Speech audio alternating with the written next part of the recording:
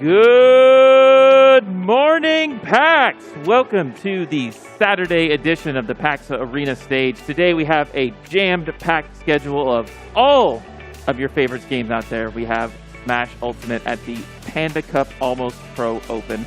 My name is Pickle, your hostess with the mostest for the morning show, and I'm joined by the global icon Coney and the local legend for Shaw. Coney, how are you doing this morning? How's your PAX been so far? Oh, it's great. I haven't had the opportunity to explore. Everybody's telling me that there are multiple floors of this just in this room, and it's just absolutely huge. There's a keyboard stand right over there. I might pick one of those up in just a little bit, but it's just amazing. Seattle's my favorite city to travel to. Just being able to talk with you about some of the local talent has been sick. Yeah, there's definitely like a lot of layers going on, and especially this PAX is a lot more full than last year. We know you got Nintendo with Splatoon 3 over there. You got the indies in the back, so the foot traffic was definitely high, especially for a Saturday. So definitely looking forward to it. Yeah, we have a lot going on here at the PAX show floor, but specifically at PAX Arena, if you can hear the sound of my voice and you're on listening at the broadcast as well, we have Smash Ultimate going on all day for a chance to win the lion's share of $10,000 by our cup that is Panda sponsored. And the winner of this event will get an automatic qualification spot into the Panda Cup Finals that's happening later this year. So there's a lot on the line. We had a lot of great competitors come through and qualify yesterday. Let's talk a little bit about those notable names. Bobby Wasabi, one of them. I know you saw that match the other day. Any other notables that qualified out of the pools yesterday that caught your attention for Shaw? Bless Bobby. Bobby actually really surprised me. He was very more technical than I expected, and it really stunned me. Yeah, but other players, of course, is Coda. Coda, a very smart player, very momentum-based player. Really did not let anybody in the pool survive, I want to say. Of course, you got Larry coming in here. I'm very looking forward to. Longtime Smash player from multiple games, different walks of life. We have Aaron, Diddy Kong player, also cleaning up all yesterday. We have Moxie, local here. One of the best players in PNW, going to be showcasing today. So there's a lot of killers for sure. Yeah, and I think the big guy that we're now talking about is Light. I mean, Light, one of the best players on the planet. He's #1 in America, the best player in America currently. I think #3 on most people's rankings. So the guy is just super talented. Get to see how he does with Fox today. And I'm assuming he's playing later today, right? Have you guys got a chance to look at any of the ringers we have in the bracket today? I mean, there's so much talent that's going to be coming in, especially people that are able to register today. We were talking about that a little bit earlier. The fact that anybody could come up and register and come play in the tournament is such a huge X factor, right? It feels like there's so much local talent that could come in and really make a name for themselves and take that lion's share, like you said, of the $10,000. So I'm interested to see if anybody can really make their mark and make a huge upset on somebody that we know. I think you can't really count anybody out here in something like this. I mean, it's such a different format for a tournament. And you may or may not notice, but up on the stage up there, we're going to have your favorite characters behind you. So this is going to be maybe a once-in-a-lifetime experience for some of our local competitors to be on a stage so grandiose as PAX Arena, because this is going to be a fantastic production. So if you want a chance to play up on stage, make sure to hit that red line that's right in front of me behind the camera there for your chance to be up on the stage. And so we have a bunch of Pool C and Pool D coming up later, so make sure to tune in for that. Yesterday, we also had our Stream Stars competition where it was the Bowser versus Abdallah. Yet again, Bowser ended up taking that in a victorious fashion. The trademark game actually was Smash Ultimate. If you missed that, go check it out. It was a ton of fun there for our Almost Pro event. So, predictions going forward. I want to know who's going to win it all. Of all the people you see here, you mentioned Light, of course. We have the Moist Boys coming in as well. So, who's looking hot here at this bracket? How are you feeling? I think, honestly, you mentioned the Moist Boys. I think those are really the top echelon that is definitely going to take it, I feel, today. Light is definitely my pick, Coney said. Really just unstoppable. It really feels like they could be the best player at any one moment. It really depends if they run into an avant-garde play style, see if they can kind of halt them. And it really is anybody's game. This tournament is for the people. Anybody can sign up. So maybe there's a hidden boss. We'll find out. I would love to see it in the top 8. I could see Light. I mean, I don't know how much I could see it, but there is some universe out there where Light runs into a wacky character that he hasn't seen before that's standing in line right now. They come in and totally dominate him. But I think Light is the smart money. I mean, being one of the best players in America. And I actually had a chance to talk with him at a recent event. And he was asking about the Panda Cup qualifying process. How do you get in? Because he wasn't in quite yet. and I told him about this event and that, you know, the winner is going to qualify. He said, oh, I'm there. So he's motivated. He wants to win it today. Like I said, smart money might be on him, but Cola absolutely is the shot. Aaron is always a wild card. The guy has an X factor like you've never seen, can always get the dub. You've got Wadi, who's also on Panda, who is prone to make some crazy upsets here and there. Aaron, too. Aaron, the Diddy Kong player we mentioned earlier, got really shy close from getting top 8, I believe, at SmashCon. Right, yeah, so, very close. Right. So I think that Aaron, I would love to see them kind of go far in this. I definitely could see them making grand as well, you know, especially if they're on point with you know, the game plan for sure. So there is a bit of an X factor here as well that you mentioned, the open attendee process as well as the stage itself. I was up there myself. It's very amazing to be on that stage. Your heart is thumping, but it is incredibly distracting if you're not prepared for it. And some of the locals may not be able to have those lights shining on them and all the cameras on them. We saw some controllers in hands the other day, and I definitely saw some of this going on. Right? Yeah, it can be really nerve-wracking. We saw a couple of SDs, and I think that no matter what, the two biggest things you want to, if you're coming here, maybe you've been playing Smash the first time, perhaps, you know, pick a character that's easy. And also pick a character that can recover. Because you want to be able to recover and, you know, actually spend more time playing the game and, you know, be on stage and have some fun.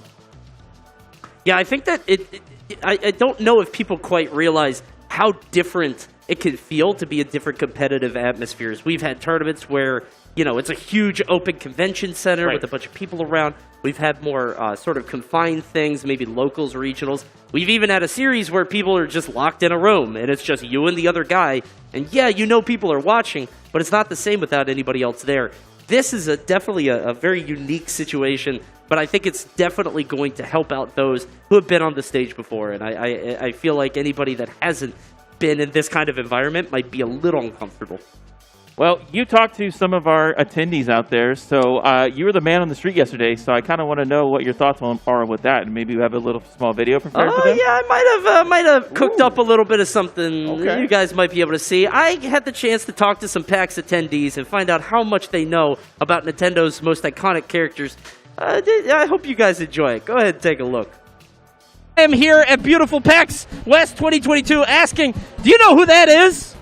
You better know who that is. I don't know if other people here know who he is, but if they could tell me who 10 characters are in 20 seconds, I'll let them reach into the Panda Cup bag and pick out a nice, lovely prize. Can they name 10 Smash characters? I don't think they can. Hello, everybody. I'm here at PAX West with my new best friend, Slokey. Slokey, how much do you play Smash Brothers? Probably a little too much. Okay, so you will definitely be able to tell me these characters. I hope. You better be able to. If you play the game a lot. If you know who we are, then you should be able to do it. Okay, you have 20 seconds to name 10 Smash characters. Can you do that? Sure. 3, 2, 1, go. Banjo. Lucas. Inkling. Dr. Mario. King K. Rool. Pokemon trainer, right? Pokemon trainer. You said it right? Ness. Steve. Meta Knight. Bayonetta. So true. So true. Oh! We're going to give it to you. We're going to give it to you. Okay. And you know what? A filthy competitive player coming and taking our prize. Just reach into the bag of goodies. Just go for it. There are water bottles in there, shirts, all kinds of stuff. Get whatever you want. He got a shirt. Congratulations, Slokey. Wow, you did it. How do you feel? I feel fantastic. Well done. Good stuff. Yeah, okay, that guy cheated. Get out of here. Competitive players. I don't want competitive players. I want casuals. Can casuals name 10 characters? That's what I want to know. Hello, everybody. I'm here at PAX with my new best friend, Kevin. All right, we'll start the timer now. Go. Akko. Wario. Skip. Donkey Kong. Piranha Plant.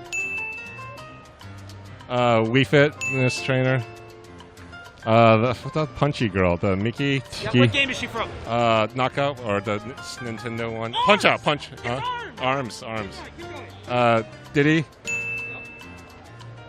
Snake. It's not Peach. It's That was close though. You almost got it. I can't believe you didn't know Min Min. She's from Arms.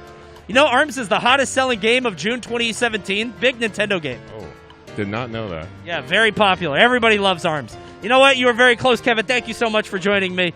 That was a tough one. We gave him a tough one. That was a hard one. that's going to do it for this experiment, guys. Live from the floor here at PAX West 2022. I'm Coney. Keep it locked in for more Panda Cup action. Hello, everybody. I'm here at PAX. I can't believe he didn't get Ganondorf. Yeah. That was the surprising one for me. That was a surprising one. And, you know, so we did a lot of that, and most people were able to do it. I think people just saw Smash characters, and they would walk over. This kind of freaking me out, by the way. Just seeing my face up there. Just the Overlord. No, okay, jeez. Jump scaring myself.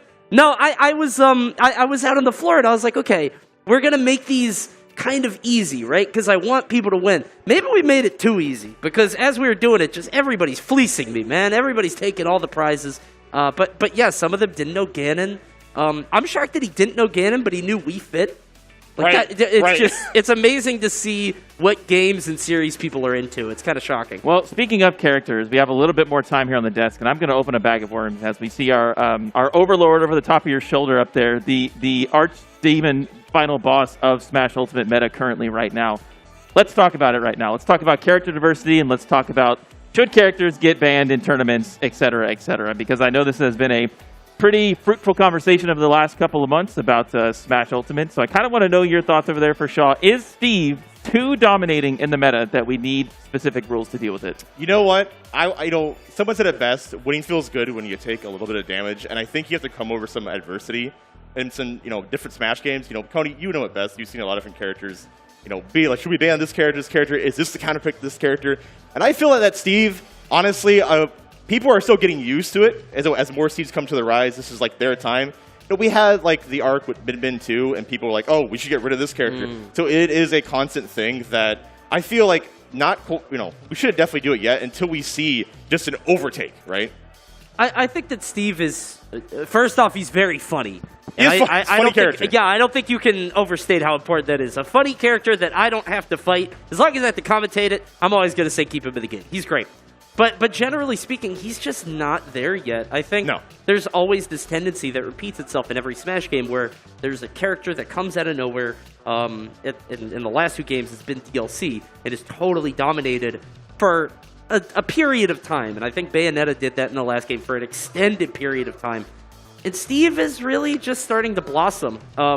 I think that it could happen over time. I think that Steve has the blessing and the curse of bringing in a lot of new players who are excited to play as him, who really want to push his meta forward. And he has a lot of ability for expression, has a lot of ability for changing up how he plays the game as opposed to other characters, which is sort of rigid in their playstyle. You know what to expect.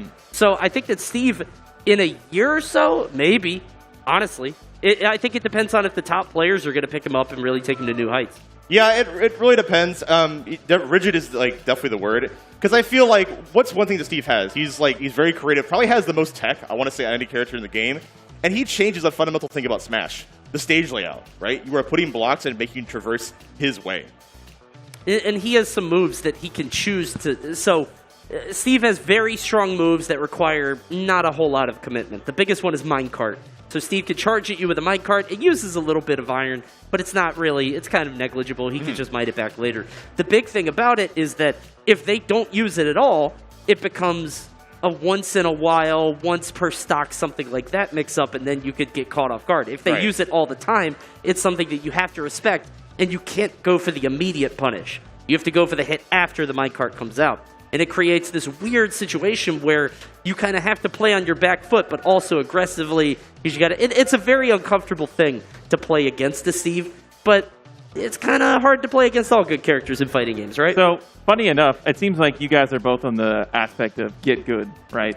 Get good, find a way to counter it, right? We don't need to take any bans into consideration. But I also want to kind of get your thoughts on which character is being slept on. I personally feel that Kazuya has a very intense ceiling.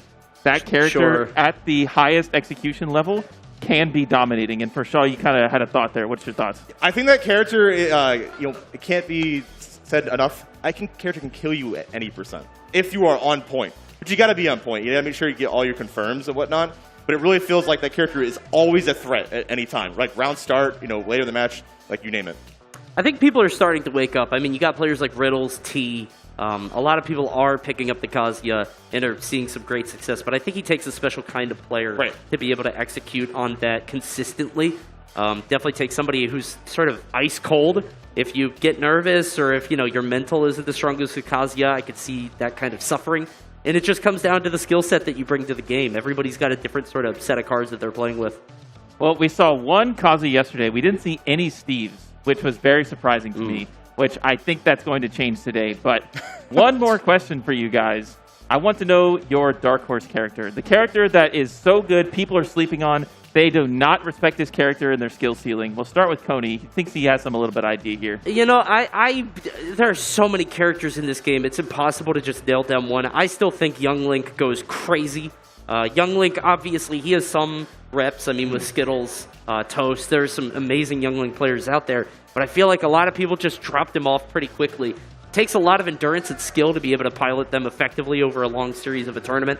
I could name 50 characters. I mean, the roster is so large, and the curve of balance is so flat, as opposed to other fighting games in this ilk. I mean, I could name 5 off the top of my head, Yeah, I think Young Link is a great pick. I might even go to another Link and be like Toon Link.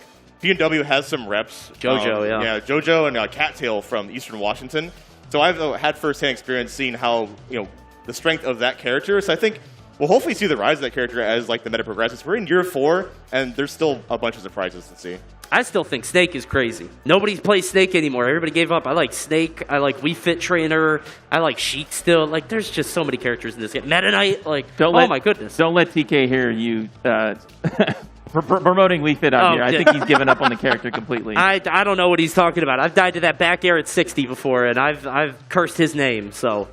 No. Well, I think that's all the time we have here up on the morning show. We are letting the attendees come register right behind us just to give you a preview of what's to come. We got Smash Ultimate all day, $10,000 prize pool. Make sure to come, hit the reg booth because it's open registration. If you're here in the building, you can play. We brought controllers for you if you brought your own. If you didn't bring your own, you have a chance to play up on the stage for the lion's share of $10,000 by Panda Cup.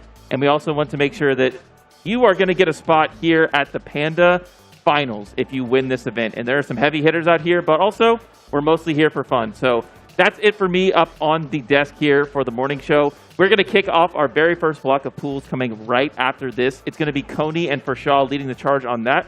Any final thoughts coming into this event before we send it away?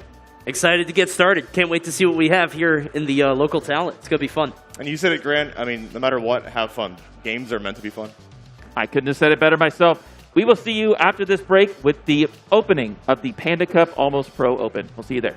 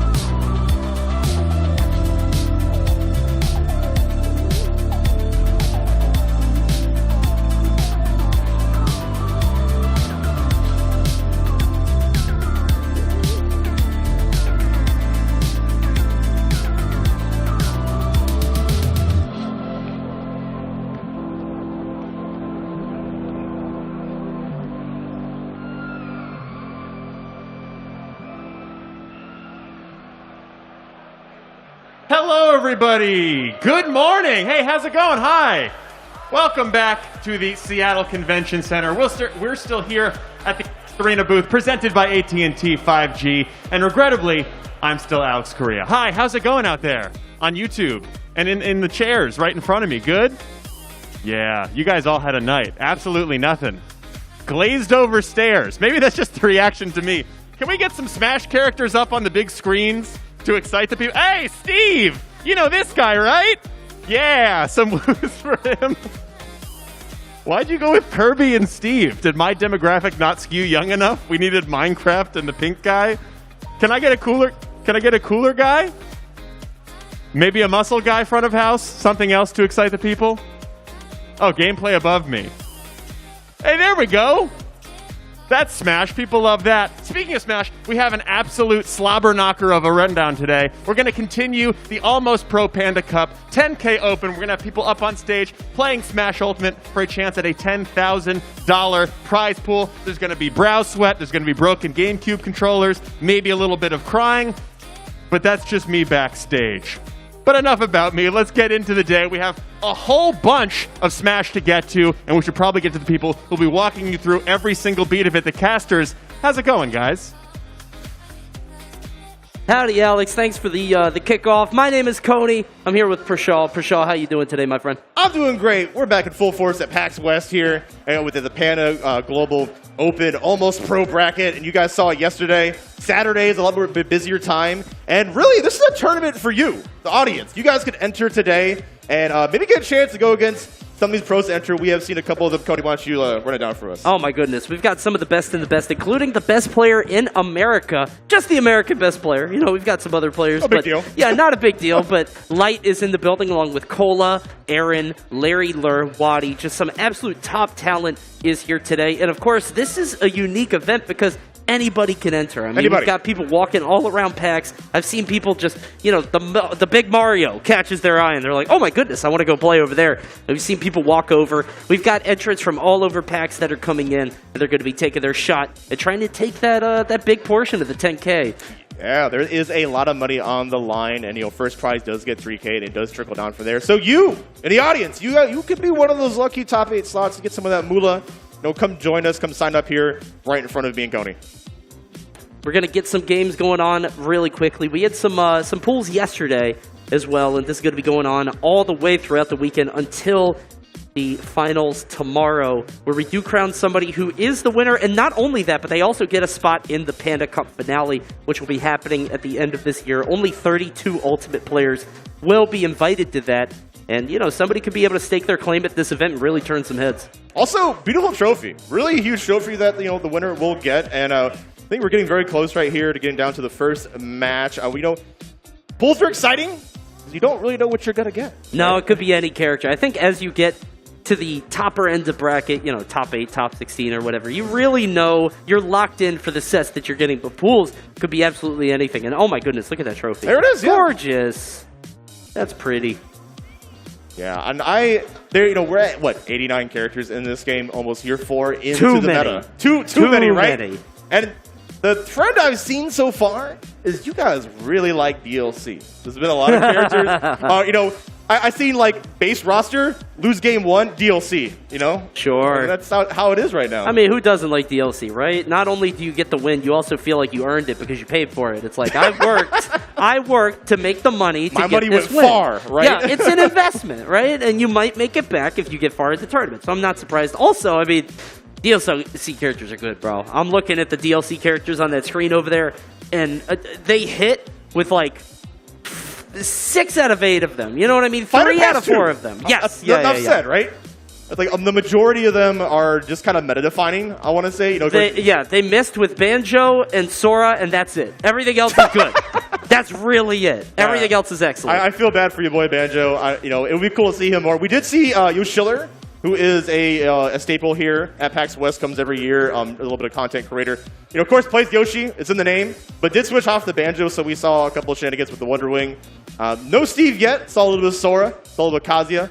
But I really want to see, you know, who's got the deep pockets, because I think, you know, you should have a rotation of characters because the matchups are just too many of them. Absolutely. Honestly. Yeah, like we were talking about, just too many characters in this game to even talk about. I mean, when you're a top player of this game, one of the real skill checks that you're going to run into is how much you can adapt on the fly, because you're going to run into matchups you've never seen, players of characters that you've never had a chance to really play at that level. And not only that, but I mean, like, a top level, you know, whatever it is, Young Link plays different from a mid-level Young Link, and you have to adapt to that on the fly. And mostly you could just kind of autopilot and just top play your way through it, but not always. Yeah, flowcharts are good, but you really have to, like you said, adapt appropriately. But I am excited because we are seeing a Kirby, a character you don't see too much. Mario, of course, the poster boy of the game. You know, fundamentals abound. But Tone versus B going into the first match, and you know it. PS2 makes the best games. Coney, you said best. Always. Love to see it.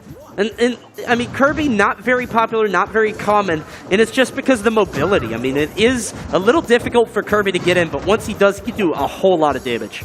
Yeah, those jumps are good, but they don't go, you know, a whole lot of area. But Mario, I see the zoning coming out with the fireball so far. Just trying to create that distance, and as long as you throw out those projectiles, Kirby is going to have to dodge through them. Tone doing a lot of ducking, trying to sneak under them, but you're going to take some good spacing to be able to make that work. Yeah, being able to control your heart box would be really important, especially if this Mario is really trigger happy on these F smashes that we saw earlier. See Tone go for a lot of down tilt, maybe going for like a down tilt into trip, into a forward smash, something like that. Ooh, yeah, there it is. Got the down tilt, but did not get the trip. That is a random bit that can happen sometimes, but not others. I like the idea of using the stone, you know, stall your momentum, and but the down air, catch it, and there we go. There is Guy taking the first stock. Yeah, Mario's down air, giving a lot of power in this game. Obviously, it has always been pretty good, but it's really a reliable KO move. It gets that forward smash there, getting the KO at 108. That's pretty early, honestly. Yeah, forward smash is deceptively strong, but we Kirby are kind of kicks, bro. Kirby kicks. He kicks. Them shoes be hitting. I guess it's like he's just a big ball with feet, so the shoes have to be strong, They're right? like swords. They're very disjointed. But, Yeah. okay, there we go. Dareth Guy taking center stage. I like it. All right. Can he get the jump, though?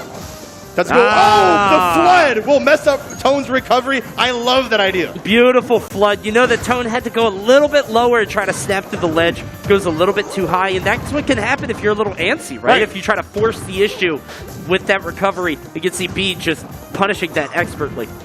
Okay, yeah, nice back here. Honestly, it's really important to look at your character. Oh, missing the mark right there with the F smash once again. That would have definitely killed even at 88. So one of the interesting things about these two characters is that both of them kind of struggle from the same issue. They're fundamentally two characters with not a lot of range. They kind of jump in on their opponents and just try to fight straight up. But because of that, the fact that they both have to charge at each other, Mario's at a pretty consistent advantage because he just beats them out. He just wins out in terms of trades, in terms of KO power in a lot of circumstances. He just kind of wins. You can see B taking the victory there. Yeah, we see the F smash we saw earlier finally landing the mark. And yeah, it's a good point to make. This is a very CQC match, right? Like you're going to be right next to each other, and it really is about, you know, how we're to play outside of the burst range and dance around that. And I think that both players just seem pretty evenly matched in skill, and that's what you're kind of seeing in pools today. And I want to see, hopefully, if Tone gets those like down tilts and the F smash is a little more consistent, I could turn the tides. Definitely. Looks like we're going to Final Destination now. Maybe try to catch some landings, not letting B go up to the platforms. No switch of character, though. We're going to stay with Kirby and Mario, two characters who, again, have to charge at each other. Kirby can have the advantage in terms of the straight-up fighting if he can stay on Mario, get on top of him, and continually hit him with those sort of mix-ups, the tilts into smash attacks, into grabs. There's a lot of stuff Kirby can do, but Mario's very good at using his aerial mobility and his straight-up just his zoning with the fireball. He's got a lot of things to keep Kirby at bay. Yeah, we're seeing there Tone crouching under Mario. This would be very pivotal to like avoid a lot of situations that Dareth wants to throw out. The flood coming out once again. Ooh, I love the idea of using the F smash. Great anti-air option against Kirby. Yeah, kind of beats most of what Kirby tries to do. Has a bit of invincibility. Wild forward smash there. Gonna knock B off the stage. We're gonna see a back throw here. And you see him charging up that flood. Toad's going high. He says, I'm not gonna let that happen again. It's a great idea. Use those jumps that you were given. Oh, there they're scrapping. Okay, use the fireball again. Ooh. Oh. You know, kites are so wild sometimes, especially with Kirby having just disjointed feet. Yeah. Just bumping into each other. Right now, 124 has to be careful on how they land. Oh, I love that run through on the rollback. Tone trying to get the forward air, but gets stuffed out by that up B. Has to be careful. 142 is very high for Kirby. We're seeing a lot more confidence now, I feel like, in this game, too. Okay. We saw them go high last time, so throwing the fireballs is a great idea. 155. Both of them going to try to find the way to make it work. And a forward smash from center. Definitely going to get the kill, but lived so long. Going to lose it to an up air. You can't be too mad about that. Yeah, that right guy returning the favor. Oh, but you are getting down tilted. Tries to get another F smash, but that's not connecting the way you want to. Oh, went a little bit too low. Didn't get punished too hard for it. I was thinking maybe a flood again. Yeah, possibly. You know, misspacing that recovery. Hey, we're going up backwards up the stairs. Up B, okay. Love the idea of using the up smash to catch the landing. We're seeing that Darius Bright Guy likes to air dodge to the ground. I think Tone really wanted to go off stage, but I think just kind of had a fluff through the dash attack. It is scary. I mean, with Kirby, not the best in terms of edge guards just because of how slow Kirby can be. Obviously, the down air is incredibly strong if you can hit it, but you're giving up a lot of stage control when you try to do something like that. So it seems like Tone way more likely to just stay on stage. Missed a huge punish there, but still got Bright Guy off stage. Yeah, we're seeing Tone throw a lot more of these down smashes. I think that, hit it once, like, hey, cool. I get a lot of mileage off of this, so I want to keep doing it. You're seeing a lot of smash attacks here. Seeing a lot of just kind of stray aerials. Wondering if Tone's going to be able to take this stock again like the last time. Remember, Tone at such a high percent, but was able to use the rage and the forward smash just randomly. Actually got the KO. Yeah, where's the down air? I feel like down air would be a great option, but you know what else is a great option? Up smash. Why not? Do it wrong. Beautiful. Now we're going to get back on stage. It's so easy to just plant that back air. Yeah. So even between these two. But remember, Bright Guy won game one, so all he needs to do is take off this last stock, and he'll be moving on. Yeah, it seems like every time that Bright Guy tries to get in, we always see Tone just pushing forward, holding forward. As we see just a number of these F smashes disconnecting. That's 4 in a row. Just really drilling it in on that one. Okay, this is a great chance for that Bright Guy to make up the damage. Oh, you can see that CQC, both of them just kind of standing back to back, threatening something.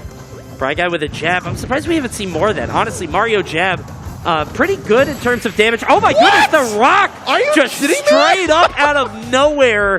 Bright Guy just slightly above him. And what a hitbox that was. That is, that is a privileged hitbox. I have not seen that hit that high up before, but probably just extended the hurtbox. But if that move was on a DLC character, there would be outrage. The heaviest 100 tons you've ever seen coming out of Tone there, winning game 2, and we're out to game 3 against these two. Now, obviously, Bright Guy, when you're thinking about counter pick stages, I think the clear choice is something like Battlefield. Right, platforms, right? Platforms, as much as possible, yeah. I mean, it's a good thing Kirby is cute, yeah, otherwise people would be very furious. Sometimes if people are still furious, it's like, oh, I hate how cute he is. But we are going to go on to the next match, and I think platforms is a good call. But we will be seeing the Ville make an appearance. Smashville, a very popular stage, so I don't doubt it. It's teeny tiny. This is a smaller stage, and I'm a little worried for Bright Guy just because Tone has been able to get those kills so early with the smash attacks and with just kind of throwing those out there. Bright Guy's got to be careful because with how narrow the sides can be caught off guard. Also, if Tone wants to, can kind of just chill under that platform and force Bright Guy to come in from the air. And geez, 50 already! Yeah, the conversions are more on point, I feel like, at the opening of this game, and Tone is looking poised so far. And there's a drop conversion. You can see the up throw into down air just not quite landing. You were talking about confidence earlier, and you could definitely see it. Tone looking a lot more comfortable in the last game and in this one as well. Yeah. Ooh, okay, I love the option. Use the up smash at his shield. Probably one of the best Mario has. And okay, nice grab. Able to convert onto the up air. Up B! My man is not quite going to die from that yet. A lot more grabs from Bright Guy. Right. A lot more confidence to just run in, get the grab, gets the flood out, but the wrong timing doesn't matter. I love the idea of getting the flood out because sometimes people will scramble after they live in situations like that. And I think that's what happened to Tone, is he actually popped that the dodge, used the roll back on stage because he was a little flustered. He's like, oh my goodness, I almost lost my stock. Goes right into the forward smash. Yeah, you don't want to flinch, especially when you're like on the last game too, because a player will smell that out, right, and capitalize. Down throw into forward air. Wondering if that was a misinput. Sometimes that can happen where if you try to down air but drift forward, you'll hit that forward air instead. But doesn't matter either way. Bright Guy in a comfortable lead here until that forward smash lands. Yeah, forward smash has been the drink of choice for Tone. I am loving it. Oh! I really thought that was it. That's unfortunate. I thought the down air was going to give that Bright Guy, but that Bright Guy kind of got lucky in that situation, but we take those. Why not? I gotta be honest, lucky is the right word for it. It seemed like that down air was out in time, but it does have such long startup, and Mario's up B is just so fast. You can see Bright Guy now comfortable, just a full stock ahead on this one.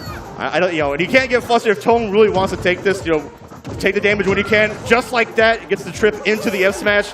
And I believe in Tone. Tone can make this right back up. There's a lot of forward airs. I mean, you were talking earlier about not many down airs. Feels like Tone, if he just goes off stage and kind of threatens the down air, even if you don't try to hit it, might be able to get Bright Guy to go off the stage in a weird spot. Hits the final cutter. Oh, I saw the the read in play, but that Bright Guy just shy off from it. No, but then she's him. I see you. Gets the forward air, 138. Yeah, and up air is going to do it that high into the sky. Bright Guy taking the set 2-1 over Tone. Tone showing a valiant effort, particularly in Game 2. Final Destination was certainly the pick. But when it came to Smashville, it just seemed like Tone was not quite there. Yeah, maybe not really comfortable on that stage. But I think really after that unfortunate SD we had, that Bright Guy was all over Tone. And it was just like, okay, cool. You may be flustered. I'm keeping cool-headed. I'm going to go for it and, take the whole game. Mario could just kind of throw out those aerials. I think the issue is that Kirby has to kind of pilot around them and dance around them in a way that, they might not be fully comfortable with. Meanwhile, Mario could be a little stubborn, just kind of throw out hitboxes. And you see right there, Bright Guy playing a little bit of like a Matador playstyle. It's just you kind of like... Oh, yeah, right? Yeah, exactly. You just, all right, you're going to land that down air. You're going to try to find your opportunity, and Mario could just kind of drift back. But you see that rock KO, man. What happened 100 there? tons right in your face. Unbelievable. Yeah, you're kind of rolling his eyes in. Okay, yeah, sure. I agree. I feel that way, too. Yeah. I would not have been happy getting hit by that, but regardless, Bright Guy going to win the set 2-1 and move on here at the Panda Cup Almost Pro 10K Open here at PAX Arena. The place is starting to fill up. It's kind of nice, yeah, man. Shout out to everybody in the crowd here today. Let me hear you guys. If you've got any favorite players, yeah, there we go. Welcome to PAX Saturday, everybody. We're here at the Panda Cup Almost Pro Open.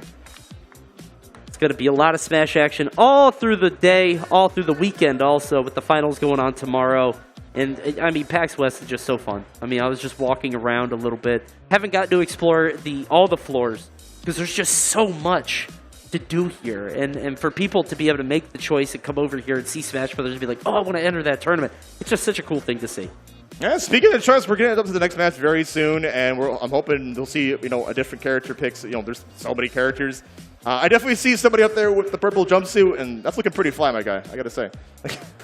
The teeth mask is freaking me out a little bit. No lips or anything. Just look at that. Oh, I don't like that. No, don't do that. Hey, and guys, if you have a chance, go to floor 2. AT&T has a little bit of a lounge there. If you're like sitting there with your Twitter fingers just showing about all the pictures you've been taking about showing how PAX is cool, why not take a break, recharge your phone, and AT&T, fast, reliable, secure. Recharge yourself, man. I mean, these events could be exhausting. You're walking around a lot, trying to push past people. I mean, these are huge venues, and just being able to take a second to yourself can be really valuable, especially in a place like this. And keeps a gold chain around his neck, looking really fly. Okay, you came out here all dressed up. I like it. Gorgeous. So we're going to get into the next match in just a moment as we trudge on our way to the finals tomorrow and lock in that spot, not just for the biggest share of the $10,000 at stake, but also for that spot into the Panda Cup finale, which I know players have been trying to get into. At this event, only one player is going to qualify. So, the big spot on the line. It looks like, ooh, you hovered over Bowser Jr. Oh, Ludwig. Okay, we saw Cantrip yesterday play this character. Cantrip being a longtime staple and a very strong, Bowser Jr. We're having another one coming up on deck, it looks like, in the name of Pants. What's your favorite Koopa Link? I kind of like that hairstyle. I like that Ludwig. You like, God. What about you? Okay. Lemmy. All right. Lemmy's cute. Yeah, Lemmy got the weird eyes. I love Lemmy. Right. He plays on the ball. I love Lemmy. Lemmy's the best. You got your boy, King DDD, coming back. I do love DDD. We do love to see DDD. Both of these characters, not ones that you get to see all that often in competitive play, so this is going to be a lot of fun to watch. We're off the deck, already throwing out the Gordo. Pants retaliating so far. Okay, I think you're a little bit practiced so far off the rip. I just think DDD's easy to combo. You see King Pants just getting a few neutral airs for free. Meanwhile, Cadet Puppy struggling to get onto the ground or really any offense at all. It seems like Pants is all over him. Yeah, Pants is just running with this. You know, use like kind of the discount, like Sonic side B there. Has a lot of armor. Whoa. Gonna use it to great effect right there, and just keeping Cadet juggled nonstop. There's no way back to the floor for these heavies, man. I mean, DDD just doesn't have landing options. The down air takes so long to come out, one of the longest down airs in the game. Maybe inhale sometimes, but just feels like once you're up there, there's no way back to the floor. But hold on, despite the start, I mean, 90% on Bowser Jr. is pretty high. Wow, and that taking it all the way. DD may be heavy, but Pants finding the first kill. Ooh, I like the idea of using the drag down. No way, you ran into it. We stand a king here. We call that the American air dodge. You just kind of dodge back into the stage. See it a lot. It's a little stubborn, you know, trying to get your way back into the fight. But a huge punish there from Cadet Puppy. Once again, we're seeing the same song and dance. Pants just kind of dancing all over, you know, Cadet, attacking all his damage. And, you know, if Cadet can find a read, if they can get back to the floor. He's struggling to keep his feet on the ground. Same as the Kirby feet, by the way. Just little pointy little swords. You see that? That's cute. I do think Cadet is making a little more mileage when they throw out the Gordo. Gordo kind of helps, you know, play neutral a little bit there and get back to stage. Can't jump because that Mecha Coop on the platform. Love that placement. Really, Pants putting that up there makes it so Cadet can't jump in. It's up there, and it's going to burst if he ever tries to get onto that. And DD is so big, he can't really maneuver around it. This is what DD's good at. 163. Pants taking another stock. Covered all the options with the Mecha Koopa and the forward air. I love the wall playstyle that Pants is willing to represent. Yeah, Cadet really has to be able to hold on to those stocks a little bit longer. Obviously, 163 incredibly high, but if you can make that rage work with DDD, if you can land that forward smash like he was able to do earlier, can shave off stocks so quickly. Yeah, that's really all he's mostly got is raw kill power, but you got to find the way to land that move. I like the neutral air, trying to go into the forward air. You can see Pants just doing such a good job at dodging, just deftly weaving out of the hits that Cadet wants. We're going to have to use this up B. Got to survive for now. That jab actually might do it. It did do it, even on DDD. That was a crazy buff they ended up giving that character a couple patches ago, and it is working to great effect here. What were they thinking? They gave him a buff on jab? Did he know?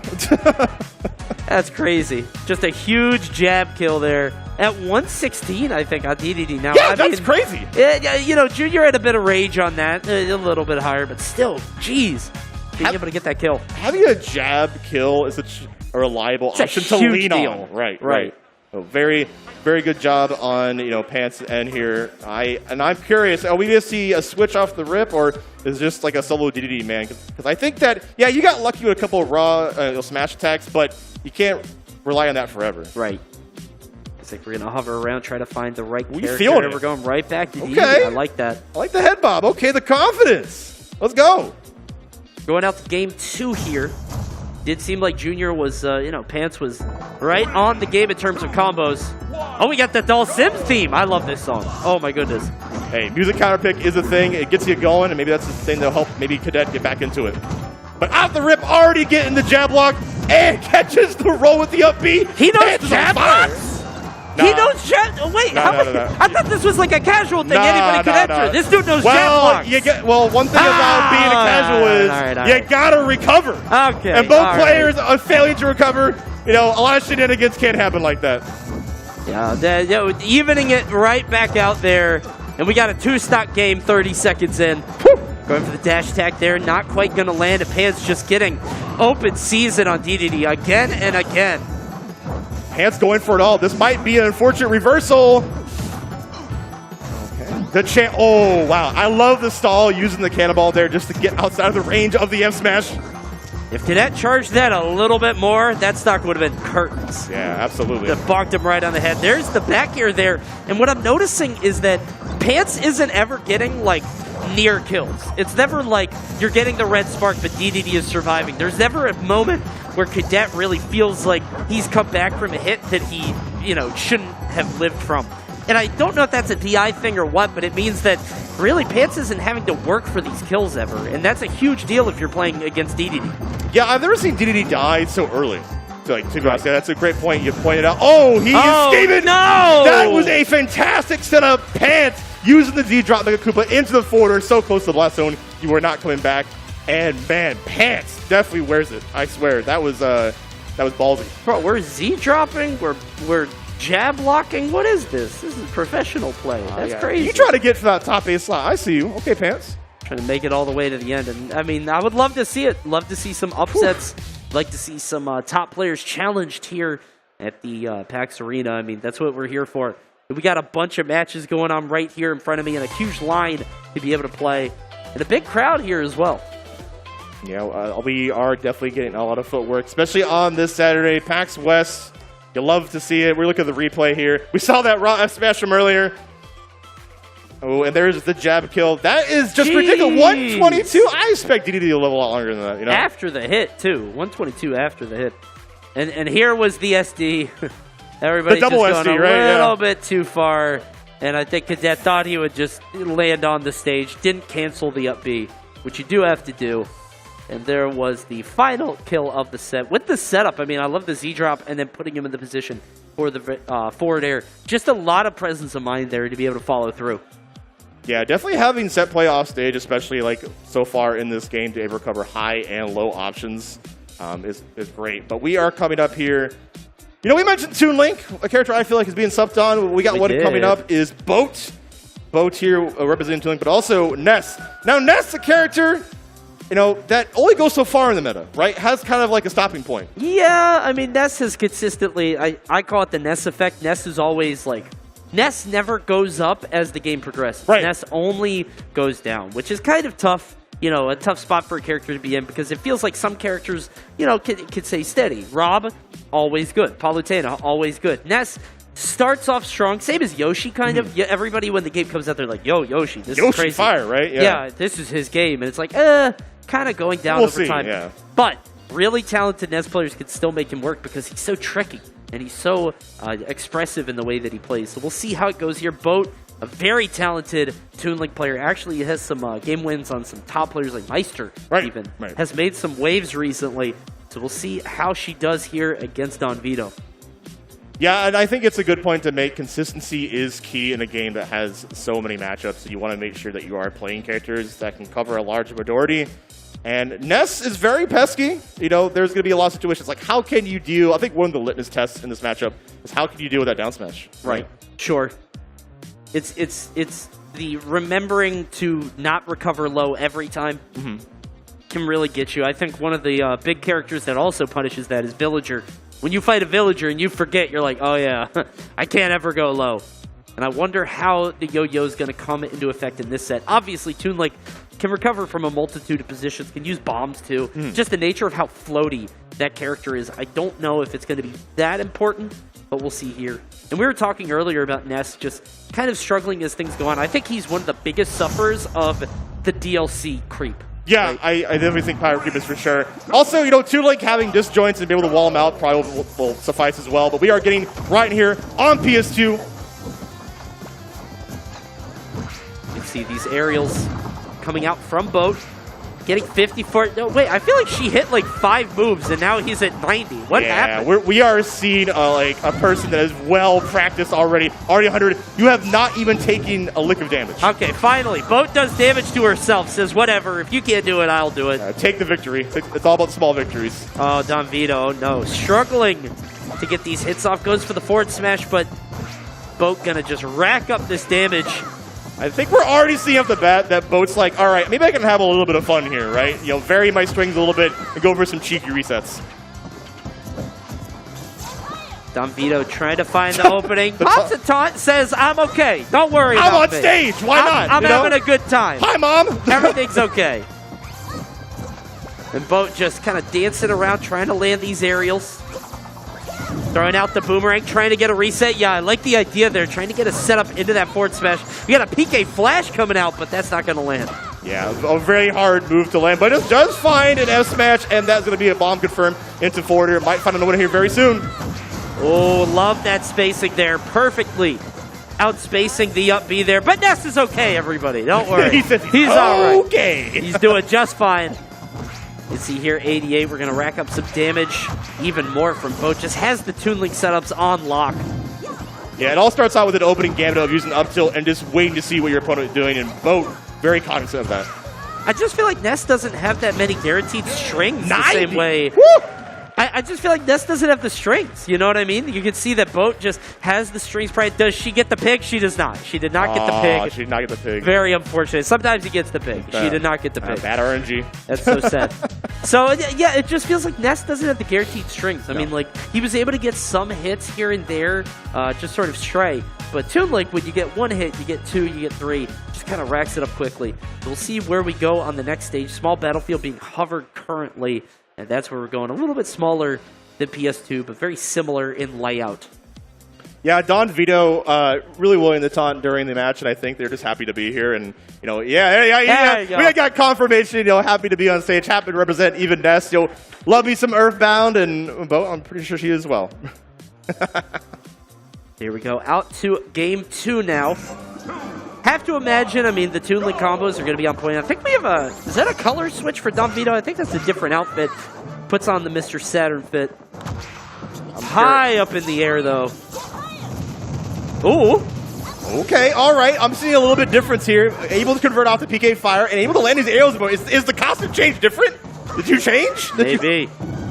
You think it's like a pool sharking thing? Was just ready to go in the second game? Give you a false sense of security. Yeah. You're getting hustled. Ooh, I love that pivot grab there. Another PK flash, not quite landing, but puts Boat in a position to have to air dodge. Defender's going out high. Yeah, we're seeing so many different options coming out from Don Vito that, yeah, I really feel like it was just like, all right, I know what you're about, Boat, but Boat's still retaliating right back. Yeah, love that up air. Very strong, almost getting the kill. Gonna try to get the back throw into the bomb. Can't quite land it. Doesn't matter, though. That's another back throw. Off stage.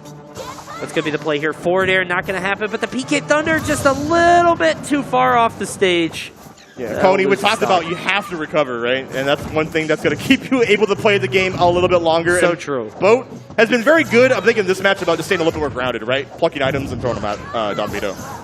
Yeah, very disruptive. I mean, it feels like Ness just, when he has to recover, he's just a sitting duck, just kind of chilling out there. It's very easy to just play around it, get the aerials out, knock him out of the stage. Tries to go for the PK fire. I love the idea. If Boat went a little bit lower, would have been hit by that PK fire, might have been able to land that spike down air. Didn't come to pass. There you go. Boat representing the option of F-Tilt, you know, getting closer to kill percent. I think that would be a good idea. But you got hit by PK Thunder too. That, I believe, is going to be a victory and probably give Don Vito the spark to kind of go with great momentum going into next stock. It's morale crushing. You saw Boat shake her head like, I can't believe I got hit by that. Wasn't even a setup or anything. Just threw it out. And getting that stock off. You get the PK Thunder to cover. Gonna eat the bomb, but not that bad. But the missed tech means an easy forward air placement for Boat. Yeah, we are seeing Boat use these platforms with great effect. We saw her use Z-drop on the bomb, able to have his coverage, and just wait to use the jab, waiting for all these options that Don Vito is willing to pull the trigger first. Ooh, that angle was so bad there. Just such a terrible position to be hit out of on that forward air. Gonna have to go high. The platform does mean safe landing. Only taking a neutral air, not a smash attack, so that's not going to be the stock loss, but Boat still firmly in control. Oh no, and Boat interrupts Don Vito's time. It's like, I've had none of this, and if I was Don Vito, I'd be careful about where you jump. You're not okay anymore. Not okay. Oh, very close. Almost got the mark there. Boat. Oh. Tries to go for a jab there, maybe a jab into something, gets the bomb, and it seems like Boat just waiting to see what Don Vito's going to go for. What is the follow-up? Not trying to go for the guaranteed thing, but something thereafter. Gets the up smash. Boat going to take the set 2-0 over Don Vito. Yeah, we are definitely seeing the killers come out, I think, between these last two matches, and I love to see it. You know, players you probably didn't expect to show up, but expect the unexpected. I think Don Vito had a little bit of issues kind of recovering all those stocks, but I think had fun anyways. You know, exciting stuff all around. And I don't know. Yeah, Ness really just has kind of that stopping point that it's hard to really make it around, especially in a Swordy's paradise. Swordies are just good all around. You can pressure and be safe for those kind of characters. This is a sword game. I don't know if swords were as important in past games. I mean, obviously, they've always been pretty good, but in this game, they are especially good and always have been, along with projectiles. I mean, and I think, too, like, having both of those can really make Ness suffer in a lot of ways. It takes a very special kind of player to pilot somebody like Ness at that top level. You can see Boat just kind of taking advantage of Ness's shortcomings. A lot of it does have to do with that recovery, because not only is it the up B, which leaves you wide open, it's also the second jump, which takes so long. Vito just having fun after every round. And I love the mentality. You are here basically to have fun, especially at PAX where there's just a lot to do. And maybe just stop by and like, hey, why not? I'll do the Smash tourney, get my butt kicked, and now I'm going to go enjoy the rest of the con. Why not? Honestly, winning is for suckers. That's what I was thinking. Like, I get to just go around and explore everything. Yeah, because then you're stuck here. You got to chill here. And I got to play Smash? Play Super Smash Brothers. You don't get to see the rest of the con. I get it, man. I get it. Sometimes you want to lose, So, well done there to Boat. Going to keep advancing on, see how far she could take it. Boat actually representing Panda as well. She's on the merch team. Oh, yeah, fantastic. Yeah, I think a couple of Panda people are here in the bracket. You got Bobby Wasabi, you got Can Trip, and they're all good at Smash. Hey, I see Bobby there in the crowd. There you go. All Hi, right. Bobby. All right, next set coming up is going to be Captain Carson against Pandan. Captain Carson rocking on Captain Falcon. Meanwhile, Pandan, we talked about DLC earlier. There they are, Aegis, otherwise known as Pyra and Mithra. Yeah, and it says in the tag right there, anything can happen. And Falcon, a character that also has their own struggles, but really is a momentum-based character. And if you have the confirms on lock, you're definitely guaranteed to die like sub 80 if you're able to land that knee. Falcon is a difficult character to play, especially at top level, so I'm interested to see how things go here. He's a character that has functioned very similarly in pretty much every game. You know what he's about. His game plan is pretty transparent. Not only that, but his recovery is extremely obvious. It has a very clear trajectory. So yeah, I think it can be a little difficult to succeed with him at a super high level. Meanwhile, on the other side, you got Aegis, who's brand new, right? Mm-hmm. Kind of a standard character in a lot of ways. I don't feel like he just really rocked the boat that much, or like it just feels like a standard sword fighter with good moves, Yeah, and like I think there are some people that definitely have the hot takes, like, no, this is now the #1 character. But going back to what we said, this is a Swordy's Paradise, and I think this is one of those characters that, especially Mithra having the speed, and I think something that's really potent with that character is dash attack. Early percent at 0%, that puts you in tumble. Like, that's insane. That's nuts. While we get the attacks put in, guys, if you're enjoying PAX Arena, the Almost Pro 10K Open, go ahead and swing by. We got Smash action all this weekend, including tomorrow with the finals, with some of the best players in North America, in the world even, that are going to be here duking it out. Can't wait to see what happens and who's going to qualify for the Panda Cup finale later on this year. Could be somebody we don't even expect, man. Could be just somebody from the tournament making their name. Could be anybody. Could be you. Could be someone out there in the audience. I know you guys are kind of going past, looking at all the booths. Why not come chill out? Watch some Smash. And if you don't, able to make this one, I know there's also like a side tourney for another Smash tournament at PAX as well. So there's so many chances to get in and play a lot of Smash. So here we go. Captain Falcon against Pyra and Mithra happening right now. The big issue here is that Falcon just kind of gets juggled. And I feel like when you have a character as clearly designed for that, just can be so oppressive with frame data, can be so strong at keeping you juggled and in the air, as Mithra, it's going to be hard. Off the bat, no big hits yet, but there is that dash attack we did mention earlier, and it really is going to be up to Carson not to be really predictable. I do like the option of using Falcon's special, because I think that is one thing they did buff with him in this game, is making his specials really obnoxious. Not quite his last game, though. Remember Falcon's Raptor boost at 4? Yeah, oh that killed mad early. Thanks to Rage, of course. The fact that it killed at all, it's like, huh? What happened? And then it's like, it was an accident. They changed it. They're like, oh, wait. That wasn't supposed to happen. And now Falcon, a little bit tougher to play in a lot of ways. In the past, he's kind of been a dash attack or dash grab bot. He's just kind of been like a 50-50, right? Which one is he going to do?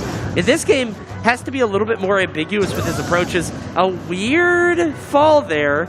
Feel like we had a jump and an air dodge. Yeah, especially when Carson was not willing to go off stage and challenge. I think it would, sometimes you get nerves when you're on stage and maybe you're not warmed up. But sure. There is the better Witch Time, in my opinion, coming out right there. Yeah, Foresight just very good for Mithra. Is not there for Pyra, but speaking of, there's Pyra showing up, and there it is. You were talking about those conversions. Right? Yeah.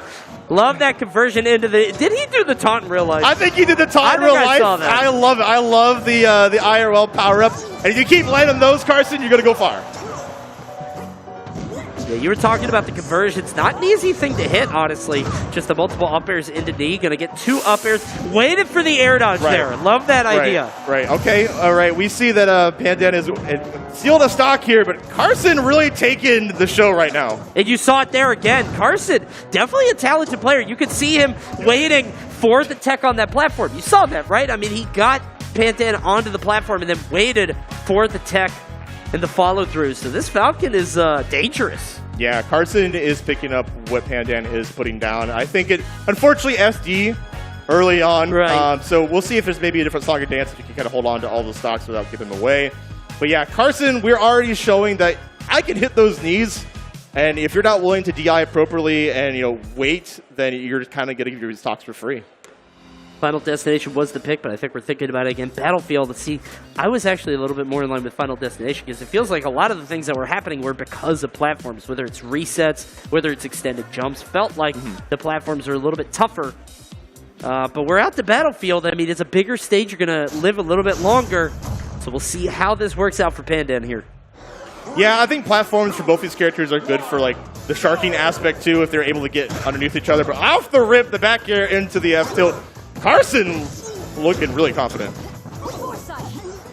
Ooh, like the down tilt into the double forward air. That's Carson's jump. Pandan not going down there and following, though. You have to imagine if he was a little bit more willing to drop down and kind of continually swat at him, might have been able to get a little bit more out of that. Gets the forward smash. There's no jump. But we're just going to sit on the stage again. Yeah. Speaking of swatting, I think Pandan has maybe found the rhythm a little bit. I'm seeing a lot more action coming out. Oh, and there it is again. There's that platform coming in. That's what I was talking about before. That platform, a double taunt from both of these two. Oh, wow. And a great conversion. Nair string into dash attack. Can you get the edge guard? Uh-oh, don't let it be you. Too low, Don't let it be you, low. Pandan. You hate to see it. Oh, that's so tough. Tried to pop the up B in a way to get back onto the stage, but unfortunately just waited a little bit too long. Yeah, this is Oh, all... dear. No, Oh, no, dear. no, no, no, Oh, no. dear. Okay, no, we're no. good. Okay, all right. You would have hated to go out like that, but Carson is just running away from this. No, you no, really no, wanted no. that. You really wanted that. Cheeky lad. Going for the Falcon Punch, the reverse on it too. Waiting for the air dodge.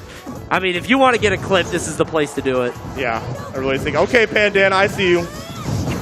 Turn the favor. Carson still living at 122 even after that. Huge Providence Revolt trying to find the kill here. I think back air will do it, down air. I mean, there's a bunch of Pyra aerials that will make it work. Unfortunately, you're going to land one before you lose the stock.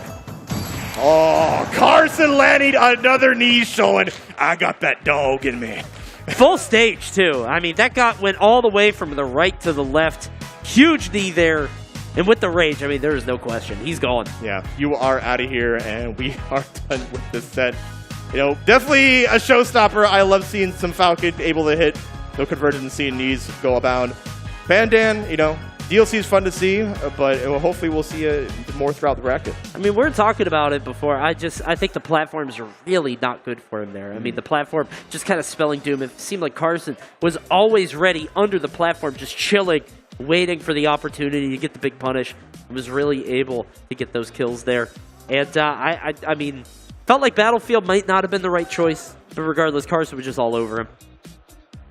As we are getting set up into once again, another match. And I am liking the character variety. It's not just all DLC. We're seeing a lot of base roster characters that have been there from the start, but we're looking at the replay right here with Carson and Pandan. Ooh, beautiful up smash. That is one of the biggest buffs I think that, Ultimate Falcon did get, a patch or two ago. Oh, and here it is. You see the jump. I think maybe expecting to get to the platform with that jump, but Mithra's jump not especially high. Unfortunately, tried to make it work. It pops the up B just a little bit too late. There's the knee. And that was the set.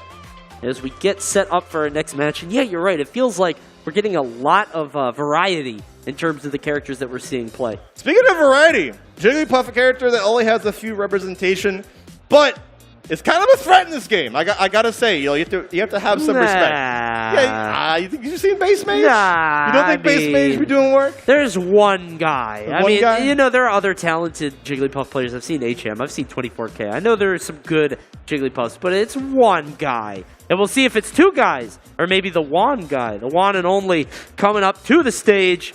going to try to make it work. Up against Charles, one of the most prolific casters in our scene on the Wolf. Yeah, love to see Charles come out and, a spacing specialist. And I think, honestly, this matchup heavily skewed in Wolf's favor, especially when you have great normals. And you know what? I'm going to eat my words and probably, it's going to be a very difficult time for Jigglypuff to get in. So you're really going to have to take your time, set the pace of the match, and be patient.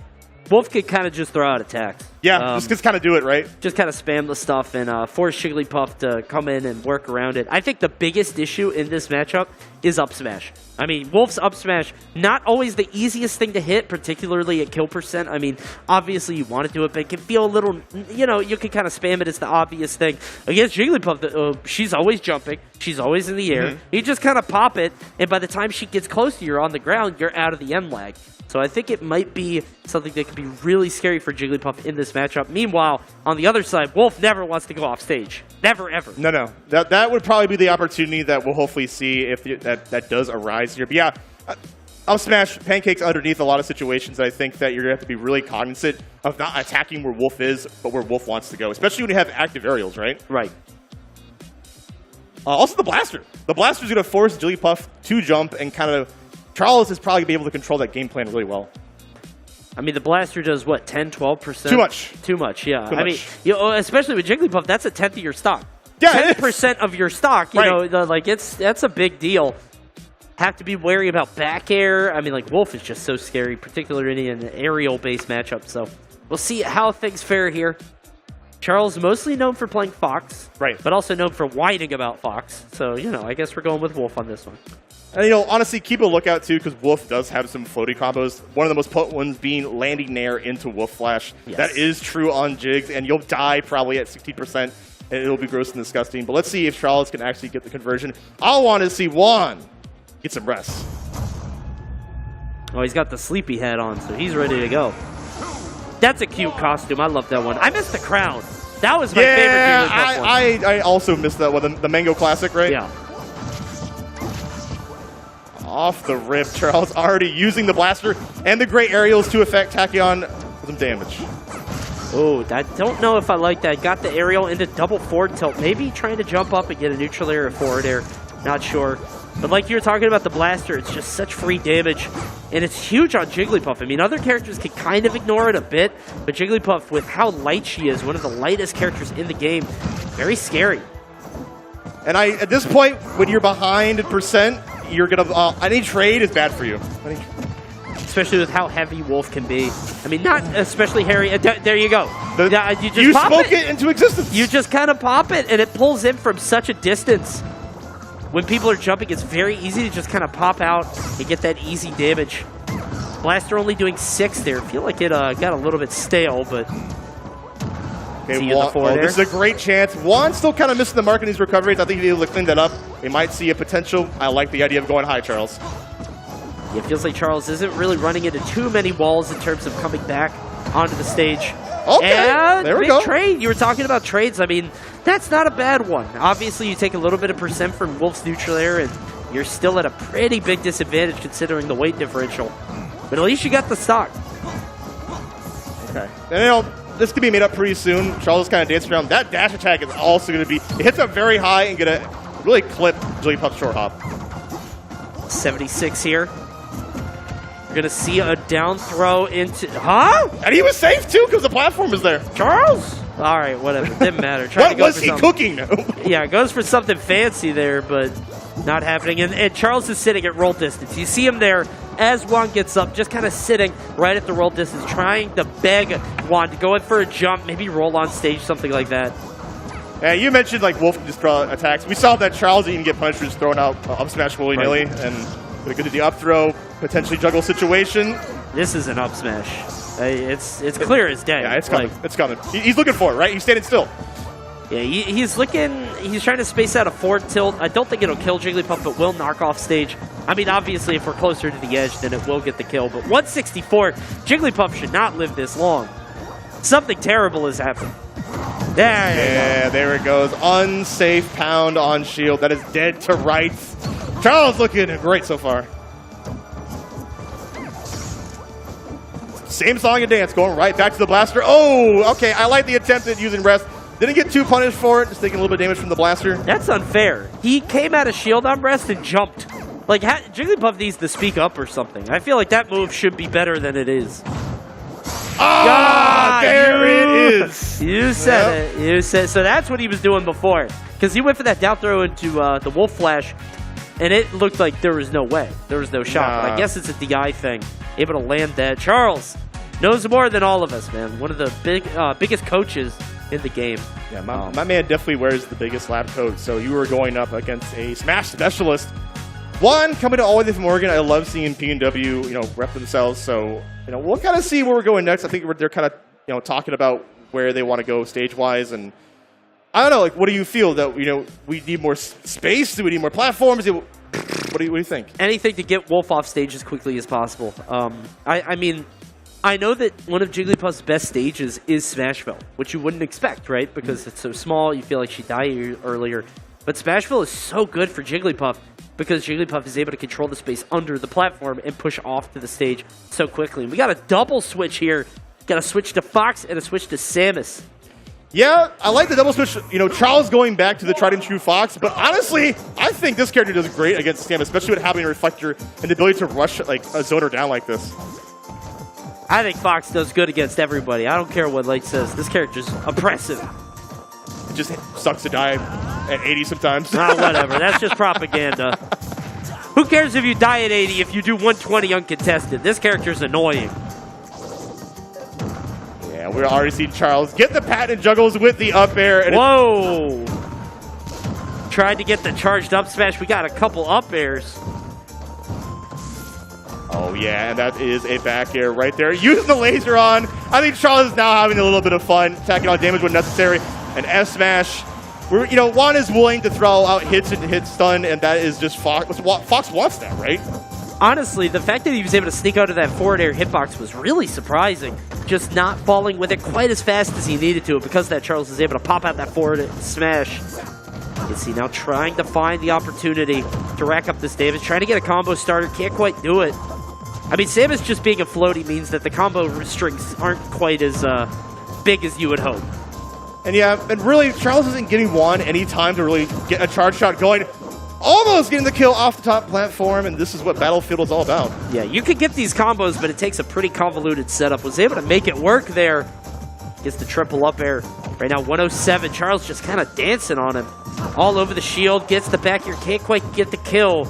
No, ooh, okay. I like the idea of using the tether, gets the down smash as well, and dash attack, really strong option. Not going to really do much at this percent, but just space. I'm noticing not a lot of defensive options from Juan. Not a lot of rolling, not a lot of, there you go, there's the spot dodge. Maybe a little bit safer now, but feels like Charles could just kind of run up and throw out attacks. There's the up air, and that'll make it happen. Yeah, throwing out attacks indeed. Eventually it becomes a point of contention where you can just shield against Fox because he doesn't really have too many kill steps twice, that nair and whatnot, but Charles just dancing all over. I really hope Juan can get composed at the last stock here. See the down air, and I think Juan now is maybe overcompensating too much. Huh? Speaking of overcompensation, you were gonna have a lot going there, I feel, Charles. All right. Yeah, that was a little bit too low, but able to survive just the same. Yeah, I felt like Juan was, earlier, it was all attacks on landing, always trying to force your way back down, and then started using a lot of directional air dodges to get back down, trying to mix it up, maybe trying to force your way back a little bit too much. And the first charge shot coming up from Juan, but will he be able to land it? Who's to say? It's going to be kind of difficult, especially if you stand at a distance to react to it. Right. I mean, Reflector is right there. Be very easy to pop back at him. Oh, tries to charge the up smash. Now, Juan's so willing to pull the trigger and air dodging so early into the ground. Oh, I love that. I love feigning the dash attack, forcing Charles to just stay in shield, and then hitting that pivot grab. Hitting the back air, but that never kills. Air sitting Juan back on stage, and the stock is really close to being sealed. Back air. All right, 153 Samus, a little bit heavy, but not going to be able to recover. Oh, maybe a little bit too heavy. Going down a little bit too far. Charles showing why Fox is OD on Battlefield. Well done, Charles. He's shaking his head. Yeah. Oh, I love that guy. Definitely the best stage for Fox, indeed, and yeah, that was a rough call. Even with the switch, right? Both characters that Charles brought out were just very strong, and it's It's a tough call. Samus doesn't have too many reps, so you have to be really big specialists, I feel, on it too. You got to keep Fox out, and Fox is very good at getting in. One of the fastest characters, can really punish you. I mean, I was saying that, you know, floaties don't have the easiest flow charts in terms of combos as other characters in the game, but definitely could get a lot of damage off if you could get the setup. There's the up smash from Wolf. Like you said, a spacey specialist can play multiple spacies at a high level. We're coming up on the throw right here. Throw into the Wolf Flash. Yuck. Yuck. Well, definitely one of the flashiest combos, but also a very gross one indeed. And yeah, that's kind of what you expect. I expect from Charles, at least, a man that's been playing Smash for a very long time. Yeah, he's going to know that stuff. You can see here at 148 getting the up air, and Charles almost with the 3 stock. Couldn't quite make it happen, but just unfortunately facing the wrong direction. Goes for the 0 to get back to the stage. And that's going to do it. So a 2-0 for Charles as we set up for our next match. Yeah, I think it's really important to look at yourself when you're look at your opponent when you're off stage, because you sometimes forget to look at your opponent because they can intercept you. You're so focused on yourself that, oh my, the words got taken out of my mouth because we have a prominent midman being Coda. Sure. So Coda up against Glen coming up now. It's going to be Min versus Pikachu. Pikachu, a character you don't see very often. I think a lot of people have considered Pikachu to be top 2, top 3 in the game, but doesn't really have the results to back it up. But Coda, tell me a little bit about them. Yeah, Coda, a long-time Smash player, plays Palutena for a very long time, but has found success in some DLC. You know what it is, and Min, you know, a character that hasn't been around for a while. You had their own arc for a while where people got angry about the character, but we are seeing it in place, and this character is interesting. You know, Min-Mins can play in different styles, whether they just love throwing out all attacks at once, or they're, are they the Min-Min to really just throw out a tilt and wait? And that's the patient Min-Min's got to watch out for. Min-Min is unique, to say the least. Say the least, yes. Yeah, very unique character. I remember when it got announced that we were getting an ARMS character, and everybody's like, how is that going to work? I mean, the grabs in that game go full stage. Like, it doesn't, none of this makes sense, but Sakurai did his best, and I think we got a character that's, it can be problematic sometimes in terms of game balance, but certainly one of the coolest, the most unique characters in the cast. We'll see how Coda does with them. Meanwhile, Gwen, on the other side, she's going to be playing Pikachu, character who can be very strong in the right hands and can really knock characters off stage and keep them off there. I think Min could really be in trouble of that because the recovery isn't amazing. Yeah, Pikachu really takes the right pilot, and it might be a difference of, like, good character versus good tournament character, right? Getting consistent results. And we see that happen sometimes. Issei is definitely the most prominent one out there, and maybe we'll see it today, And I think it might be a little bit more skewed on Pikachu's side in terms of just being able to pancake by just existing. Oh, this is so cute. They're wearing the same hat. Oh, you guys will see it when you see that. Oh, look at that. That's so cute. They're matching hats. It's like a trainer versus their Pokemon. I like that. All right, here we go. Min versus Pikachu happening right here. We got Gwen versus Coda. Let's start it off on PS2. There we go. Coda right out the bat. Coda going to be very positioned about not being, a very grounded Min, but forcing Gwen into the air to get their gameplay started. Yeah, you can tell that Coda's well-versed because they switched immediately to the Ram. Really the catch-all. I mean, the Ram is just so good in all scenarios because it's so disruptive. You just throw it out, it'll clip people jumping, catch people at the ledge. Gwen, though, has her combos on lock, honestly. Just getting the throw follow-ups, getting a couple back air strings. Definitely looking proficient on Pikachu. And now we see Coda boxing with these hands, these arms indeed. And yeah, you mentioned Ram was a good idea, especially against a Pikachu that is jumping. Also the up smash. I like the idea of using the up B to go high to intercept. Let's see here at 84 to 64. I think the Megawatt is the main thing to be afraid of here. Obviously, yeah, there you go. Yeah, the Megawatt gets really scary when you're recovering back on stage. Pikachu, not an especially heavy character, can be a really big threat. There's that neutral air, or just the straight-up smash attack. I told you, man. I told you about Megawatts. Yeah, Megawatt, either high percent and like early percent. It can land into some damaging combos as well. And Coda looking strong right out of the gate.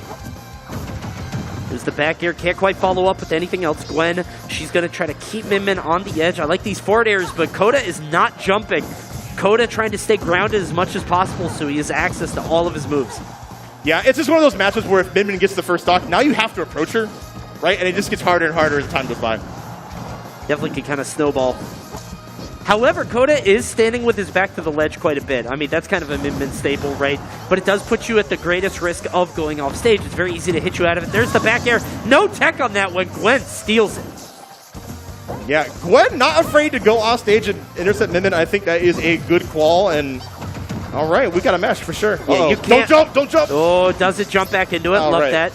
Yeah, that is one of the gambits that Pikachu can kind of put you in, where like if you jump, you're gonna get spiked. But Coda, I think, kind of aware of that.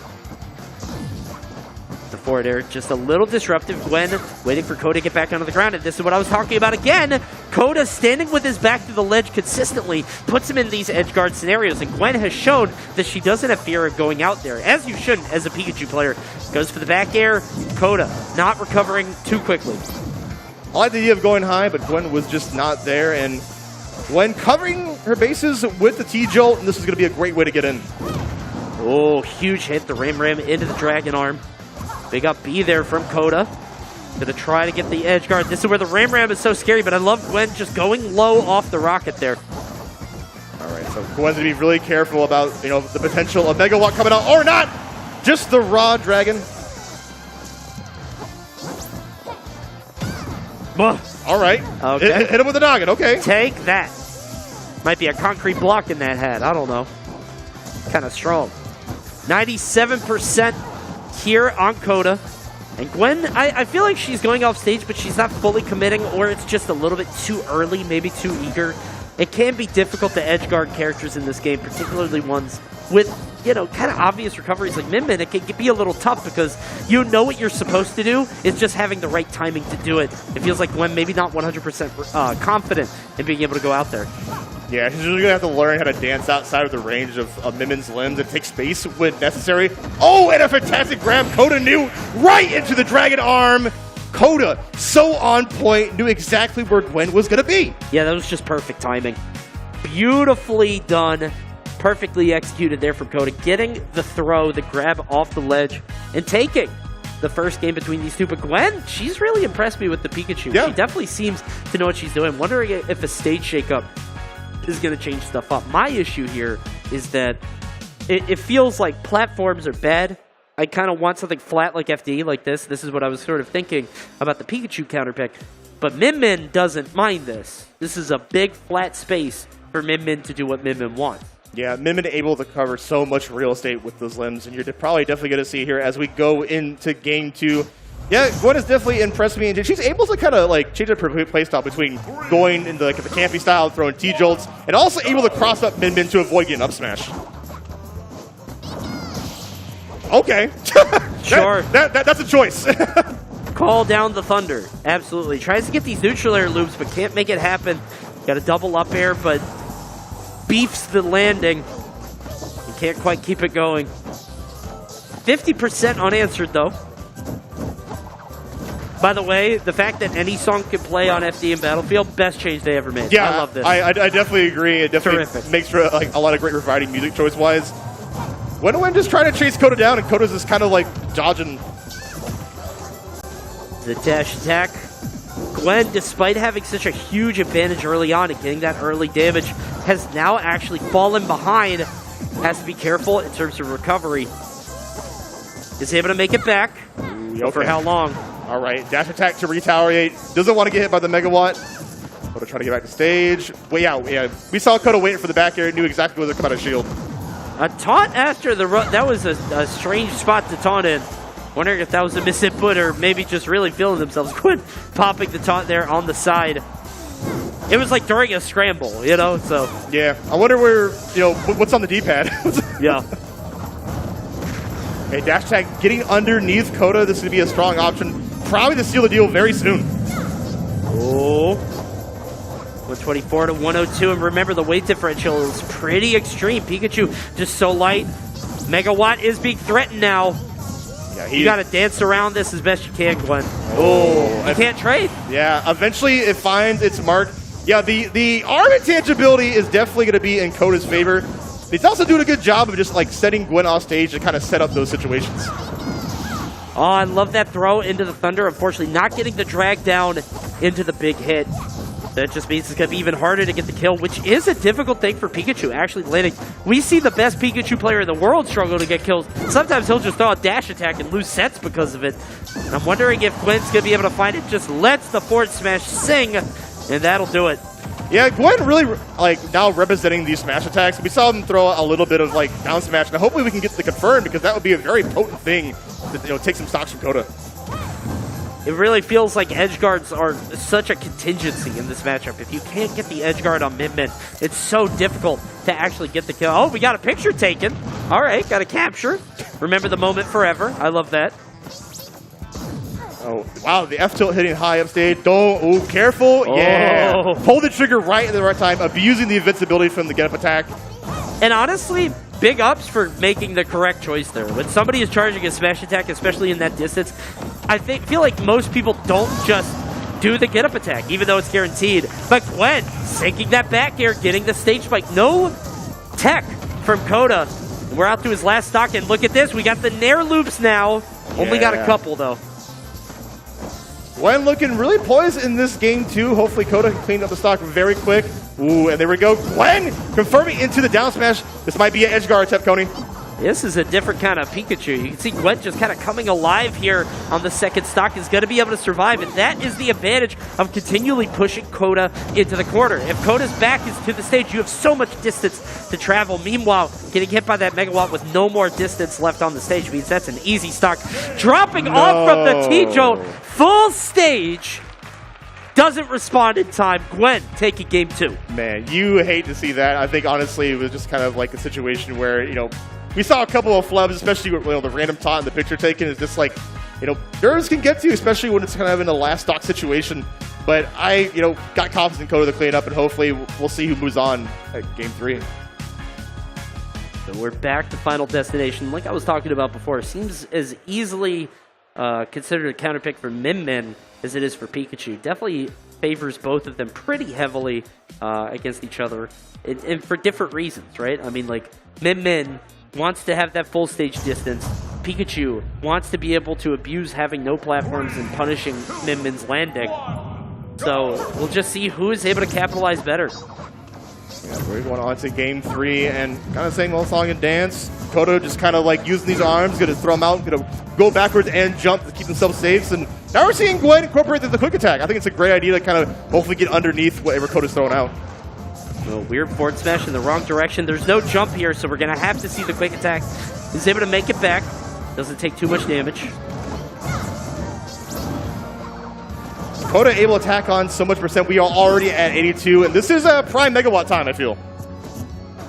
Yeah, I think if you let that Megawatt sing, particularly if you don't have a huge amount of stage behind the Pikachu, that should be the stock, but we'll see if Coda can set it up. Again, Coda's back is very commonly to the far edge. Right now it does have stage positioning, but loses it after eating that Skull Bash. Ooh. Oh, I like the idea. Yeah, sometimes players can call what's aggressive rolling. They'll go behind you and just kind of wait and just see if you panic. Oh, just missed the mark a little bit with the F smash, but Coda retaliating just in time with the down smash and able to steal out that stock. Right idea, wrong execution. Just a little bit off on the timing and the distance there. You can see the down smash and send off save. Watch the punish when not able to land these T-Jolts. And just barely off on the back air there as well. Yeah, the T-Jolts are just not hitting. I mean, we got the one to seal out the last game, but that was really on stage, and that was more like an unforced error out of Coda. Now we see Glen landing multiple F smashes, and I'm getting guaranteed that another one might land soon and fill the stock. See the confirms, potentially happy with Nair, but Coda getting that buff from the grab. Keep a lookout for that. Yeah, it's a big deal right now, 156 to 52. Gonna hit the Megawatt, and Min with a bit of rage can be very scary as her damage climbs. She's gonna do more knockback. This could be very scary here for Glen. Back to the stage, Megawatt is out. Oh, we saw Glen try to go and punish the Megawatt, but Coda not willing to just throw buttons out willy-nilly. As I say that, you run into the Megawatt, and that has been Coda's drink of choice, honestly, I want to say.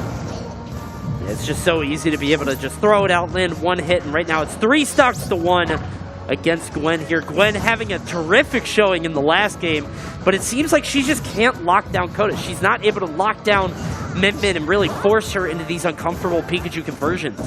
Momentum is on Coda's side, and now we're seeing even dares coming out. Just Coda just rotating enough options to where it's very difficult for Glen to get in now. Let's go for the Thunder. Not going to land. Right now, 166 on Coda. What was I talking about before? Just getting these KOs can be so difficult. Finally, going to have to seal it with an up throw at 185. Yeah, eventually, a grab will do it, but now we got Glen off stage. I like the stall using the Thunder just to avoid the Ram. 18 here, yeah, that's the Dragon Arm, and pretty much anything will do it at this point. I mean, one of the things about Min Min, you see in the very good characters in this game, sometimes they can have difficulty landing the KO. We see it from Joker, we see it from Pikachu, we see it from Mythra. Not Pyra, but Mythra. But here, I mean, Min Min doesn't really subscribe to that philosophy. She doesn't really have that issue, because you could just throw it out, and eventually something is going to land. Yeah, and if you miss, most of the time you're kind of safe, right? Right. You're not taking huge risks. Meanwhile, Pikachu just has to get in there, hit with his face. I love the attempt there from Glen, trying to wait for the landing, but a little bit off in the execution. Kind of the story of the whole set. Seemed like Glen had the right idea, just not the right timing. Yeah, when you're down a stock like that, too, it really feels like Pikachu kind of loses on their offense because you have to take, like I said, so much more risk going into it.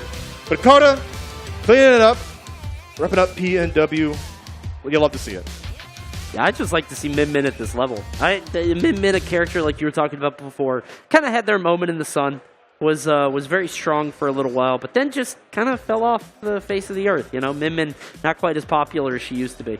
And you're a big proponent of ARMS too. You had a lot of. Oh hell yeah, we love ARMS out here. Huge ARMS fan. Do I have any ARMS fans in the audience? Yeah, hey, all right, bro. Whatever. Nobody. Whatever. I love ARMS. ARMS is amazing. But speaking of the crowd, we love to see everybody here. PAX West, everybody. Can I get some cheers and chat? What's from Smash? Come on. We love Smash. Hey, there we go. You got a Come little on. bit from there. That's what we like to hear here at PAX Arena. Huge open venue. I mean, we've got people walking around playing Smash from all over the place as we try to find out who is going to take the biggest share of that $10,000 that's on the line here at the Almost Pro Open. And, the winner going to be able to make it to the Panda Cup finale in December. It's going to be nice. Ooh, we are getting a interview with Coda on stage. Local Washington residents probably get to feel how they did in that set. All right, guys. We are here, fortunately, with the winner of the last match, Coda, and unfortunately, with me. Now, Coda, you are a polarizing figure backstage because you picked Min Min. My first question is, do you like being a villain? I love it. I live for it. So yeah, in a world of Clarices, you are Hannibal Lecter. You are the opposing force in Smash. There was collective groans. Every poke off the edge you did, everyone rolled their eyes back into their head. You pick Min Min with absolutely no qualms about it. You love it. Absolutely. I like having a character where I can hit you no matter where you are on the stage. Great. Awesome. Really leaning into it. Did you feel confident going into that matchup? Obviously, Pikachu could deal with it, getting close, but you felt confident the entire time? Absolutely not. No, Pikachu terrifies me. Me too, but for different reasons, and most of them are related to DeviantArt. Going forward, do you feel like you're going to be able to pull the same thing off, just keep your distance against some of these better players? It depends. Min Min struggles really hard with rushdown matchups. So if someone can really get in there and just keep her in disadvantage for long enough, I really struggle with that. Okay, well, get your practice in. Go take your Switch, go play backstage, and get ready for the next matchup because it's just going to get harder from here. Another round of applause for Coda. He did great. They did that because I said they had to, not because they like Min Min. Thank you so much. Now, before we toss to a break, I want to go from GGs to 5Gs.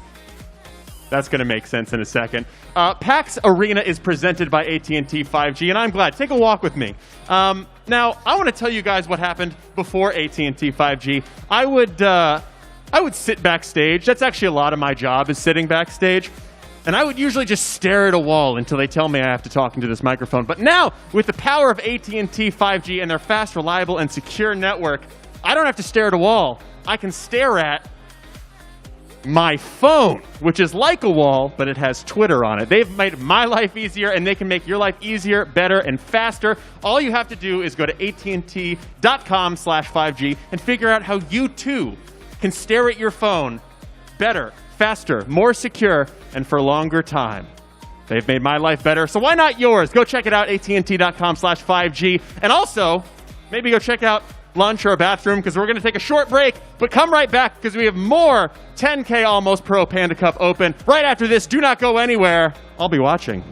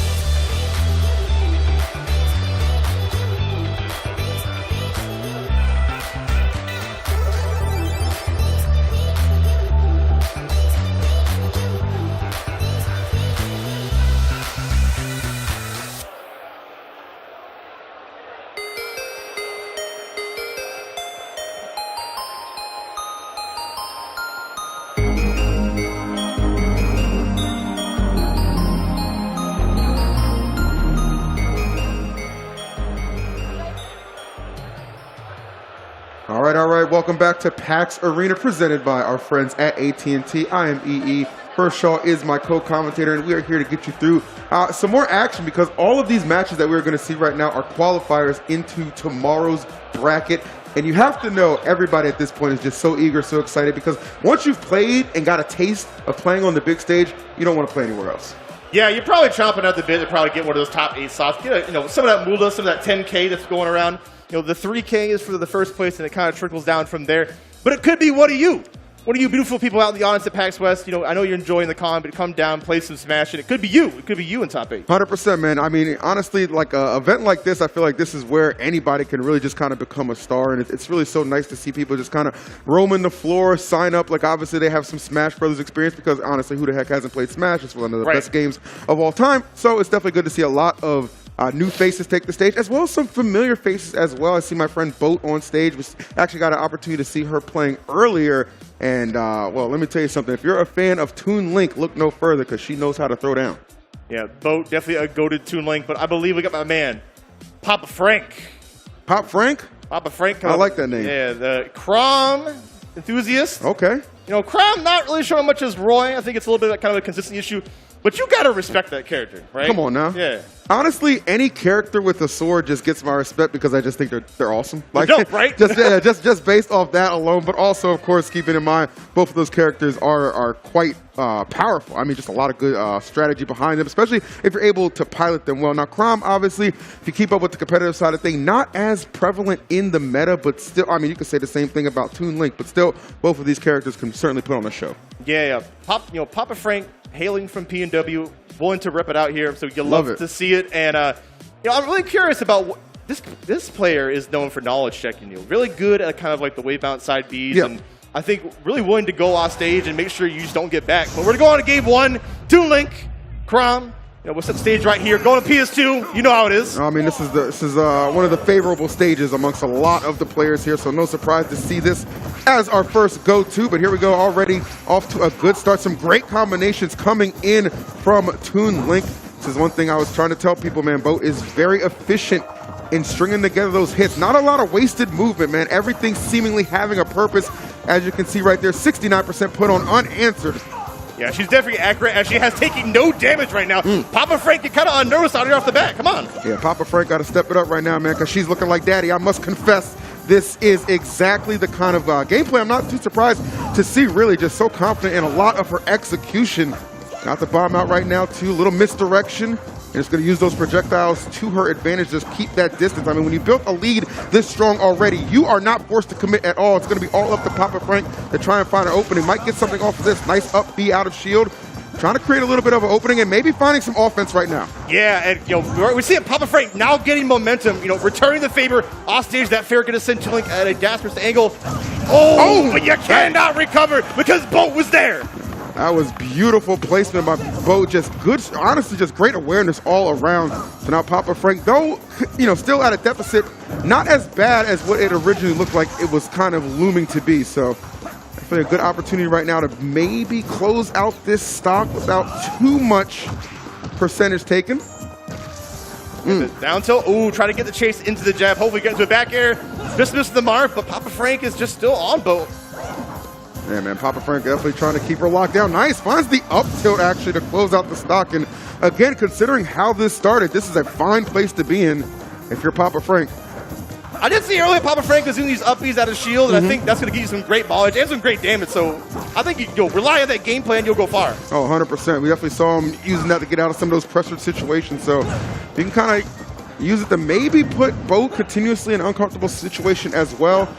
Loving just the pressure right now we're seeing. It seems like Frank is definitely settled in to how he has to approach this matchup, not giving Bo too much space to operate with, starting to really smother her and make it that much more difficult for Toon Link to get that offense cooking. I'm seeing the gears turn on Papa Frank. He's willing to adapt and not making it as free as the match goes by. And now we're to the rush down. Oh, but you couldn't see it because there's just too much smoke on the screen. 100%. What those bombs do, man. Got those interesting properties. Oh, Frank, okay. Thought he was going to threaten to go off stage. It's making her second guess a little bit. This could be done. This could be big. Yeah. Oh, I love it. Yeah, I love the idea. And there's that up B. But unable to seal the deal. This man Frank is reckless. I do appreciate that. I mean, never kind of shying away from the opportunities as they present themselves to you. Good catch on that. A little too high on the percentage side to get the proper follow-up, but definitely keeping the pressure on. Good usage of the grab though from Boat. Oh, this could be huge. Oh my goodness! No! With that recovery from Crom, a lot of times at the apex, the height of it, you can really get a good punish, but Boat unfortunately not able to react properly, and she's going to find herself trailing for the first time in this game number 1. You gotta respect that, yeah. Otherwise, you just lose a stock just like that. And now Frank can kind of just run away. But the up B gonna seal the deal, return the favor. We are dead even. There you go, man. Love to see it, man. Both these competitors incredibly even, as you pointed out. Frank, though, starting to really pull ahead. These interactions, little by little, starting to pay off for him. Combinations are there, and again, just not afraid to commit off of the stage. And I'm feeling that could pay off sooner rather than later. All right, Boat, what you got for me? Yeah, be careful of the jab. Oh, I like the idea of using the side B to hopefully meaty the neutral get up. Just hit her right back into the bomb. Okay, great timing. Yep. Nice. Okay, I like that up B. Clear out some space. Oh, man. Definitely a little bit of a tricky situation, but Boat is wise. She understands there's plenty of time on the clock. I have plenty of options and tools at my disposal to crawl my way back into it, and she's done just that. Still anybody's game. Oh, I like this pressure right here. So hair off of getting that backer to connect off the bomb. It's all good, though. We still living. Yeah, you're never seeing Boat scheming, trying to get off the stock, and Papa Frank doing a good job of being safe and able to pressure at the same time. It's so scary. It's definitely a little frightening in this situation to be. Boat really needs to find some footing, able to do just that. Frank threatening. He's kind of giving her some space. I mean, not too afraid of the projectile game. He's content. He's like, all right, if you want to let him fly, oh my goodness, you got to be careful on that. Yeah, she waited just a tad bit. That could have been definitely a free punish. We are so close. This could be really anybody's game. Yeah, this first game is definitely going the distance 100%. Ooh, unconventional bomb pull right in the face of Papa Frank and able to pull the trigger. Yes, it's tense. It's tense. And this could be it. Had a juggle potential. Yeah. Papa Frank. Oh my goodness, I'm actually terrified of how this one's gonna end. It's only game 1, man. Yeah, that charge on the up smash would have been terrific. Was not able to find the hit. Honestly, anybody's game. She's fine. She's fine. She's living. And Frank again continuing to try and be a force off stage. Boat goes for a big time swing with the up air, but it's going to be the grounded up tilt coming out from Papa Frank to take that first game. And that was a great back and forth action. Good swing of momentum on all sides, but Frank able to overcome that early deficit he faced and pull out the victory. Yeah, that's definitely one of the most electrifying game 1s I think I've seen all weekend, and that just goes to show the further we get in bracket, you're going to see more gameplay like this, man. More prevalent players, they're able to pilot their characters to the highest potential. 100%. Again, this is for a qualifying spot in Sunday's finals, so you definitely want to just go ahead and close out this set right now. Just qualify, get a chance to chill, enjoy the convention, and just know you're playing on day 3. That's a good feeling to absolutely have. Still anybody's game though. Boat losing the first one, but again, just based off the hot start she was able to amass earlier on, no reason to think this can't go to a game number 3. Let's get things started. We're running it right back to Pokemon Stadium 2. Getting the down throw, gonna get a little bit up air action, but Boat retaliating right back. They're just kind of dancing around each other. I like how Boat takes center stage, first of all. It makes the opponent come to you. Yeah, 100%. I mean, that is definitely where she kind of likes to really just kind of find her footing and attack from there. Kind of a similar start from that last game we're seeing yet again. Strong lead from Boat. Let's see if she can maintain it. Papa Frank, though, has obviously shown an ability to just kind of adapt on the fly and really make up some of these deficits he's faced. Oh, he took a big swing right there. Not able to connect with anything. Both going to get back safely. Let's see if Boat... Oh, it was a setup. It was a setup, and you fell for it. That's what it is right there, Boat. She knew exactly what she was looking for. Execution on point. And now let's see if she can really make something out of this thing. Because I recall in the first game, she only got about 17% attached to Papa Frank before he was able to slay that stock. So definitely want to get a little bit more out of this one.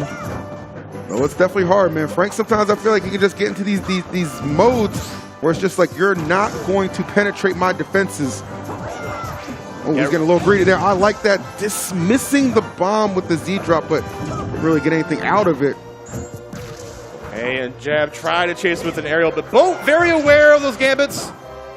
Might be an offstage situation. We saw Boat try to clip it, but No mark, but Papa Frank will find the mark with a raw F tilt. Just do it raw. That's what he does right there. He lets you get a little bit of a lead, but not one that's going to make you feel too comfortable shielding all of that up B. Yes, and the trademark up B from Prom coming out for the punish.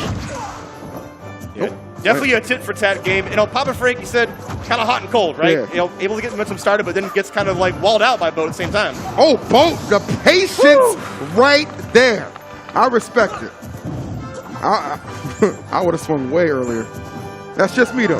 That's why I'm not on stage right now. That's why she's out there. Exactly. That's and all Boat right is there. definitely out here already looking good going into this next stock, but Papa Frank says, all right, I had enough.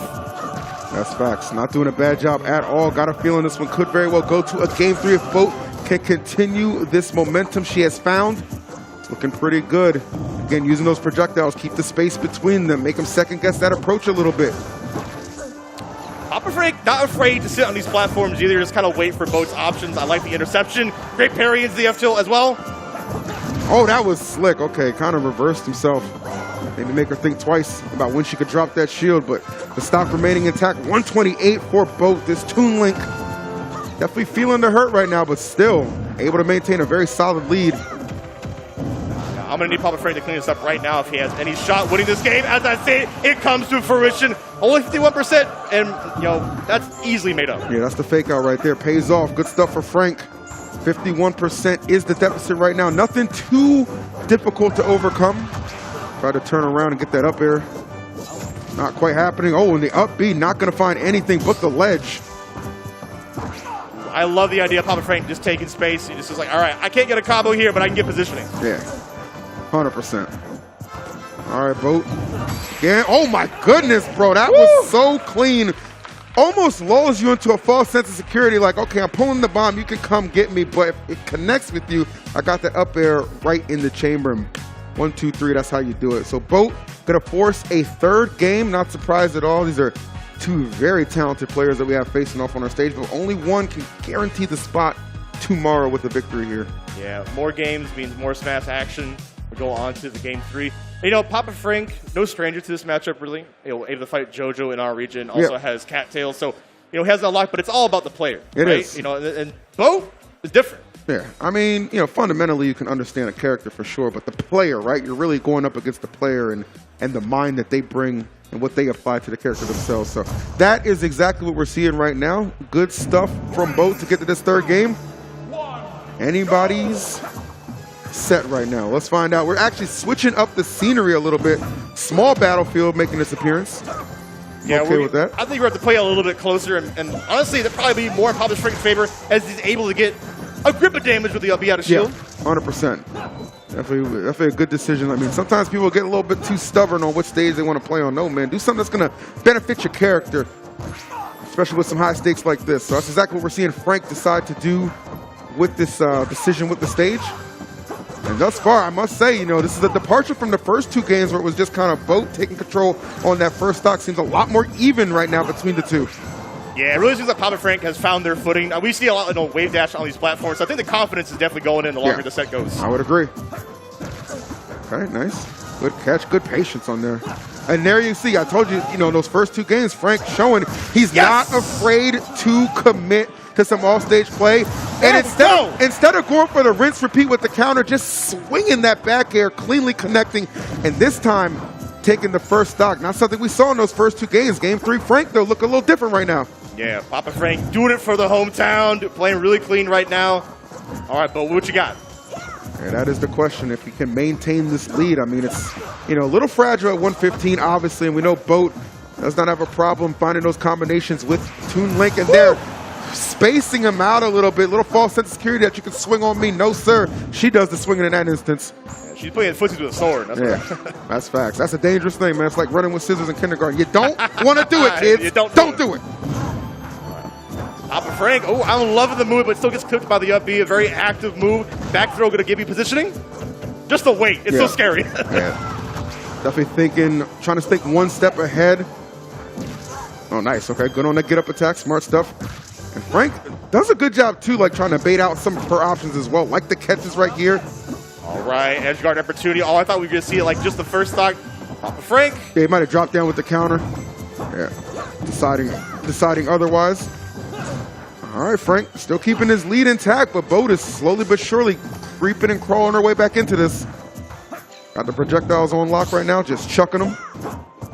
I thought that was going to be an uppy at a shield, too. That was like a pretty easy punish, but, you know. That's his go-to, so. Papa Frank maybe wanted to vary the options. Yeah. Keep it a good distance away, standing on this platform, just, you know, waiting for Boat to make a move, find an opening. Okay, trying to catch the landing. Nice. Okay, actually smart. Just disengage in that situation. No need to really force any options here. She's done a good job of bringing it back to a very respectable pace there. Gave up the air dodge. Frank, though, not recognizing quick enough to get a even more proper punish, but nonetheless. Whew, into the bomb, too, no less. Oh, big swing. Ooh, yeah, we saw the schemes, right? Yeah, we saw it coming out. That would have been pretty nasty if she caught it at the apex of that. Nice, I like that up B. Wow, and delivering Boat, taking the lead ever so slightly. Yeah, okay. Like the great Sarah, that was fantastic. Just back up off me. Yeah, and now, you know, she is swinging everything in the tides. The up B not going to kill yet. Papa Frank need to close out the stock to make it more of an even game. Bomb is in hand. You got to respect it. Oof. Smart stuff. Okay. Yeah, you can't get the proper follow-up off of that. All you can do is kind of wait for her to make a reaction. Considering that percent, but oh my God, you want to talk about reactions, bro? She is definitely cooking right now. 57%, make it 63, 79. I can't even finish a sentence before she keeps tacking on this percentage right now. Up B could be enough to finish, but Not no, yet. it is not. Center of the stage. Gonna grant Boat a little bit of extra favor to survive that with some good DI. Okay, able to punish on the whiff grab and hands off the merchandise. We're seeing Papa Frank kind of, you know, forgetting about these projectiles being thrown down and getting caught. But I'm trying to see, can Papa Frank close down only 91%? There we go, I like this, it's a good series. Oh, that was actually a really good string, yeah. Quick little 33% to make up. And now Frank, hold on now.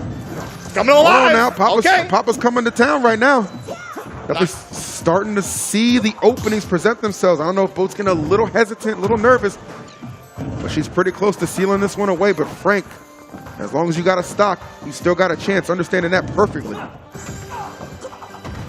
There we go, Boat, throw all these items. Uh-oh. Papa Frank intercepting. The thing is, if he gets her off stage, he's going to go for like just a hard off-stage commitment. I'm almost positive. So that's kind of where she wants to avoid being, actually taking control of the bomb momentarily, just to threaten. Ooh, and Bo able to jump out of all this pressure, just resetting neutral, disengaged like you said, right? Yes. Oh, man. This one is absolutely going the distance. It's a nail biter. It is, 100%. Both thinking carefully. The respect from both players right now. I like how Frank did that, too. He didn't pick a defensive option. He's not afraid to swing, not afraid to attack. One good hit. Oh, no! But no punish on the leg smash! I thought that might have been a grab from Boat, but didn't go for it, did not commit. This is a lat hit scenario. It could be anybody right now. Yeah, I really couldn't tell you who's going to win this, but it's probably going to be in a sensational fashion, to say the least. Seems like Frankie doesn't care about his percent. He is committed to rushing you down. God, he's still committed living. to attacking. And he's committed to getting this W, able to outlast Boat and bring it back from the depths. Frank, Papa Frank that is, takes game number 3 and qualifies for Sunday. Wow. And look at that fit right there, My man. man is out here looking style. Big Papa Frank out here doing it for B&W. What a set. Very electrifying one if I ever saw it. Unfortunately, I think both lost a little fuel at the end, but it was well played on both ends. Dressed to impress, and the gameplay certainly matched right there. I see you, Papa Frank. Go on with your bad self, brother. Go on with your bad self. I'm not mad at you. Shouts to Boat as well, putting up a heck of a fight. Love to see two great competitors getting a chance to duke it out on the big stage. Shouts to our lovely crowd, which continues to just fill up as PAX Arena just rolls on, man. That's right. Hey, I'm talking to you. Yeah, I'm talking to you, crowd. We see yes. you. Yo, how's your PAX been? You're looking great. You're looking great. It's crazy too, because like all the time, like every time I work on PAX, it's so nice because, like I said, I'll see that nice mixture of new faces, that nice mixture of old faces. It just makes the event that much better. And of course, we get these awesome crowd shots. Yeah, that was really unfortunate right there. Even us, we weren't ready. Hey, I like how they're able to kind of get us in the replays too as well, because this was a really good set between these two, 100%. You know what I'm saying? I've never got an opportunity to call one of Papa Frank's matches, but certainly an impressive prom, no doubt about that. And of course, Boat showing no slouch by any means. You know, one of the better players you'll find out of the Vegas region, who pilots Toon Link. character we don't really get an opportunity to see too much at a higher level.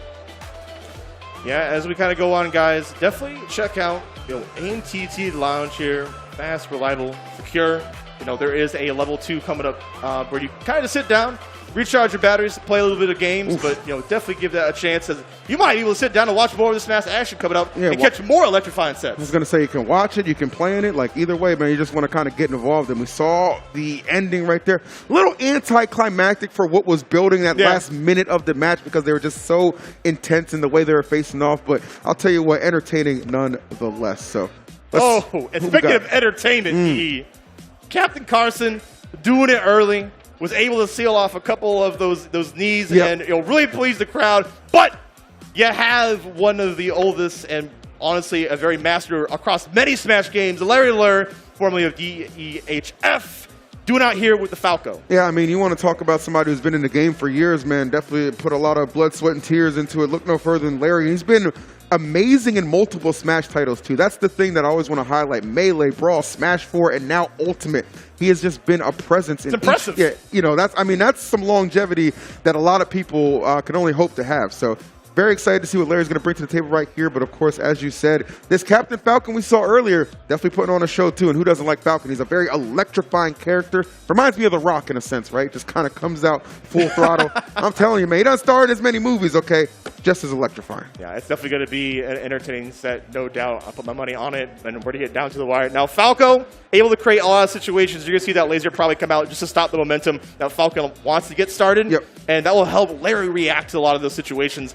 And Larry, probably has a lot of matchup experience playing at the high level. Oh, hold on now. He's talking about Falco. I see Wolf on that stage. Oh, I see Wolf on that stage. All right, you mix up. He is a spatially specialist. Yes. So we are going to go here. The Wolf, not a bad character, top tier attack.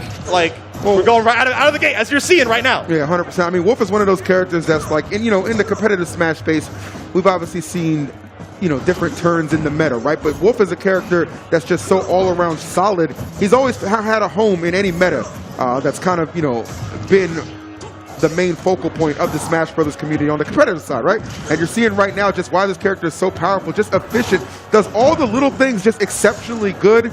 Obviously, great projectiles, some great normals, excellent specials. And you see the control right now, the captain right now, Carpet Cars. Yeah. He's got no answers thus far. Definitely trying to demote this captain, and right there, Larry's really trying to go for this down smash just to clip the 2-frame.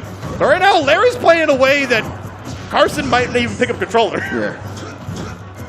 It can be a little difficult. Nice. Catches him with the dash attack. A lot of power behind that hit. That's one thing about Wolf, man. Just he can accumulate the damage so well, and he has a multitude of ways to get those KOs, get those stocks off. And you see it, man, just right back to business, catching that spot dodge and making them pay. This is just target practice at the moment.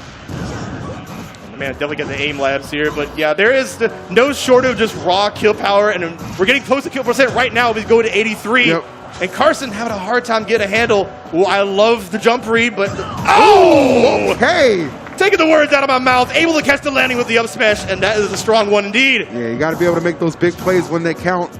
Captain Carson recognizing the opportunity and did not let it pass him by, but bigger fish to fry right now. Got to get back, but those claws say denied as he attempts to up B, make it back to the stage. No, sir. A little bit of shenanigans going right there, but we're resetting right back to neutral. All right, gonna be down throw, yep, and this could be a set play situation. Double down smash, okay, Larry. Oh, nice, I like that right there. Smart stuff, kind of withdrawn from the situation, yes. Wolf with an ability to get some tech chases. Oh, but you got to tech in that situation or you're going to get caught up. Larry, great reaction time, great read, and really just good positioning to kind of set up that situation as well to give him that 2-stock opening. Yeah, it was really telling the first time Larry did it. We saw that Carson missed a tech. He's like, all right, well, if you're winning those techs, I'll do it again and be on point. Yes. So he was, right? 100%, man, because you got to, one thing about great players is they recognize, okay, yes, you made a mistake here. Maybe I didn't capitalize off of it the first time, but if you do it again, I'll be ready. I'll be in position, I'll be on point, and I'm going to do it. And that's exactly what we saw. It was beautiful. And I love the Wolf pick, too. Wolf is such a consistent character, probably one of the most consistent in Smash. Easily. Yeah, so we're going to go on to a game 2. Maybe Carson can kind of find a way to slow down the pace.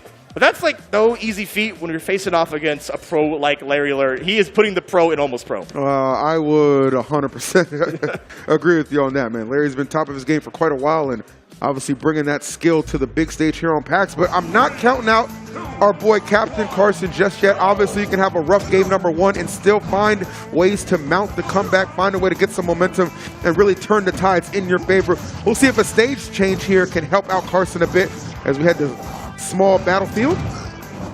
Yeah, small battlefield, yep, correct. And this will basically make the players play a little bit closer, right, consider how small the stage is. Yep. Close quarters combat, something Falcon definitely excels at, so being able to keep Wolf a little more in that range, probably something he's happy about, not doing a bad job at all. Woo! And again, we see he's so good at finding that up smash. Larry trying to commit right there. Oh my God! Goodness. Everybody getting a taste on that one. Good God. And that's what you like to see. You know, Carson able to kind of reset the stock situation. Sheesh. The economy is now on anybody's side. I'm sitting up here on the commentator's desk, and I felt that one. I mean, you want to talk about high octane, look no further. Carson definitely picking up the pace right now, trying to overwhelm Larry, and it seems like that is the case right now. I feel like somebody has awakened in Carson. No, he's like, yep, all right, I'm going to start throwing things out because Larry is always pushing forward. Yeah.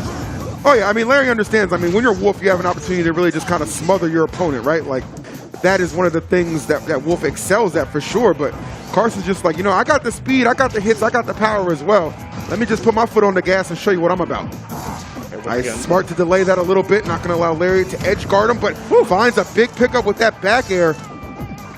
We're definitely seeing that Carson's still lacking on the techs, and we'll probably see that come to fruition very soon if Larry capitalizes on it. Ooh, tries to catch him again with another one of those quick up smashes, but the back air from Wolf so powerful. Yeah, you're going to watch out for that raw kill power because, you know, Larry and Wolf have it in spades. Yeah, 100%. Those abilities to remove stocks, man, two things that these characters are not lacking on. Okay, Carson trying to find the setup. Nice, comes through with the Falcon kick. Very smart stuff. Thinking better of just going off stage with a full commitment. Ooh, finding a back here, not sealing the deal yet, but very close to 139. He tried to intercept, but the up B is too strong. Yeah, kind of it pokes over the stage lip a little bit, so you got to be careful with how you want to engage with that. Oh, up B not going to find his mark, but no real punish that back air. That's certainly going to do it. Only 41% he's facing in the hole right now. This is something Falcon can definitely make up easily. Finds a neutral air. Give me that up B out of shield, and just like that, he is certainly back in this game. The captain is not going out without a fight, but this Wolf coming through, claws unleashed. Going down with the stop. Now Carson, you know, throwing out moves a little bit willy-nilly, and I feel like he's going to have to be a little safe because Larry is catching on to his, getting many grabs in a row. Yeah, Larry committed right now. Love what I'm seeing. Oh, if he gets that stomp, that'll be an insane way to end things. Again, looking for that up smash. Larry, big time commitment. Using those strong Wolf specials and the dash attack. Not going to allow Captain Carson to see the stage again. And that's going to close things out. Beautiful play right there. I mean, back and forth action. Absolutely what we love to see. Could at any given point in time, I feel like Kershaw going to a third game, but Larry just a little too clutch. And that's that good tournament experience that can really pay off in an environment like this. Yeah, we definitely saw at the end, too, that he got hit by Wolf Flash, and that probably put a little deer in the headlights. It's like, oh, I should have been dead. Yeah. And then you recognize get hit by the dash attack, and that was all dead to rights. You just got to get flung so high. It's just like, okay, at this point, like, I'm just happy I survived. I just need to get back to the stage. And Larry saw that landing route he was looking for on the right side and just catches him with the dash attack. Again, one of the many potent moves that Wolf does have to remove those stocks. As we take a look at some of the highlights from this, because it certainly was a good one for sure. You saw that pretty convincing win in game number 1, but this second game, Kershaw, we would see would be a lot closer. Yeah, we definitely see it. We see the off-stage shenanigans where both players died. You kind of hate to see it, but it is all entertaining nonetheless. I'm sure the crowd liked it. We liked it. 100%. I mean, those are those moments you live for. And this right here, this is what I thought was just so important. Okay, I'm able to survive the Wolf Flash. Let me just get back and get some footing on the stage. Larry recognizing where you're heading and just put out the perfect move in that dash attack. So good stuff, man. We've seen some great play in these first 2 matches of our block for sure. And, you know, see a Crom get the W. We've seen a Wolf get the W. Who could be next? Yeah, who could be next? And I think it really, as you see these players play, it's about like they're able to, you know, abuse their tools to the highest level, and also, you know, hit you at all angles. You know, a lot of players when they start out, they want to hit in place. They want to do moves in place. They want to, they want to get that fat damage. They want to get the serotonin going, right? I got you.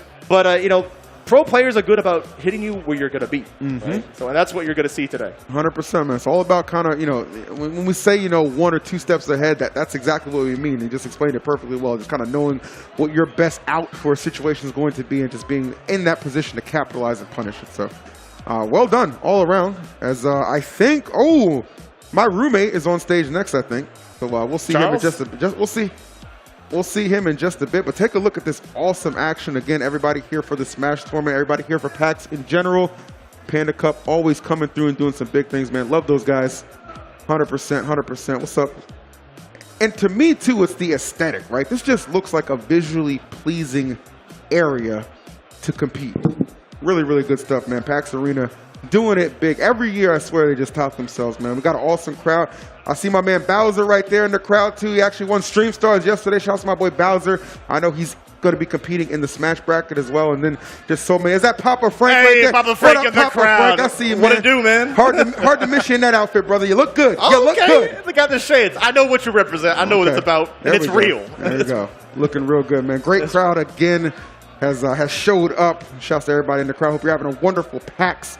It's just Saturday too, man. I was telling 2 more days, right? Yeah, no, I was telling my buddy it doesn't feel like it. It feels like we're almost towards the end because so much has happened already. But we still have this all of Saturday and then 2 more full days of PAX to get through. So gonna be awesome. But speaking of getting through things, man, how about this bracket? We got to get through this bracket. And again, we're gonna see a qualifier match right here to see who's gonna guarantee themselves a spot in Sunday's bracket.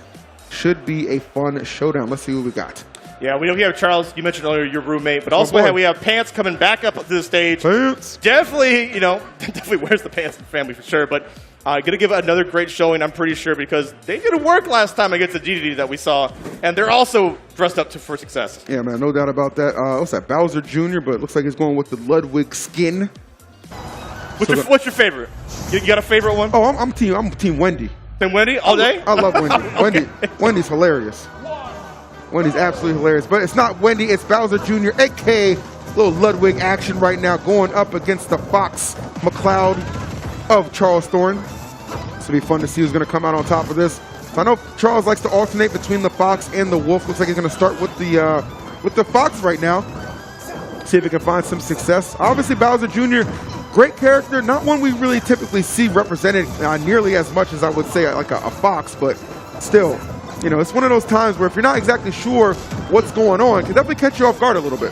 Yeah, I'm really curious about how experienced Charles has this matchup. Definitely a very knowledgeable person, but there's so many characters that it's hard to get a lot of good practice. I feel that. I mean, a roster of 80 characters, yes, it was certainly at times put you through the ringer, but Charles, we already know, one of the best coaches, probably the best coach in my opinion, in the Smash Bros. Community. But oh my goodness, might want to give himself some advice right now because he is taking it in full force. And what a snipe! They're not going to get the stock, but the commitment right now from this Bowser Jr. is absolutely insane. And they're going to trade stocks? No, they are not. Bowser Jr. able to survive by the skin of that cart. Yeah, we saw Charles get a fantastic lead, but Pants figured it out. Figured it out very early on, able to seal the deal.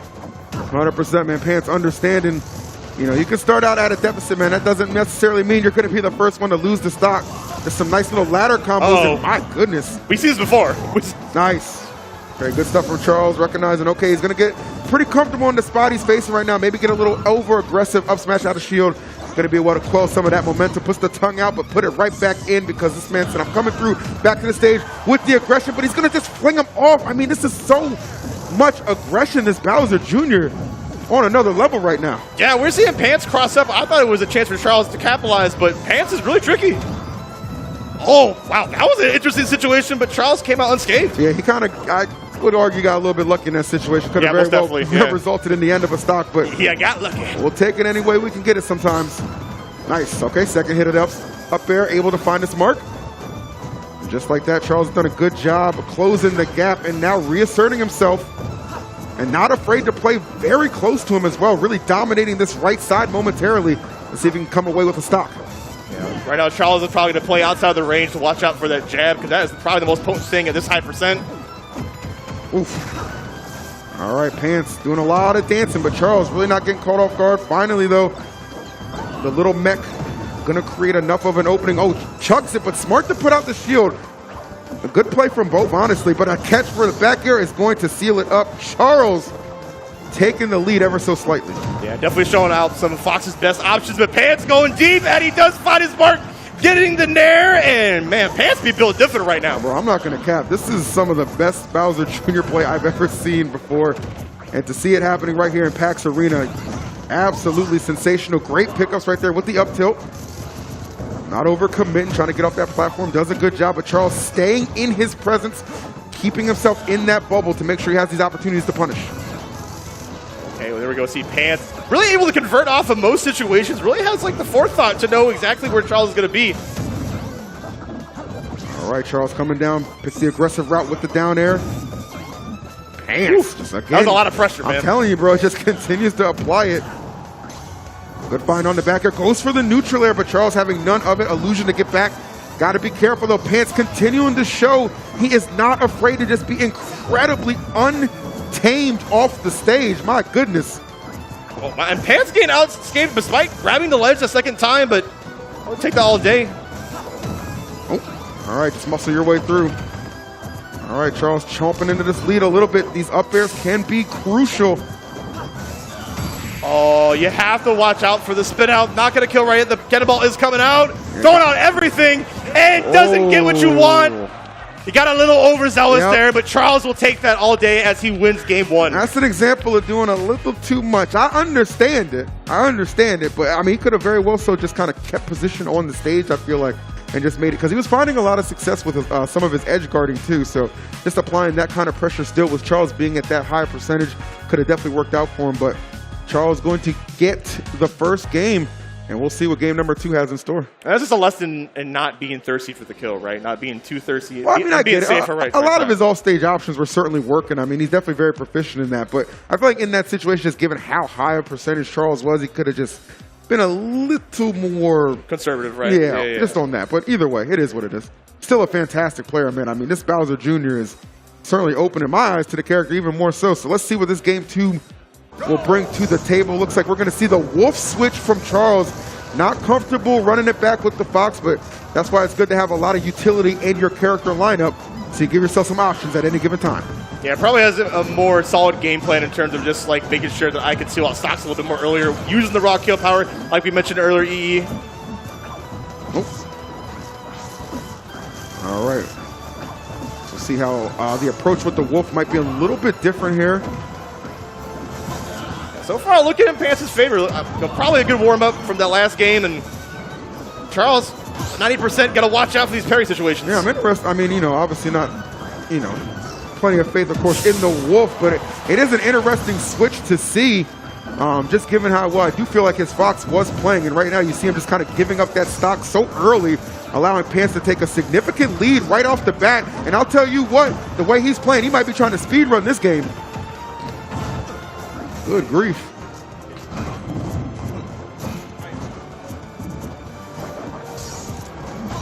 Oh. All right, I mean, obviously you can see right here a lot of control on the part of my man Pants, holding him down big time. Love to see this too, because honestly, when you have a match that was as close as the last one, you want to make sure it's going to be able to go the distance. And I got a feeling game number 3 at this point is really not going to have any chance of being denied.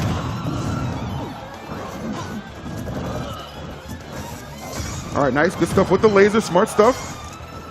Charles really just trying to find this opening. I mean, the thing is, even if you get the stock right now, I mean, you're going to be facing down the barrel of 140. That is really not a place you want to be. All right, couple of jab combinations. I don't think it's going to seal it out. Okay, thankfully, not going to be the case, but that placement of the cannonball going to launch him right into the blast zone.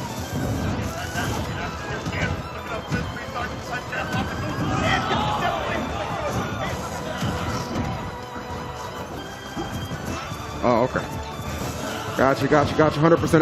It's all good. 3 stock right now. Potential.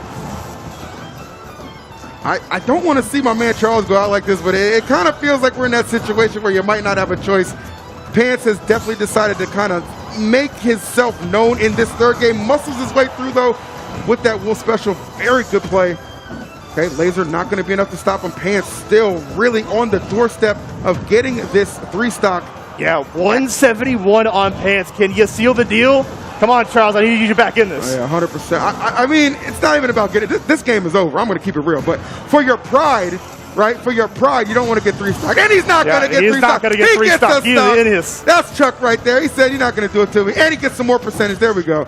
So now at this point, not impossible, but certainly a mountain of a task to overcome, if you will. Yeah. Just given how well Pants has really just kind of responded in this game. Yeah, it's definitely about the small victories here. If you can just play neutral, play safe, and there we go. Charles, trying to charge up the down smash, but Pants is just there. Oh, again, the commitment really taking the plays. Pants got to be careful. I mean, it was that overzealousness that cost him that first game. I mean, he's still in an incredibly comfortable position right now, but just something to note for sure. A couple of jab combinations is going to finish game number 2. And we got a third one on the rise. Yes, we got a third game indeed, and the jabs are going to be the most potent thing you got to watch out for in this matchup, no doubt. All right, good stuff all around. We were making some technical difficulties up here, but my man Charles was having some difficulties over there with that wolf. Think it might be time to switch back to the fox. We'll see, though. It's kind of one of those things where, you have that game number 2, sure, you lose it, but then you kind of remember, okay, well, what got me to this point anyway? It was obviously the fox. So not a surprise to see him switch back there. Of course, Pants, though, just having a game like that, you're just coming into, game number 3 with just so much confidence, especially knowing in that first game, too, it could have went either way. Yeah, it really could have went either way, but I think we're going back to what Charles knows, that comfort pick, and we already see out the opening how much confidence he already had. 100%. All right. Let us get down to business game number 3. You see Charles starting out in a pretty good fashion, accumulated a good amount of percent already, 71. And the triplat right now for Battlefield, going to add just like another maybe potential escape route with that top platform, goes for the charge up smash just in case.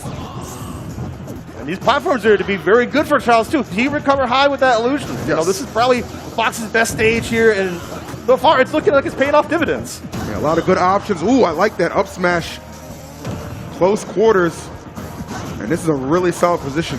Best thing Charles can do right now, probably not try and rush finishing off the stock. Just let it come to you, because it's really going to be up to Pants to find a lot of the offense right now. Nice with the up smash. I actually like that a lot. Yeah, you don't want to overextend and give up this first stock because Pants is off stage. Charles holding on to the Mecha Koopa. I would like to see more play with that if you can. Yep. Oh, okay. Almost got it there. Nice parry, though. You see that mech always lurking, always making itself a little bit of a threat for sure.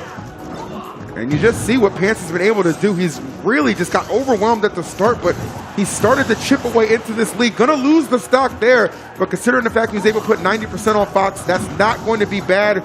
Fox, far from the heaviest character, sends it back though with the reflector, just as Sakurai intended. Beautiful stuff from Charles. Oh, I like the idea of Pants trying to make a read too. It's that confidence that I like to see from another player. But Charles, so wise and not going to give it to him. All right, rolling in, nice. All these little hits certainly going to add up. 117 right now for Fox and Smart. You're starting to see why these platforms are just so... It's so active. It is. It's just out there forever. It really is. Little misdirect. I mean, could have held the shield a little bit, reflector, excuse me, a little bit longer. But as you said, man, it being so active, maybe giving himself a little bit of false sense of security. But nonetheless, able to continue to maintain the lead. The pressure continuing to mount. Love these nairs right now. Just using them almost as a wall to keep Bowser Jr. in check. I love Charles. He's just waiting for all these options, especially after the cart goes and just rolls away, keeping safe and finding his opening. All right, Pants. Smart stuff. Not going to too much commitment attacking that shield. Great grab here, though. 134. This is a lot of percent. If you're Pants, tries to come in for an up smash. It looked like that was the attempt Charles was going for, but he'll settle for that up air. Not going to be enough to close it out just yet. And Pants able to find their landing. Gonna sit by the Mecha Koopa, gonna re-grab it. Hopefully it might come into a situation. Does find a Z-drop. Oh, I like that. Okay. Oh my goodness, what a pickup. That was pretty slick. And just like that, again, we're seeing this lead from Charles slowly but surely just be evaporated. All right. Lead evaporation, that stock is gone. Yeah, he took him out, but not without, paying the toll right there, 99%. So we've seen a couple times, certainly Pants, he'll be at a deficit, but He's really good at making it a lot more doable, throwing out those drill hands and absolutely drilling that stock into oblivion. Good stuff. It is anybody's game to win right now. Pivotal game number 3, a qualifying spot in tomorrow's bracket on the line for both of these guys. Gotta imagine he wanted just that much more. Yeah, there's definitely a lot on the line here, and this is getting too close for comfort as they're doing tit for tat. And there we go, a great series coming out from Pants, able to get a little juggle situation, and just keeps going. Yes, it does. Oh, the trickery, I like that. Nice movement. Nice. Oh, the mech hook coming through, playing a little bit of interruption. About a 30% difference in percentage, making about 50 now.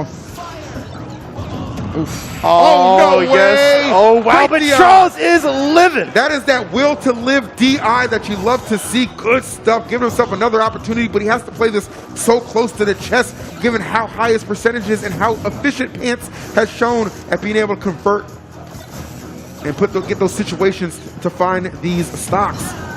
Ooh. Right, and every hit now is going to be more in Pants' favor, so Charles really got to know when to pull the trigger at the right time. All right. Trailing at a deficit. Oh, watch out for that mech. Yeah, just even the threat sometimes of that, especially at percentages like this, can be terrifying. Hey. Charles understanding, yes, you do have to commit, but you have to know the right time to do it. Oh my God, it's so close. He throws out that illusion a little haphazardly. The mech interruption, even the crowd's kind of feeling it right now. God. Oh, gets the grab, the and that's gonna forward do it. throw, Yeah. that's gotta be it. Pants is popping off, able to find the mark and take it over Charles. Wow, and what a great showcase from this Bowser Jr. player. Man, okay, Pants. Are we dancing or are we just tripping over wires? I'm not sure right there, but either way, he's finding himself in the bracket for tomorrow. Well done. Heck of a competition between Charles and Pants for sure, man. That was a great set between the two. Yeah, it definitely was. I mean, we saw Charles later in the match was able to kind of get a handle how the Mecha Koopa situation was going. You know, we saw him do it, like hit it and make it kind of activate, but then we saw on the other hand that Pants was able to pick it up and throw it and create those situations where he's able to seal the stock at the very end. Pants' greatest asset right there was that, you know, Charles would find himself, you know, with the lead, you know, solid leads at that. And then, like, he would slowly but surely just kind of, you know, grind it down to more of a doable situation. Right. We saw in that first stock, okay, loses it, gets Charles, but Charles is sitting at 90. Another stock, Charles is sitting at 99. So every time he came back, yes, he's at a stock deficit, but he's that much closer to being able to remove it and then just able to kind of outgrind him on that third stock and pull out the victory. Very well done from Pants, but, you know, again, both of them just sensational, put on a great performance. Yeah, it really seems like the percent economy is something you got to watch out for, and it really seemed like it was more in Pants' favor toward the end there. But we got more Smash action coming 100%. very soon. Like I said, all these matches that you are seeing are for qualifying spots in tomorrow's bracket. We've seen Papa Frank get a spot. Right. We've seen Larry Lurr get a spot. And right there, we just saw Pants also claiming a spot to play tomorrow. And we'll have one more, I believe, for this Wave C action to determine who's going to get another spot. So we'll get that set up for you guys momentarily. Our competitors will be finding their way to the stage. But man, I got to say, I've really been appreciating a lot of this action. Again, you see it right there. It's the PAX Arena presented by our friends at AT&T. And we're going to take a look at some of these awesome highlights because, man, this was a battle that just did not disappoint. The all-stage right there, that's when I knew it was setting the tone. It was setting the tempo. Even you saw Pants kind of getting excited about it, too. Like, okay, it's going to be one of those kind of fights. A lot of commitment coming down there. All-stage play with the nairs as well. Even I throw my hands up at that. Like, okay, that's exactly where we're going. Yeah. But this is where Pants definitely got a little too much in that first game, right? So Charles takes that one, decides to go ahead and, you know, change his hand a little bit, try out the wolf.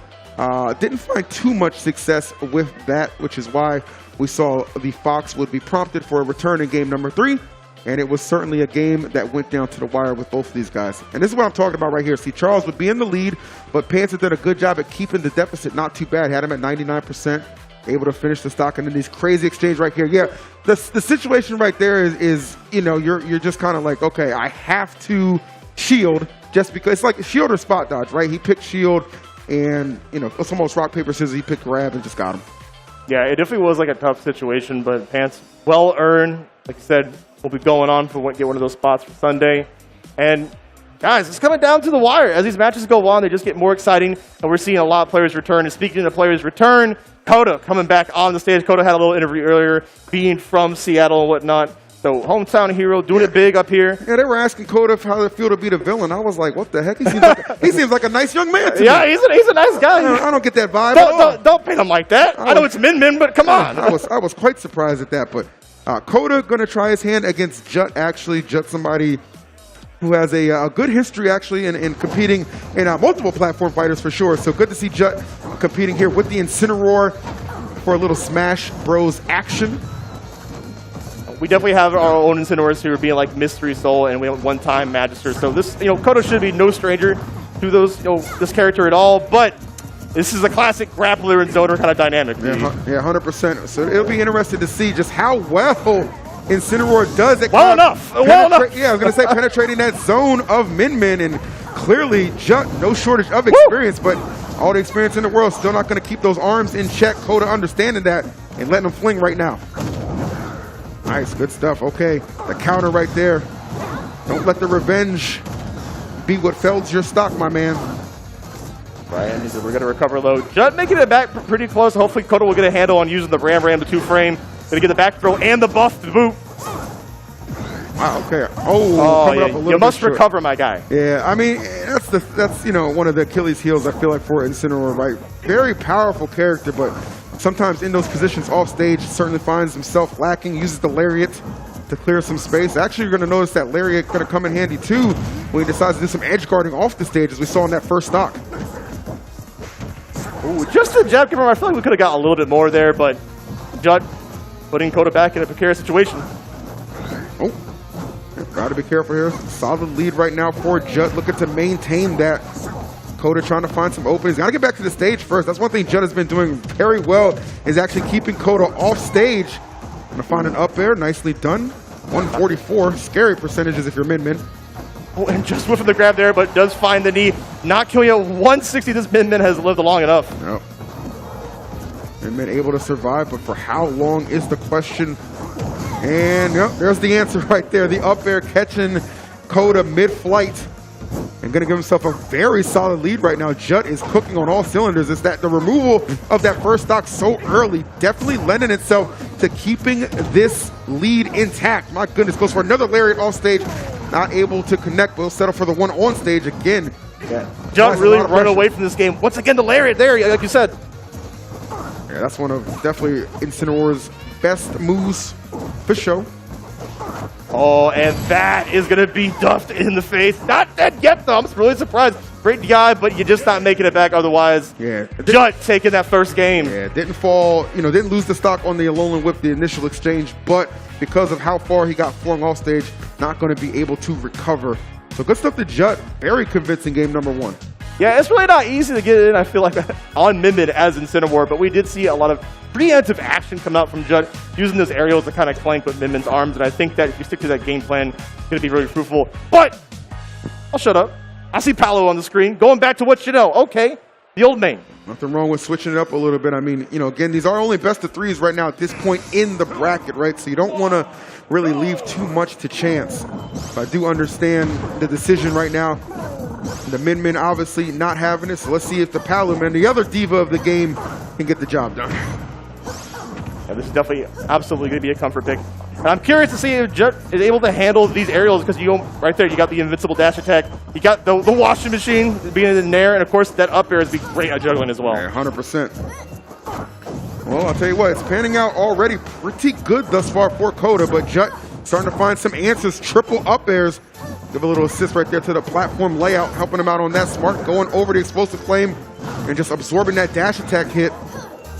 Coda able to dodge the buff there and able to get a grab, but Jut trying to land the situation. Oh, once again, grabbed him out of the startup. Coda just there to put, to stop the game plan that Jut wants to throw out. I actually really like that good reaction. I mean, obviously understanding that's going to be one of the go-tos for Jut. Ooh, these explosive flames finding their mark, whether they're hitting or not. They're definitely kind of putting Jut in an uncomfortable position and then catching the landing with the up air. Well done from Coda. This switch to Palu, not disappointing up until this point. Yeah, it's really going to be about compromising and intercepting these landings. And I think Palu is such a great choice, but you do get grabbed and do not live this one. Going back to 2-2 apiece, and this one is looking a lot more even, I want to say. 100%. Definitely see, it seems like Coda is just way more comfortable in this particular matchup. I mean, Palu obviously does quite well against a character like Incineroar for sure, especially with the good, strong aerial combinations you can get. That hasn't really been too much of the case, just a lot of neutral wins for Coda, I feel like. Hey, man, so that damage does rack up, and there we go. As I say, we're putting Incineroar right into the Nair. Nice. Okay. Oh, okay, goes for a big grip. Oh, actually. All about to say, that could have been shenanigans, if he got no doubt. If he got the down air there, that would have been so nasty. Like, that would have been insane. Oh, missing the side B right there. We really want to get that timing, otherwise you're just not going to kill you, Juan. Yeah. Oh, nice. Good catch, good catch. Jut definitely lurking a little bit. Done an excellent job evening this thing back up and catches a big time Alolan whip. Not enough to get the KO, but sometimes it's all about the positioning, and there's the big chuck off the stage into the blast zone. And just like that, Jut finds himself back in control, in the lead, and Coda just like that. I mean, from lead to deficit to in some big-time trouble. Yeah, it's looking like Jut's game to win here, but we don't never doubt Coda out yet. Got to take it really slow and don't give Incineroar what they want. Yeah. It's one thing to not give Incineroar what they want, but sometimes, you know, this character can just kind of take it, right, and just make themselves such a presence. He's got to give it to you, right? Exactly. Such a presence, such a force on the stage. Hard to combat. I like the Nair. Okay, Explosive Flames. Just really trying to cover that recovery. Ooh, Alolan Whip does take it. Wow. Jut winning over Coda. And it just kind of writes itself. You know, ran his game plan, got the Alolan Whip, and able to find his mark, man. Yeah, man. I mean, that was the go-to, and Jut didn't shy away from it. Like, he was very much so content to just kind of spam that out in a lot of situations. But, you know, the thing is, you know, as the match progresses, yes, I'm going to keep spamming that out. But when I do, it makes a little bit more sense to where I believe it's going to be most effective. And Jut really finding a lot of big hits. So good stuff. Yeah, and Jut coming all the way from New Jersey. We love to see people come all the way to beautiful Seattle. Dirty Jersey. Yeah. What up, though? Yeah, what up? Shouts to Jersey, man. Shout out to Jersey, man. That's pretty much, I mean, it's pretty much like just honestly, like obviously this is beautiful Seattle, but it's a combination of people from all over. Yeah, not just all walks of life, right? And not just the United States, man, but just the world in general, man. I met somebody from India earlier on, actually, in the line to get some food. He was a pretty cool dude, you know? So, I mean, that just goes to show you, man, gaming is just worldwide. It's crazy. Good stuff, good stuff. Yeah, if you guys have ever been in Seattle, definitely check out the sites too. I know PAX is great, but afterwards, enjoy some of the nightlife. Maybe go to the Needle and whatnot. I like that a lot because there's so much to do and check out. But enough about that, man. You guys need to check out what's going on stage because we got an interview to bring you. Let's hear from one of our talented players at this event. All right. I'm here with the man, the myth, the legend, Jut. Now, I was told backstage that, first of all, you work with Panda, correct? Yeah, I do, yeah. You're their social media manager. Yeah. And you were explained to me as a golden retriever puppy. Does that track with you? Who told you that? I mean, I don't think I'm at liberty to say. I don't feel like I'm at liberty to answer that. Okay, well, do you want to prove them wrong? You can cut like a WWE promo. You can have some harsh words for your opponent. However you want to prove that you're a badass. I mean, go ahead. I came here to win. So if I see, I don't know, Larry or I don't know, anybody, I think I got a pretty good chance of winning. And just like that, he proved that they were right. How did you feel going into that? Coda obviously looking strong since his last matchup. Were you worried at all? A little. Minmin's pretty tough. Jersey has a lot of Minmins and Palus, so I felt like I was kind of prepared. But Coda's pretty good, so I was still freaking out anyway. You know? Pulling in the second most interesting part of his personality, from New Jersey. I am also from New Jersey, so I'm actually going to retract what I said previously about Coda. You are the real villain because anyone from New Jersey has something deep and dark, deep inside their heart. So I think I'm rooting for you, but also against you. That's part of being from New Jersey. Is there any other thing you want to say to strike fear into the hearts of your opponent, being the fierce dire wolf that you are? I got nothing. All right, GG's all around. A big round of applause for Jut. Everyone loves him. Everyone knows him. We are going to be back with more action in just a second here at the Almost Pro 10K Open, here at the PAX Arena, presented by AT&T. So don't go anywhere. We have more fierce competitors just like that in just a second. We'll be right back.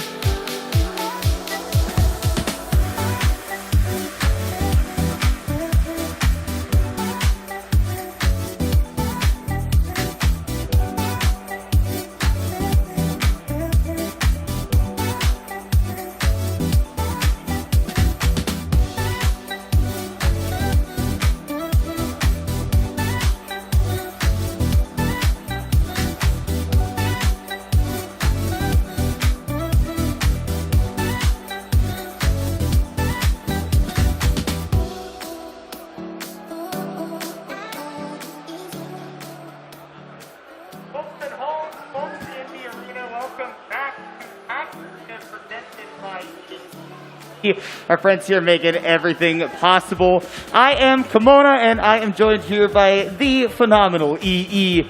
It is so good to be back on the mic with you. Ecstatic, you know, when we got to do a couple matches yesterday, but it was just that, just a couple matches. So yeah. I think we actually have a full slate, like a good 4 sets we'll get to do today, which I'm very excited for. And I hope you guys are excited too, because, you know, as we said, you know, coming into this event is presented by AT&T. You already know AT&T 5G, baby. They're fast, reliable, and secure. And you can learn more about that awesome network by visiting att.com/5G.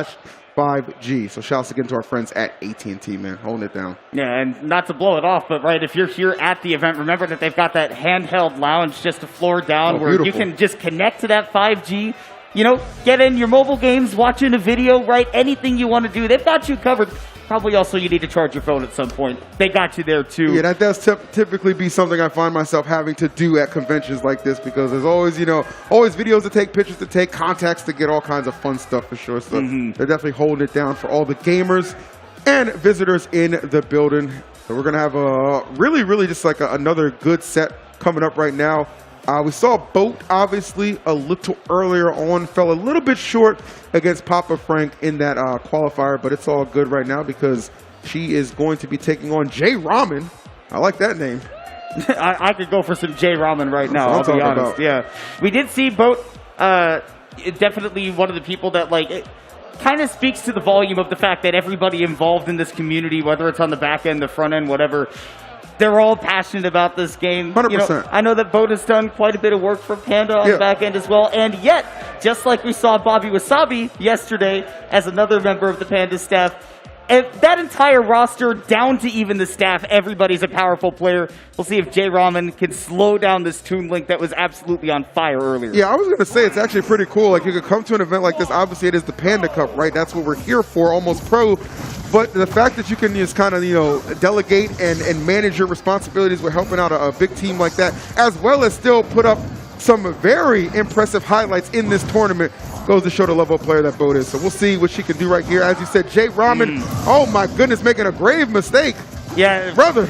Getting caught without the jump out there, really unfortunate. Trying to use that B-reverse laser, right, to maintain that aerial drift, rack on a little extra damage as you get back on, but unfortunately, gotta have that double jump to make it back. Without it, Wolf's recovery is mediocre at best, 100%. And Boat taking advantage. Yeah, strong as a character as Wolf is, that is absolutely the place that tends to betray him, is in that recovery aspect at times. So any opportunities right there where you're giving up free stocks, definitely not the way you want to go. But nonetheless, obviously Boat enjoying the lead and certainly continuing to just kind of pack on the percent.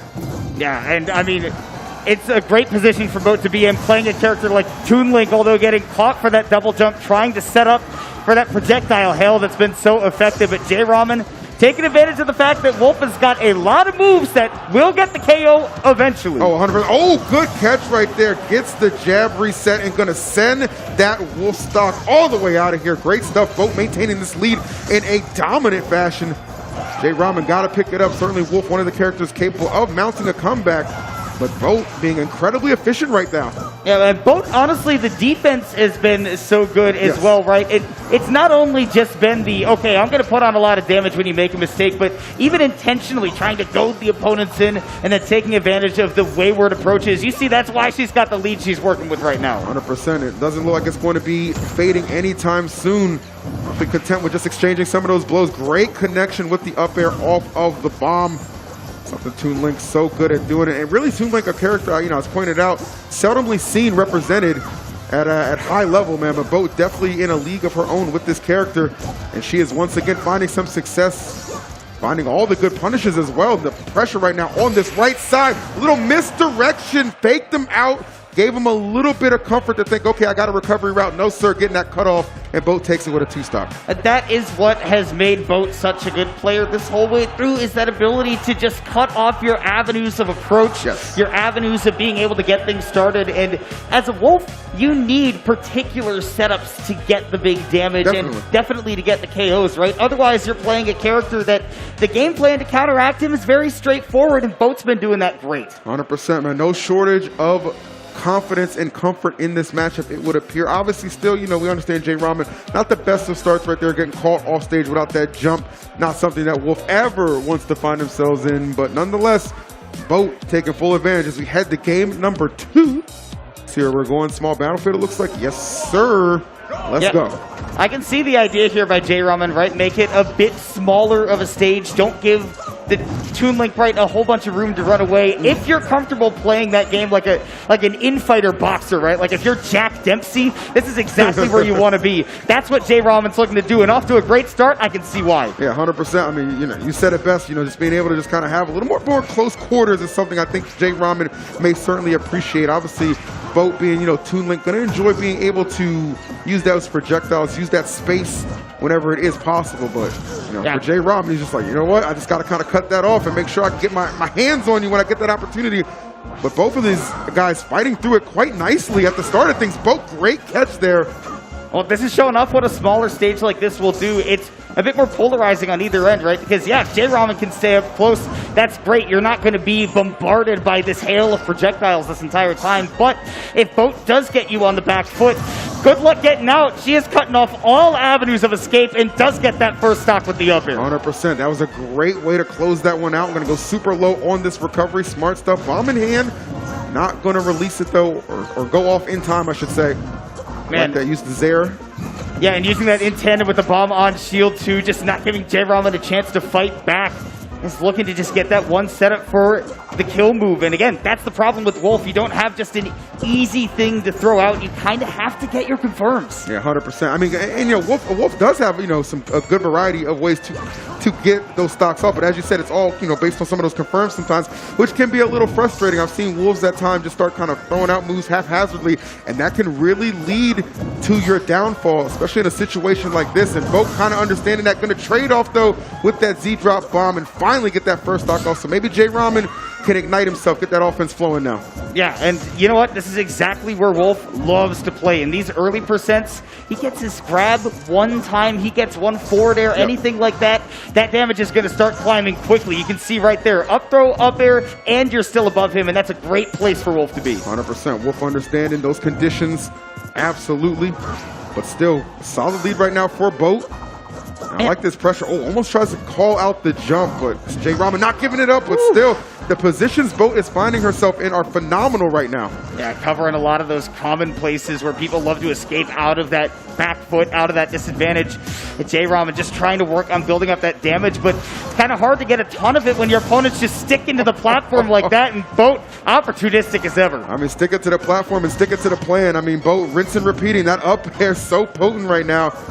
Continuing to help extend this lead from Boat. Love the up B there. Great catch with the boomerang as well.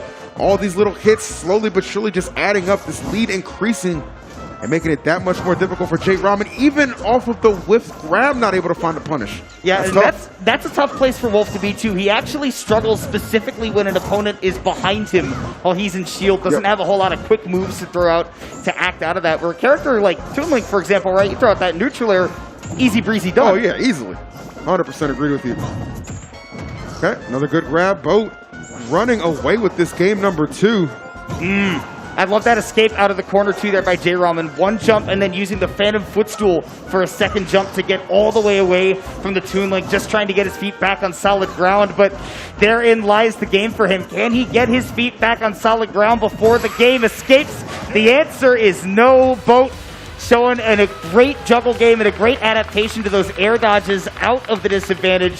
She will take a 2-0 win. I was going to say, like, he's given up a couple of those before, but Boat, you know, just smart enough to just stay incredibly patient right there and let the stock come to her and just finish it off. And that was 2 very convincing games from Boat. Throws up the peace sign as she exits the stage with the convincing W. Yeah, I love that from production too. They said Boat sailed away with a 2-0 win. Okay. I appreciate the attention to Somebody's detail having fun back there. I like that. I like that. I appreciate Somebody's having fun and classy fun. Yes, at that, right? 100%. Just like the game that we just watched, right? That was 2 people who clearly they've gotten their lumps in the game, right? They've clearly had their experience. And despite a couple of unfortunate moments, I mean, we really saw that they had a couple of game plans they clearly wanted to execute, and we saw quite a bit of that particularly from Boat, getting very consistent KOs at early percents. Yeah, those final stocks she was able to remove in both games 1 and 2 were really just, you could tell they were really just planned out quite nicely. Again, with the fake out in game number 1, and then this one here in game number 2, as you pointed out, just has a good feel and a good read for that air dodge. Stayed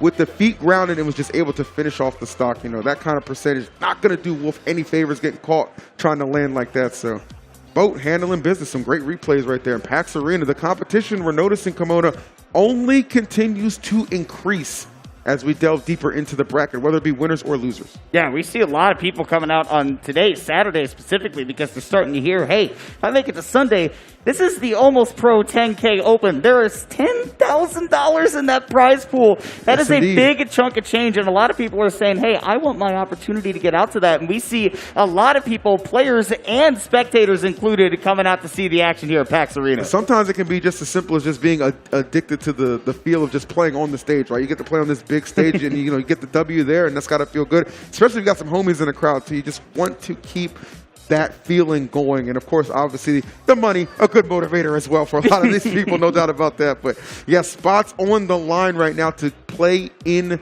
that final bracket that's going to be happening tomorrow. Cannot wait for that, but still a lot of room to kind of cover before we get there just yet.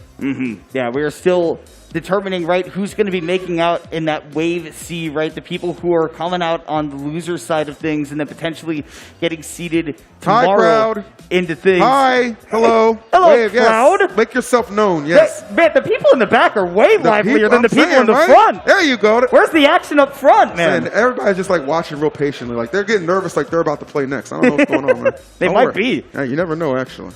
And sometimes you get nervous for your boys too. Yeah, there we go. I like the dueling sides, and then one side is just clearly just destroying the other. Like, this is my team. This is my side right here. Yeah. That's my side right there. That's my squad. Now, the people in the green light finally giving us the green light. Okay. The people in the blue have been all over it. At least somebody waved. I appreciate that. Somebody at least waved. Okay? I like the gesture at the front. I can't wave. I'm drinking water. That's true. This water is actually crazy. I've never had canned water before. Canned. It feels like the Canadian thing where they have the bagged milk, and you're like, why would you put the milk in the bag? I feel the same thing about the water. I'm like, I don't know. It's another world right now. Put it in a cup. I don't know. Only in Seattle. Only in Seattle. I do love me some Seattle, though. It's a great city. Probably the best city that I've been to. I've got some family up here. I've been here a few times. I always forget how nice it is up here. It's beautiful, man. It's the greenery for me. It's the greenery. It's the people. There it is. Honestly, as a Texan myself, letting it be a good 25 degrees cooler than the 105 I'm used to. There you go. Also a good bonus. I'm waving to you crowd. as well. Yes, I'm waving to you as well. If you turn around, you can literally see it. I'm not capping. I am, in fact, waving to you. I promise. No reason to lie. Trust a bro. That's a nice shirt. I like that. Dude, PAX always has nice shirts, too. They do. People come out with the humor today, but there is no laughing about what comes up next.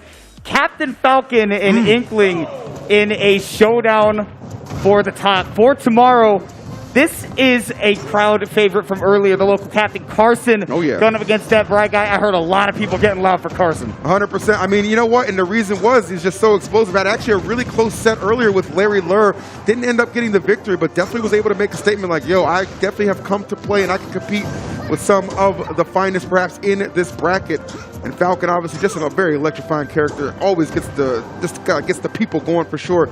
Don't get to see Inkling represented quite as much. Still a fantastic, character, no doubt about that. But maybe Kimona, with the rise and emergence of Splatoon 3, that's going to reinvigorate this Inkling community. We got that big Splatoon 3 booth just like right around the corner over there. It's huge. It looks like a movie set, but yeah, we got to see some people giving this character some resurgence. We thought this character had a lot of potential at the start of the game.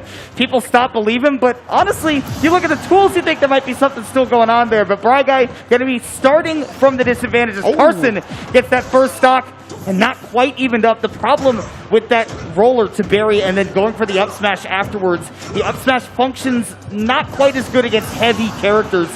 Down smash, though, effective all the same. Yeah, 100%. Definitely kind of gives you, you mentioned it perfect, gives those heavier characters maybe almost a get out of jail free card in some of those situations. But nonetheless, able to secure the stock. We are on some even footing. Love the blows that they are exchanging right now. 100%. Falcon definitely tries to overwhelm, but Inkling can certainly do a good job just kind of corralling some of that pressure. No, and especially once you start getting that ink on, right? You can put on some of your own pressure. Definitely. We see Bry Guy trying to play it a little bit more conservatively, right? Noticing that Carson's going for a lot of those big call-outs, trying to use that safe pressure that Inkling can use, going with that deep recovery, but getting caught by another Falcon dive. Oh, nicely done. Okay, gets the up air. Smart stuff right there, trying to keep the pressure on. Able to escape momentarily, but I will say this, Captain Carson, definitely no stranger, just continuing to put on that rush down pressure, looking for that opening. Looking a little costly, though. Didn't get all that back air. It's all good.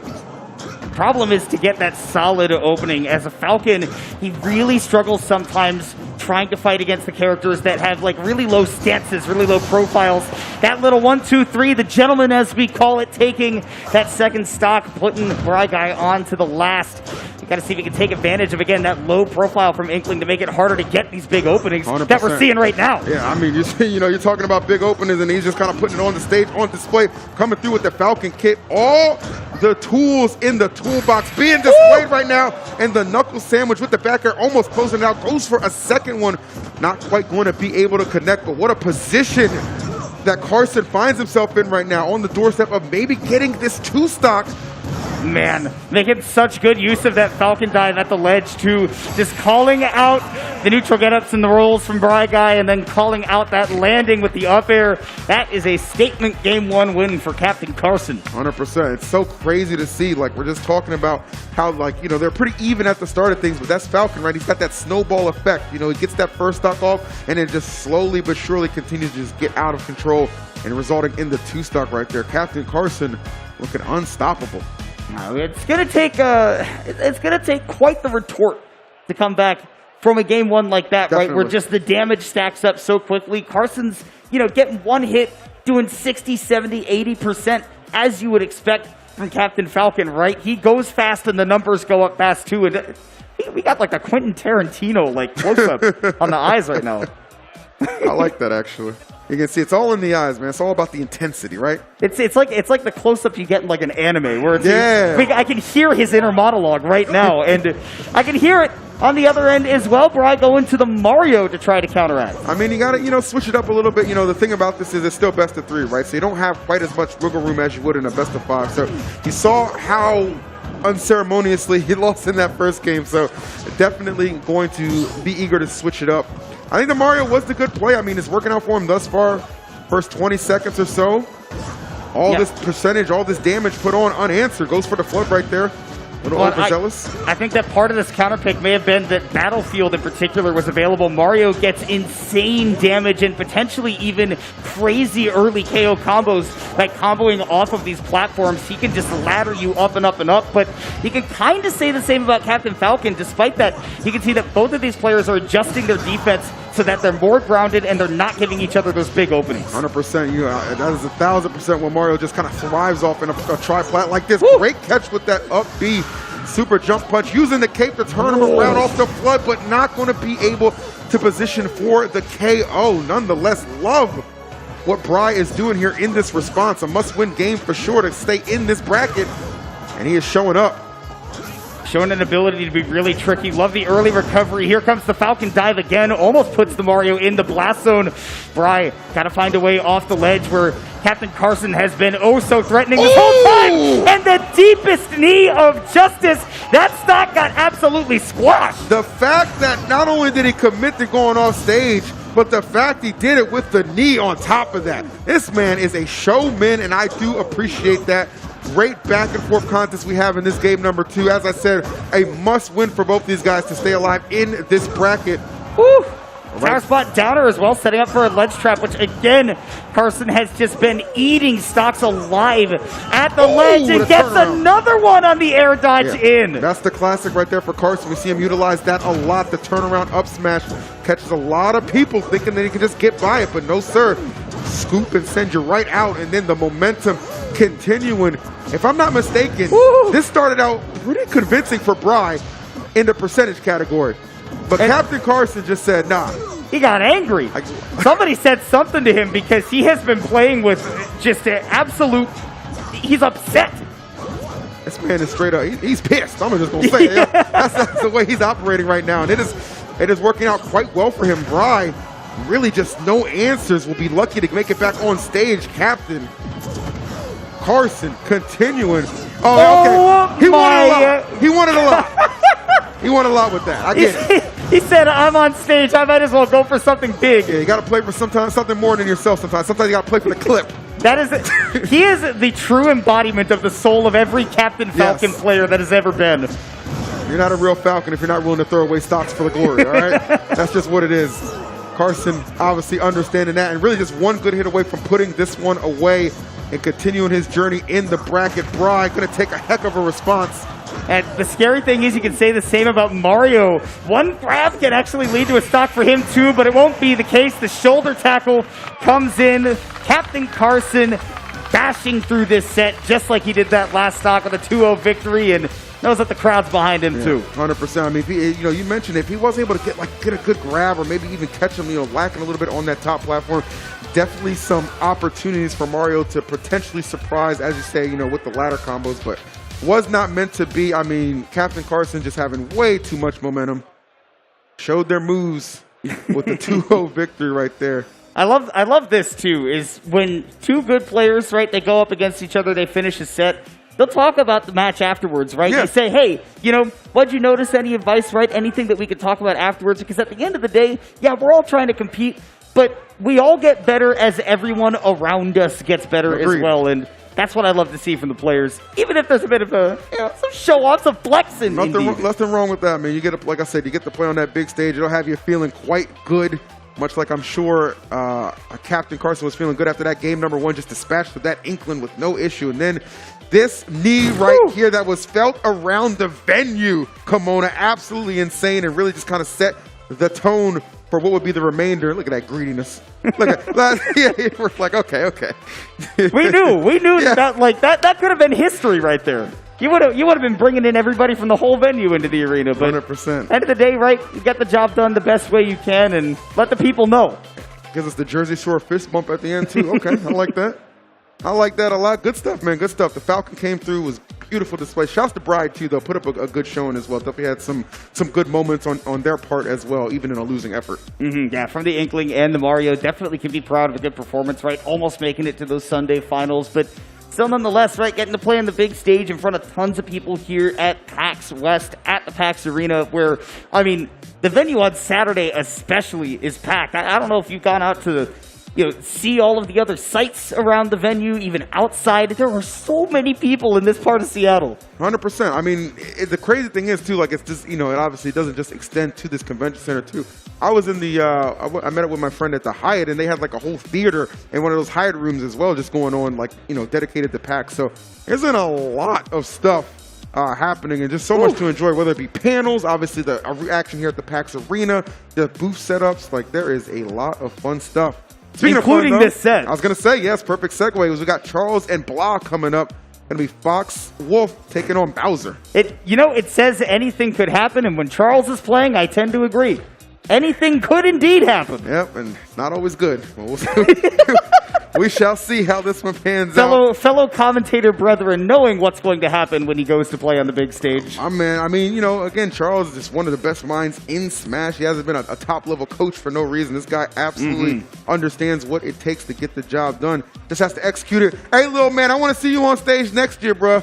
I think you might have what it takes. Say hi to the people. He looks like he could be a Wolf player. Honestly? He's got the energy, right? He's got the energy. I get it. No, I sense a killer intent. Yes. I like that. I sense somebody with the future. You never know, man. You never know. You get to see all these people competing on the stage and then just like, boom, comes back again next year, suddenly you're that guy, It's right? inspiring, It right? is. You say, man, I want to be able to do that. And then before you know it, you're going to the locals every week. You're drawn in, you're watching the majors, and you're saying, you're in the character discords, and you're saying, how do I hit this combo at this percent? Yeah, it's like, how are you guys doing it? 100%. It's like, how many people do you know is just, showed up to a local just as a spectator, watched the tournament just to see what it's about, and then just gets involved in the scene. We have a wonderful, beautiful, thriving scene, and it's great to see, people getting more involved in that. As we're about to get involved in this first game here on the loser side between Blah and Charles. Fox taking on Bowser. Not going to be any issues with Fox accumulating that damage for sure. The problem is Bowser can literally destroy you at like 50 or 60. Yeah, this is going to be the match of long combos versus I hit you 2 times and I took the stock. Perfectly said. That is, anytime you can kind of go against Bowser, that tends to be the case. So we'll see how well Charles is able to really just kind of play around what Bowser is going to indeed bring it to the table. Not doing a bad job at all already, putting on a ton of percent, but just like that, 2 hits, and he's within 10. Work smarter, not harder, right? Yeah. Charles, 20 seconds of straight comboing, not getting put in a bad spot at all. Blas says, I'm going to do the same damage by hitting you with 2 moves. That's what it is. Bowser just that character for sure, but Charles doing a nice job playing around. I like what Charles is doing, actually. Really just no overcommitment, right? If there's space between him, he's just content to just run back, maybe fire some lasers off, approach safely with an aerial, trying to space it out well. Gets traded on that one, and now, oh, I thought he was going to wait for the air dodge, actually. He might have actually been trying to get a turnaround and go for a quick aerial, but might have just gotten the missed input. But regardless, all that movement, Bly able to take that first stock with the up smash, covering a whole lot of options at the ledge there. Now Charles is going to have to try to find a way to take this stock. At these higher percents, that's what he's shooting for as a Fox, right? Where he can set up for something like Nair into up smash. A little bit late on the execution there, as it's exactly what he wanted. May even need to find a juggle, but you got to get away from the Bowser first. Ooh, even if, yeah, I'm telling you, and even with finding that up smash, you see Bowser just so heavy, able to survive at these crazy percents. 157, and catches him with the back air. Nicely done. Not going to let him get back for free. That's one of those moments where you see him, he turns his back to you at the ledge and he stands there and you know that he's looking for that back air, but Fox is just so fast, sometimes it's hard to escape it regardless. 100%. All right, gets the big throw right there. Nice, safe pressure there with the jabs on the shield. Very difficult to punish, and Charles knows that too. Like you said, good mind for the game. He's just trying to escape from this Bowser, get something started. These lower percents can be a real struggle for Bowser against a character like Fox. He's going back and forth with the Scorpion Sting. That was really good. I mean, just able to get what was like 7 up tilts out of that. Great stuff. And now has assumed the lead in percentage, about 25%. Let's see if he can go to distance. The confidence to just go for that illusion, just so bold. Right into the face of Bowser. Missed the second hit of that up air too, and I think he was specifically looking for the Bowser to drift to the right, just like that. He missed the combo the first time, got it the second time because he stuck to his guns. Yes, 100%. All right, Charles able to make the comeback thus far. Let's see how far he can really just push it, though. That's going to be the question that needs to be answered. Great fair and block. Going to take a swing right there, but no, not able to connect. So Charles getting a free pass back to the stage. And this is what Fox can excel at right here. Opportunity to really get these these combos at these lower percents. And you just saw he was not afforded the ability to. He started with that jab 1-2, but you can't use rapid jabs against Bowser. He has a mechanic called Tough Guy where he does not get knocked back by those. He can just blast right through that and hit you. And Charles realized that mid-combo and went, no, never mind. Yeah, just kind of like, let me just retract my statement here. My attempt, I should say. Said, never mind on that. He's going to stick with a lot of these grabs at earlier percents too, right? Where he's trying to set up to just build on damage. Then he can start running in with things like forward air, down air, neutral air. All of these things can set up for bigger combos later that Bowser's going to have a hard time escaping. Yeah, it's looking pretty well right now. Charles has really maximized everything he's getting out of this stock. 143, that is a very bloody Fox, but continues to just apply the pressure on Bowser. Able to get another spin, but it's not going to be enough. I mean, he's in a really good position. Oh, actual big catch. I like that. Disengage momentarily. Come back in with a swing on the dash attack. Smart stuff from Charles. Going to lose the stock there because Bowser just got that behind those throws, but he is in a prime position to get this first game. Well, that can be said for Charles. Doesn't quite, I don't think, have Bowser in the percents where he can get an easily available combo. That's the problem, and Block can really take advantage of that, right? Say, hey, I got tools to put on a lot of damage and put the Fox off stage one time. He's got very reactable, easy to cover recoveries that Bowser can absolutely blow you up for. Worst thing Charles can do right now is get a little too comfortable just swinging, right? You don't want to give up a lot of free hits, and he doesn't do that. Actually, off of the trump, gets right back on stage to find the up smash. Smart stuff. Well calculated and planned out too, as opposed to just swinging, just hoping it's going to connect. Smart stuff, as you would expect. I think that was a perfect showcase of the kind of player and the kind of person that Charles is, right? As a commentator, as a coach, he comes in with a very particular game plan. He knows what his character's strengths are in that matchup and how he wants to apply them, and he did that down to a T. It was beautifully done. Even with the getting caught off guard there on that first stock and finding himself in a little bit of a deficit. It's easy to get frustrated in that situation, but Charles able to maintain the focus. And now he's just one game away.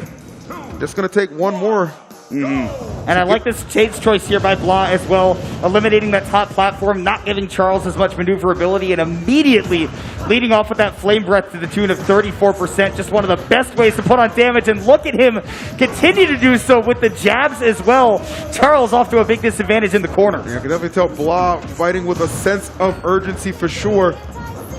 They did an excellent job right there in the earlier moments, but here comes Charles getting a chance to really showcase his offense as well. Plays a little bit too close to Bowser there, throwing out that up air a little haphazardly. Got to be careful on that. Like the up tilt and the attempts right now, great fair. Trying to go for that forward tilt. It can hit below the ledge before you can grab it if you time it right. It's exactly what Blah is looking for.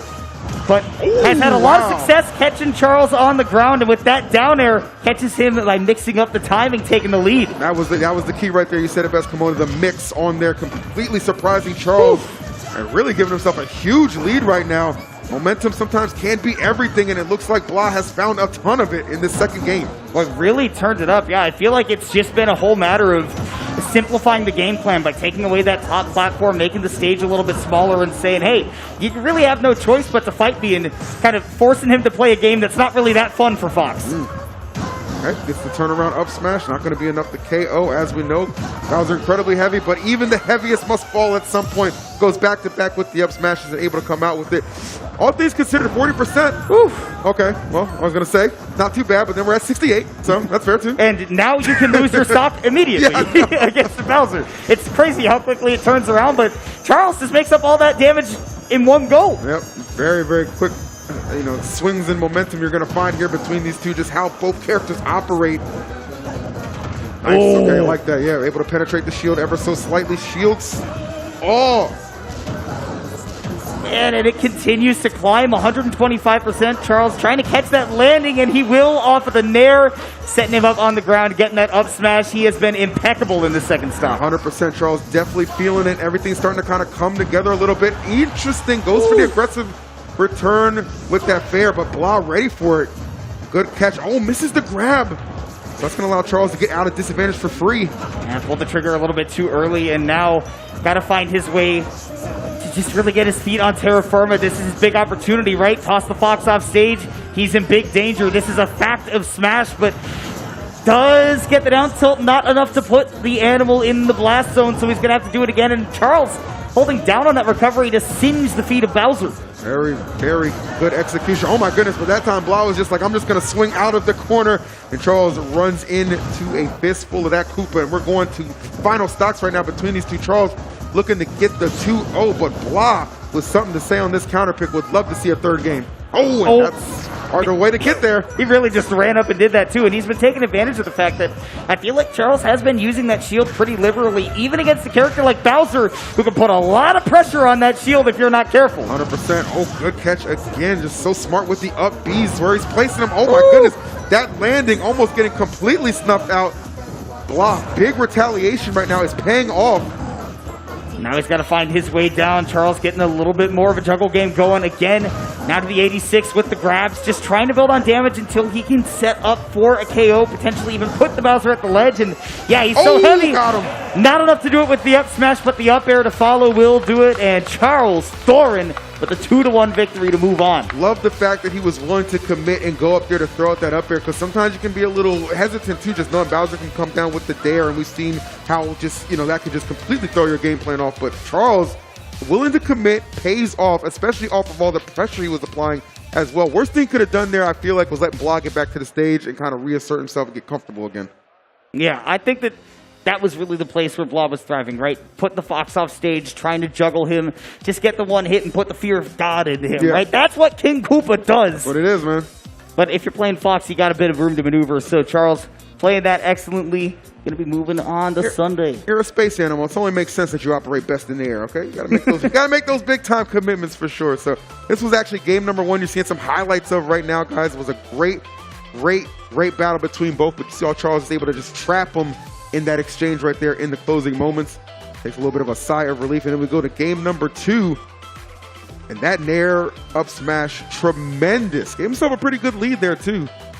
Yeah, you see him, right, getting into it in that game 2 where things started to get a little bit hot, right? He's a stone cold, composed kind of player, but And it really came down to the wire in that game, too. Nonetheless, pump of the fist, little handshake over there, and then you're moving on. And you got to feel proud of being able to, again, right, take a game plan that you crafted by just looking at the tools that your character has, looking at the tools the other character has, and then executing it to the best you can. 100%. I mean, really, that's incredibly what it's all about, and just good understand, really by both too, because I definitely want to give a shout out to Block, because this Bowser was very impressive as well, even coming up a little bit short there. But gonna switch gears because we have our next competitors coming up to play. I know that's Coda. Yeah. And I think said Rin, if I'm not mistaken. Yeah, Rin with the link. I know that we have not seen Rin play yet on stage, if I'm not mistaken. I know that we have seen Coda. A couple times, yeah. And Alex really laid into him up there on the stage. He was like, painted him as a villain. I'm like, this guy seems so nice. Why are we doing this? I know. He was just being like very diplomatic, like, oh, yeah, I play Min. Yeah, I can play this way. And Alex like, yeah, you're the most nastiest supervillain Dr. Eggman of all time. I love Alex. He makes his own narratives in there. Each one is more outlandish than the next. So, shouts to my boy in the back. I wouldn't have it any other way, frankly. He's a funny dude, no doubt about that. This will be a good match for sure. I believe I saw Link actually next to Rin's name. That was the character icon I believe I saw. So could very well see Link taking on either Min or, as we saw, Coda actually plays Palu as well. Played Palu against Jut even in a losing effort. Was still pretty impressive nonetheless. Yeah, and obviously Jut, a very powerful player, has a pretty long resume of good results under his belt. So Coda putting up a good fight, nonetheless impressive. And I think that both characters, right, have their own merits in a matchup playing against a character like Link, right? Palutena is going to have a really good job of, maneuvering around that spatial control that Link excels in, right, dealing with the projectiles. But Min, on the other hand, you can just as comfortably play at that mid to long range, and in fact, in some cases, even better. I would say, just really what it's going to come down to, really for Rin, I feel like you get knocked off stage, you're going to have a hard time coming back. You might make it back with the stock, but you're going to get taxed in that percentage a lot. Min can be an absolute demon when it comes to keeping characters off stage, so, Same goes in reverse, though. If Coda goes off stage too, that's a struggle against Link. Also a master of ledge trapping, and I think that's really going to be the determining factor of this game. They're both going to try to stay on stage, but once they get to the ledge, both of these characters can struggle to get back. Very true, very true. Good points on both sides. We shall see who reigns supreme here in this showdown between Min and Link.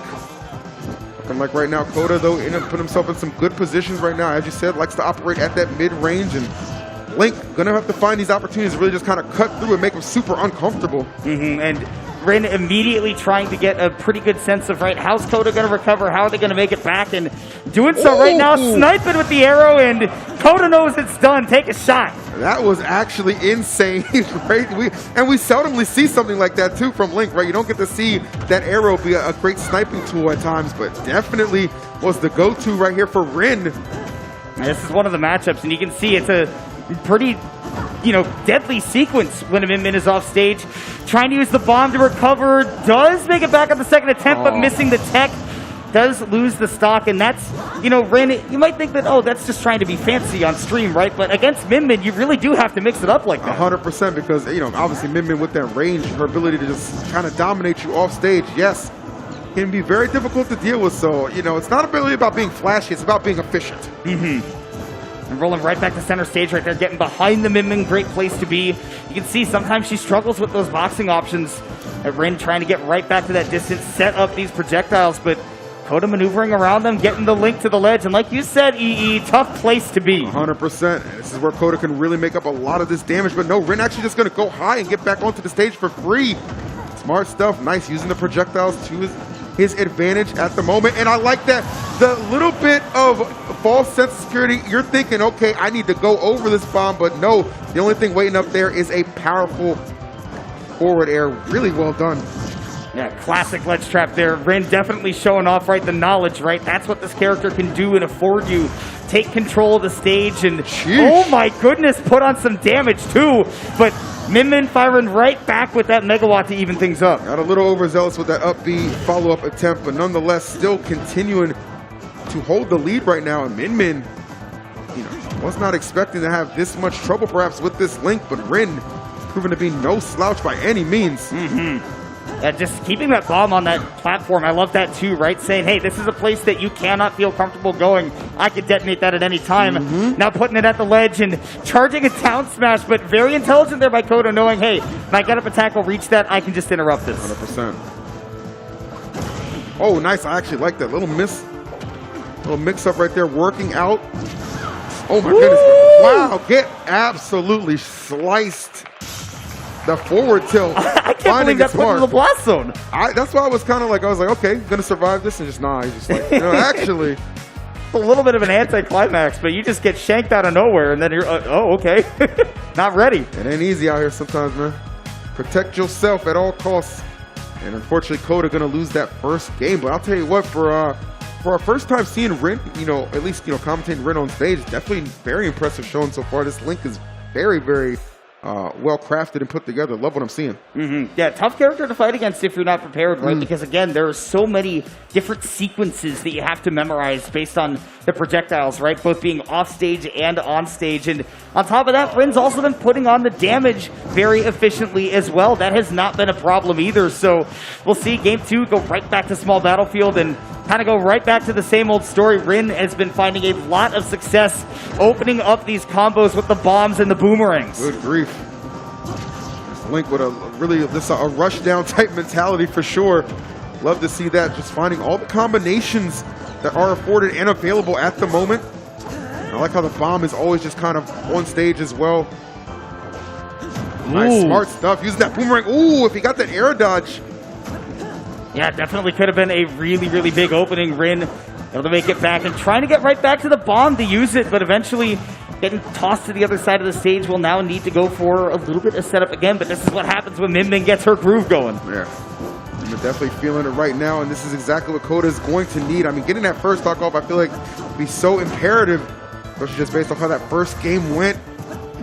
Fighting nice, okay. Good anti-air with the up smash, smart stuff. Launching up, but nobody home just yet.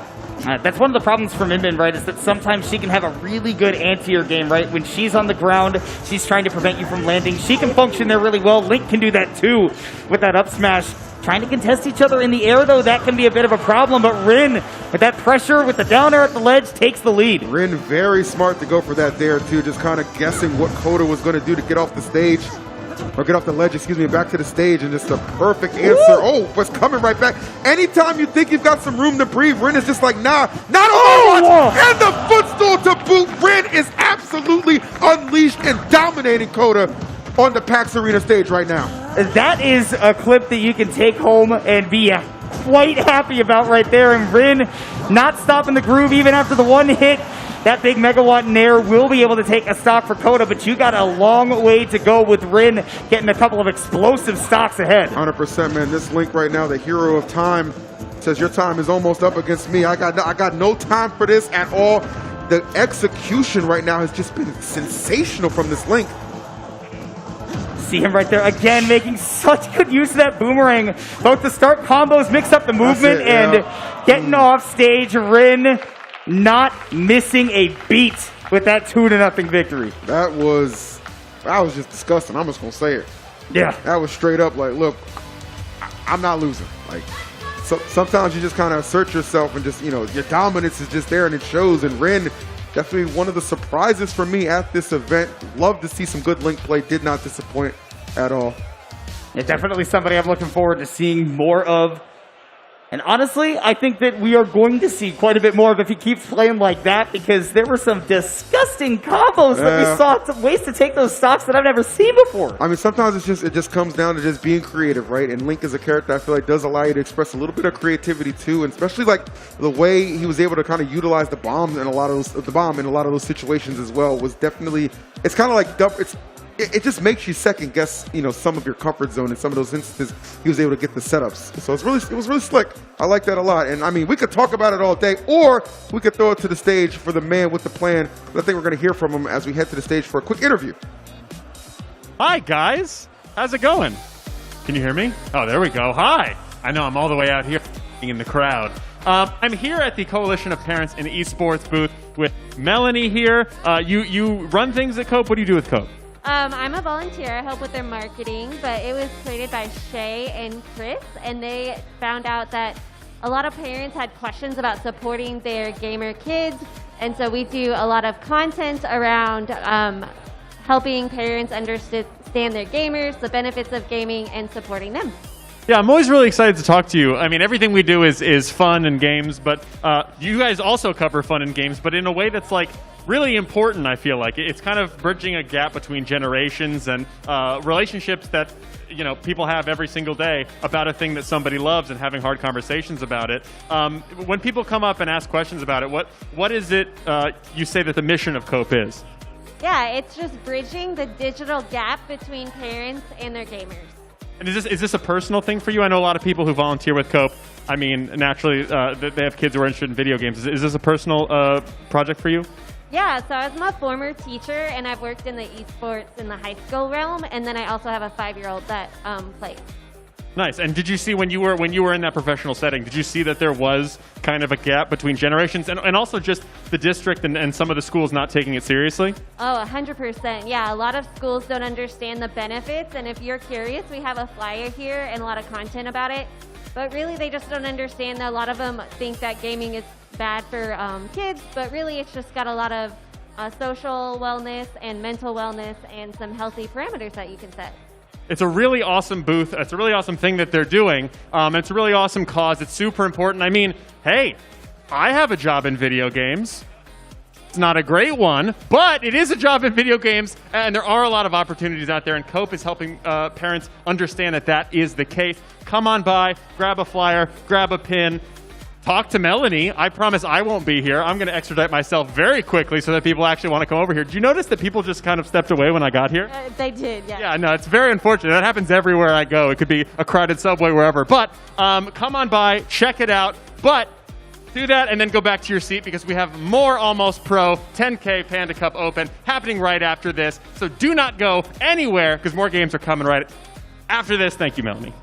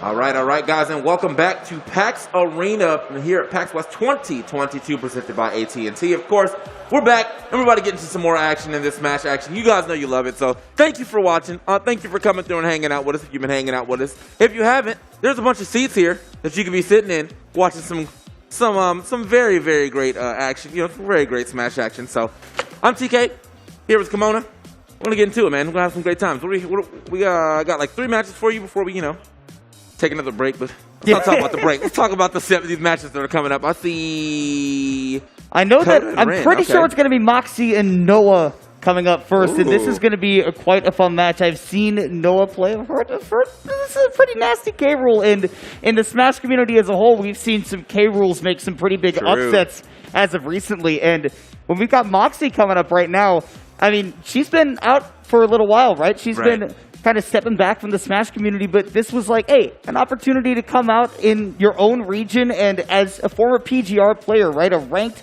worldwide player, come step up and show everybody you still got what you were made of. Yeah, honestly, the K rules as of late, too, have been kind of showing up in a major way. I've been seeing just some pretty interesting results from this character as of late, so might see some even more interesting results. Now, Moxie on the other side of things, she definitely has the Wolf for quite some time, has had the Pokemon trainer, so you can always pull that one out if you need, just kind of just like a flex pick. But I think Wolf versus K. Rool is probably a pretty decent matchup for Wolf. So we'll see what happens as we get into our first game on. I did not see the stage, but we'll find it soon. So. I would hazard a guess that it might be Pokemon Stadium 2 or Small Battlefield, and it will be the latter with that smaller stage. That can definitely make fighting a big character like K. Rool kind of scary, but you get your one hit started as Wolf. You can take it a very, very long way against a character that can struggle to get out of that bad situation. Yeah, and also being a very heavy character too, Wolf will probably get a couple more confirms at later percentages than you would normally see. But right now, Moxie doing exactly what Wolf is doing, would normally do, and kind of overwhelming you with like very close pressure, and then eventually going to find that big hit. Luckily, that armor's coming. Oh, you are wild for that one. Yeah, that crown has that boomerang effect, right? It can do a whole lot, but right at the exact correct distance for that Wolf Flash to connect. Moxie not wasting any time with that first stock. I really like that idea too. England down, big character. You need a move that's going to actually do enough damage to knock him out of that armor. Wolf Flash will definitely do it. Ooh. We'll see her try to continue this ledge trap against the character who can be kind of scary coming off the ledge as K. Rool. Even though he's big, he's got quite a few options that can contest with you, but try to contest with that forward smash, you will get knocked back quick. Oh, just barely making it back to stage on that one, too. You saw the propellant. She almost started descending there, but Noah still living on this second stock, still trying to figure out a way to get this stock off of Moxie. But, you got to think about the fact that this big, very large character, one of the largest in the game, is losing stocks at 130. I mean, quickly, too. It's not even like, you might have been able to DI that back. You are gone. You're out of there. If you are not practiced as a Wolf player, then getting those KOs at those percents is going to be a struggle. But Moxie has got one of the nastiest punish games out of all of the Wolves out there. No surprise to see her taking those stocks early, but Noah definitely set up and poised to take this one at the ledge, but get up attack bails out Moxie. Oh, wait a minute. Okay, Moxie just marking. Now you're starting to see the defensive options come out, the panic options from Noah. Moxie knows that. Looking for. Oh, okay, went for it all. Ill-advised. I think probably needed the sweet spot of that Nair to connect into it at that percent, but nonetheless, right, she's got the stocks to play with. You have the ability to go for something crazy like that, and even the movement getting tricky. Down smash will take it as well. Untouched on that second stock, and Moxie showing off just that. Quite a bit of Moxie in that game one. The slight bit of charge on that down smash as well, just to know, like, all right, this is the amount of things I can do or time I have to get this actual punish off of this parry. So woo. The small optimizations, right, that you would expect out of somebody who, again, like Moxie, she was formerly a worldwide ranked player, and the only reason that she's not still is because of inactivity, right? And that is the kind of performance you expect. Yep. So I mean, I know it says almost pro, but she definitely was a pro and still is a pro. When she's active, and looks like we're getting a little active again. So let's see exactly how this happens as we get into the next game. Also, I don't know who picked this song. If y'all didn't pick it, or if it's just random, but this is one of the best songs. Pilot Wings goes crazy. Best song in the oh my God, Moxie goes crazy too. Okay. Oh my goodness, and the patience too to wait out that forward smash and these tech chases, these combos.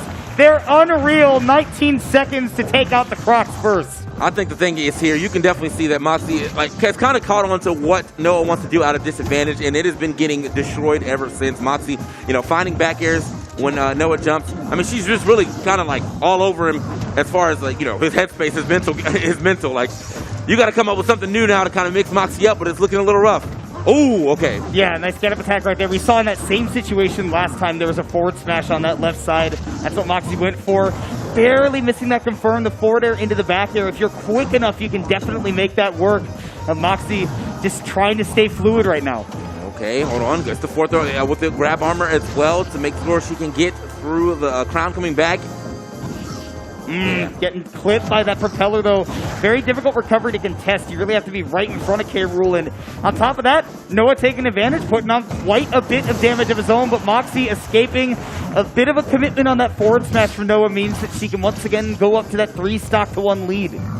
Okay, getting over there once again. I'm loving the usage of the grab or the throw armor to get through the crown one more time and getting the the guaranteed punish. Oh wow, 85, way off the stage. Yeah, it just continues to climb. Parry, the small optimization there. Backdoor going to put Wolf in a bad spot, but Moxie nonetheless able to make that recovery work, and Noah just got to get one on the board. Okay, there we go. So, yeah, Moxie gave Noah one for free last game, but doesn't look like she's going to do that this time around. The crown with the reflect and through the stage. Going to have to watch how he throws that. Oh, okay. All right. I think it's time to relax. I think it's time to get a nice cup of herbal tea and just sit back for a second. Because Moxie is going for things that nobody has seen before. Yeah, I mean, the idea, definitely like it. But, I mean, not sure what... I guess they started, they started the up B so late. They were like, all right, I'm not going to hit it. I'm just going to leave. Yeah. I'm just going to leave. I'm out. Yeah. At 181, damage continuing to climb and just keeping it safe here at the ledge. The jab not fully connecting. K. Rool falling out. Noah getting one more opportunity here. Okay. Oh! And that is quite the answer. You want to throw away one of your stocks? I'll take another one for free with that back air. Getting Moxie down to the last stock, but at the end of the day, it was so close to over that all it took was the one forward tilt. Moxie will move on with the 2-0. Yeah, I mean, look, sometimes you definitely have to send that message, though. Moxie gave up 2 different stocks to herself, and he was like, I'm going to get one. I'm going to get one. Of my own volition. Yeah, so good stuff to Noah finding that, that back air to go ahead and get that spike near the end. But, that was the winner side of things, so he still will be in, and hopefully he can find his way some success in the loser side of things. But got to give it up to Moxie. Again, seasoned player. We've known her for quite some time. Just haven't seen her around lately. And, well, she still looks just as good as she did before. Yeah, I mean, it's the difference between, seeing somebody like Noah who, we saw a couple of glimpses. We saw that back air off stage. We saw a couple of pretty big combos as well. But it's the difference between somebody who's actually pretty good at this game and somebody who has been a pro for years. True. Very true right there. Yeah, I think that was like, all right, well, you're too far away. Or could potentially also have been a messed up, Wolf Flash I guess. as well, Wolf Flash. Trying to get back to the ledge. That looks like about the Wolf Flash angle, so... Either way, yeah, I'm gonna get in there, get the back air for the spike, and then immediately right after that, just F tilt. Might have actually been able to try to air dodge that back, but it was on borrowed time after that. It was definitely on borrowed time after that. Wow, what a shot! I don't know who's keep making these shots. Good stuff. Hello. Hey, what are they doing over there? It's like somebody taps you on the shoulder you weren't expecting it. What the? All right, so welcome back though to the desk. We are going to get back into some more action here, of course. We've got a lot of people here sitting around, hanging out with us, watching some Smash action, playing some Smash actually in front of us as well. So, I mean, look at how much space PAX is given to this whole area, right? You got the My Nintendo area right over there. Yep. You got the tournament area, us, and then you got Panda got their booth over there as well. Yep. Showing some good merch, showing some good games, and then the beautiful stage as well. Yeah, man, it's a good time. So if you haven't already got your Nintendo's Versus bag too, man, make sure you take a journey over here and talk to the wonderful ladies working this here booth. Get yourself a nice bag, little swag on your way out. But up next, you're talking about swag. Swag, yeah. And we got one of the swaggiest Fox you ever seen in your life. It's gonna be Light, stepping up to make some plays. And look, I mean, I'm not sure who his opponent is yet, but I do kind of feel sorry for him because Light is that guy. Well, that would be General Egregious. That is his opponent. It's a good name. Good tag. While it is a phenomenal tag, I would also say that the amount of just candor that you get out of the way that Light plays the game kind of makes him General Egregious at times. Yeah. I mean, some of the plays he goes for is definitely egregious. You know what I mean? So we'll have to see how this goes, and if General Egregious can definitely bring some heat to the table, or I guess to the kitchen, it's gonna be a little rough. Could be a little rough. I mean, I've played Light on several occasions myself, just like at summits, and you know. As sets go on, I feel like he just gets better and better against you.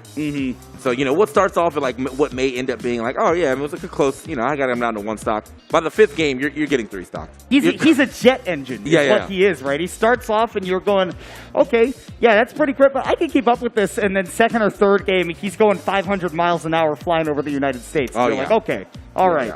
If I had to equate him to a Monster Hunter monster, he would be a Crimson Glow Valstrax for sure. Oh, you know what? That's a good comparison. That's a jet, right? Yeah.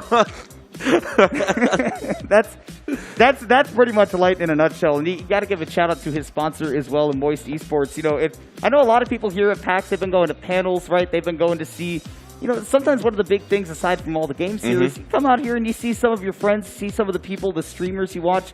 If you're familiar with Moist Critical, also known as Charlie, he's got his own esports team. Yep. We saw Cola play yesterday. Light is another member of that team, and he is absolutely one of the big reasons why that team has found so much success in Smash. Yeah, no, Moist is definitely doing it up. I mean, between all the people that they have on that squad, and, you know, some very high-placing individuals. Usually see a decent amount of them in the top 8. So, yeah, Moist, great pickup for him. And here we go, looking at these medals for the Almost Pro, and, of course, the trophy. You know, the big prize right there. That was actually a nice shot as well. Right down the trophy. Couldn't even tell the trophy until you moved away. That was nice. Hey, I thought that was just like an area. Yeah. That looks like what they hand to the person that wins Pebble Beach. That's a nice trophy. Tiger Woods about to show up and be like, hello. That's for me. All right.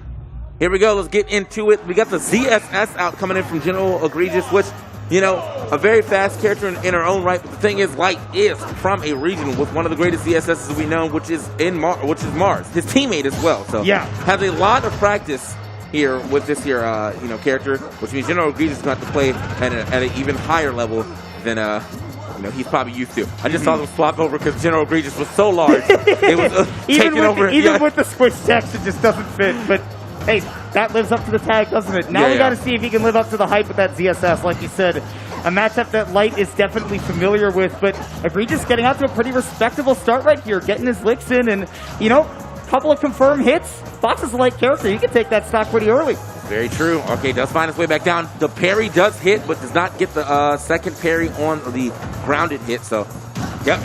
Good chase down. Good wait right there from Light to see where he was going to go as well, and then immediately firing off with that up smash. That's a good thing about Fox, you know, very fast run speed, so can definitely catch tech rolls, even off reaction in situations like that. I mean, when it comes to watching Light in particular play too, the game speed in general is just so amped up beyond anything you've seen before. This guy has some of the craziest movement in the entire game, and that amounts to being able to stick to you like glue no matter where you go, and that is quite the way to take a stock. Yeah, wow, was okay. I mean, we don't get to see that too often anymore, but okay, good tech right there. He's going to get back on stage. I like the idea of the drag down. Another tech is going to get him back to stage one more time.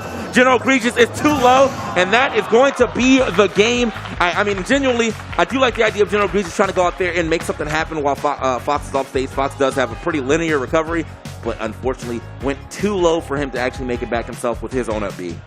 I even like the idea to try to use the forward air specifically, right? Multi-hits, Light's not going to be 100% sure when he hits that stage, right? Because if he falls out, he might fall for an air dodge, and then he's taking a trip to the bottom blast zone for free. But regardless, he's the one that comes out on top because he did hit that tech. Now, General Egregious will have to fight against... We were talking about it earlier, right? Light warms up. That first stock took a little bit. The next two gone in the blink of an eye. Yeah, I mean, so he's actually starting up super quick. But, you know, now we're into the second game when he's already got some momentum. See if he might end up, you know, trying to make this a 3-stock game. Here we go. Knowing Light, it could be a 1-minute game. He's been known to do that kind of thing. And you see him put the pressure on like this, doing well. But I love General Egregious just swinging out of the corner with that up air to give himself some space. Okay, I like that as well. Okay, Light almost having, I mean, good idea on the roll read for sure, or the air dodge read, but luckily General Egregious was able to get off the stage. Double tapped him, wait a minute.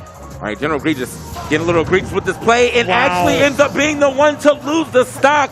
Oh, no. That was such a good attempt, though. He had the right idea, knowing that Light had to go low with that Firefox, and you can contest that with a boost kick. He did it too early, though, so Light got back, got the stock, and now gets a lead that will just continue to climb.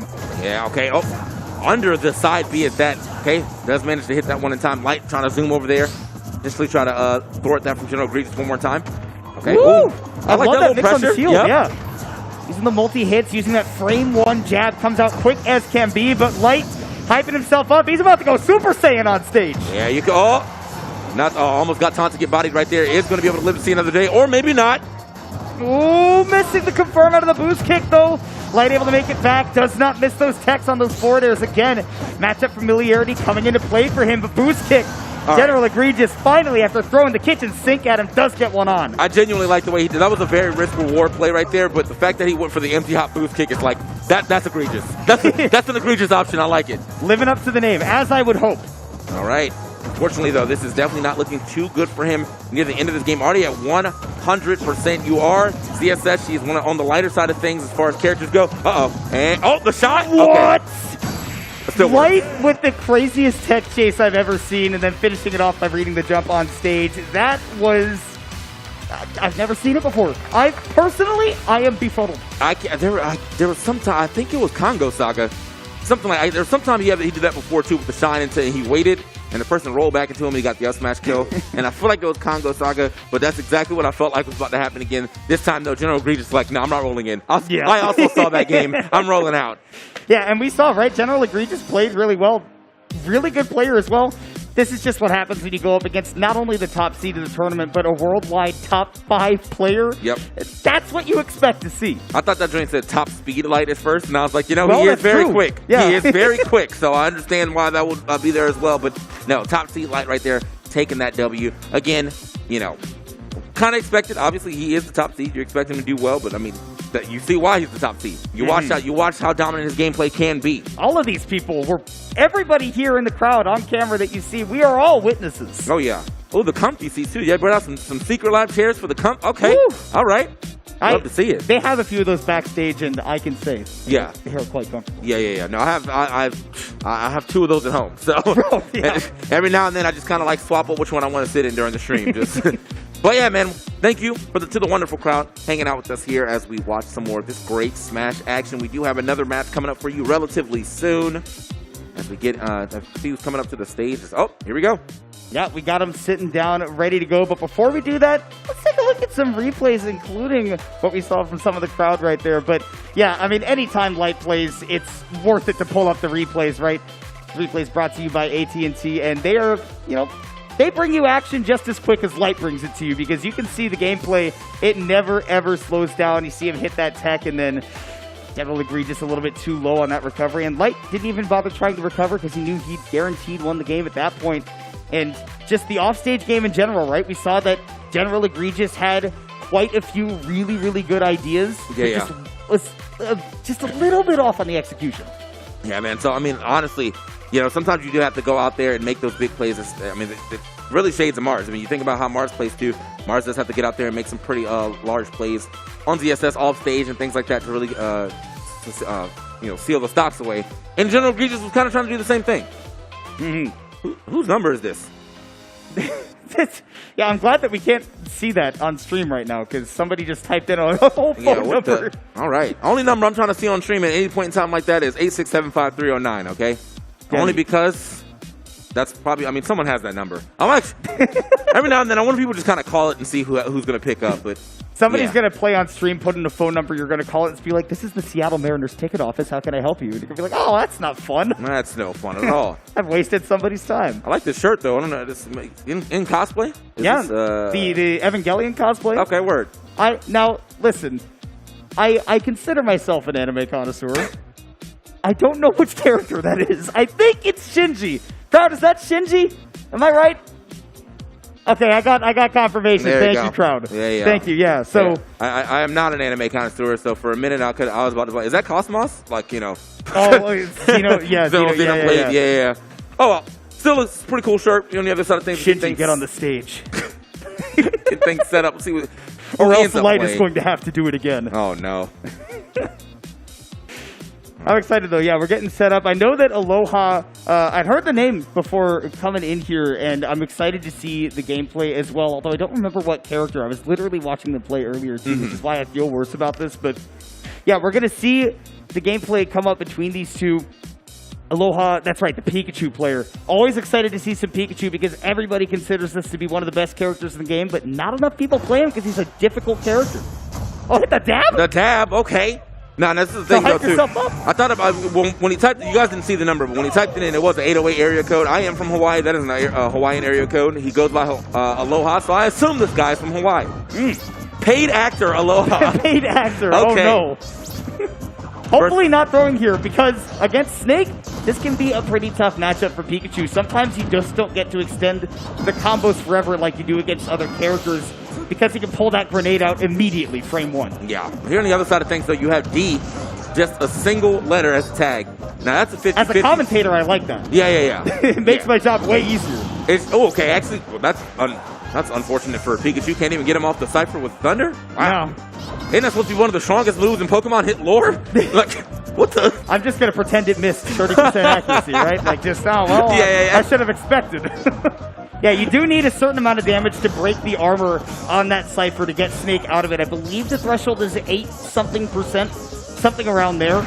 And the Thunder's just not strong enough. But to take the stock, dash attack, one of the best moves in Pikachu's kit. Yeah, very true. I mean, it's so weird. Like, when you come in from other games, too, and you're thinking about how the fact that was not a KO option before, and now it is. It's like, it's a really good burst option for Pikachu. Good back throw right there to get him off the stage. Still looking for these Thunder drag downs. Now, if Pikachu does actually get the second part of Thunder when he hits himself, that is a very strong move. That's the big damage. Yeah, that's the big damage. So if he's able to find that, might be able to find himself, a stock relatively early. Good dash attack to get him off the stage. And I like this, using the Skull Bash to go all the way under, not even worry about the mortars that Aloha was setting up at the ledge. That's just something that Pikachu can do. He has got a recovery good enough to kind of go wherever he wants. Okay. Ooh, yeah, Tech Chase not going to find purchase here. Quick Attack detonates the grenade as well. And normally Pikachu doesn't want to take those trades. He'll do it now, though, because it's enough damage to let that up smash take the Snake off the top. All right, saw a little bait right there from Aloha, too, just kind of standing around the C4 to be like, yeah, I don't see it. But he definitely saw it. Okay, that one actually gets him this time around. Back air.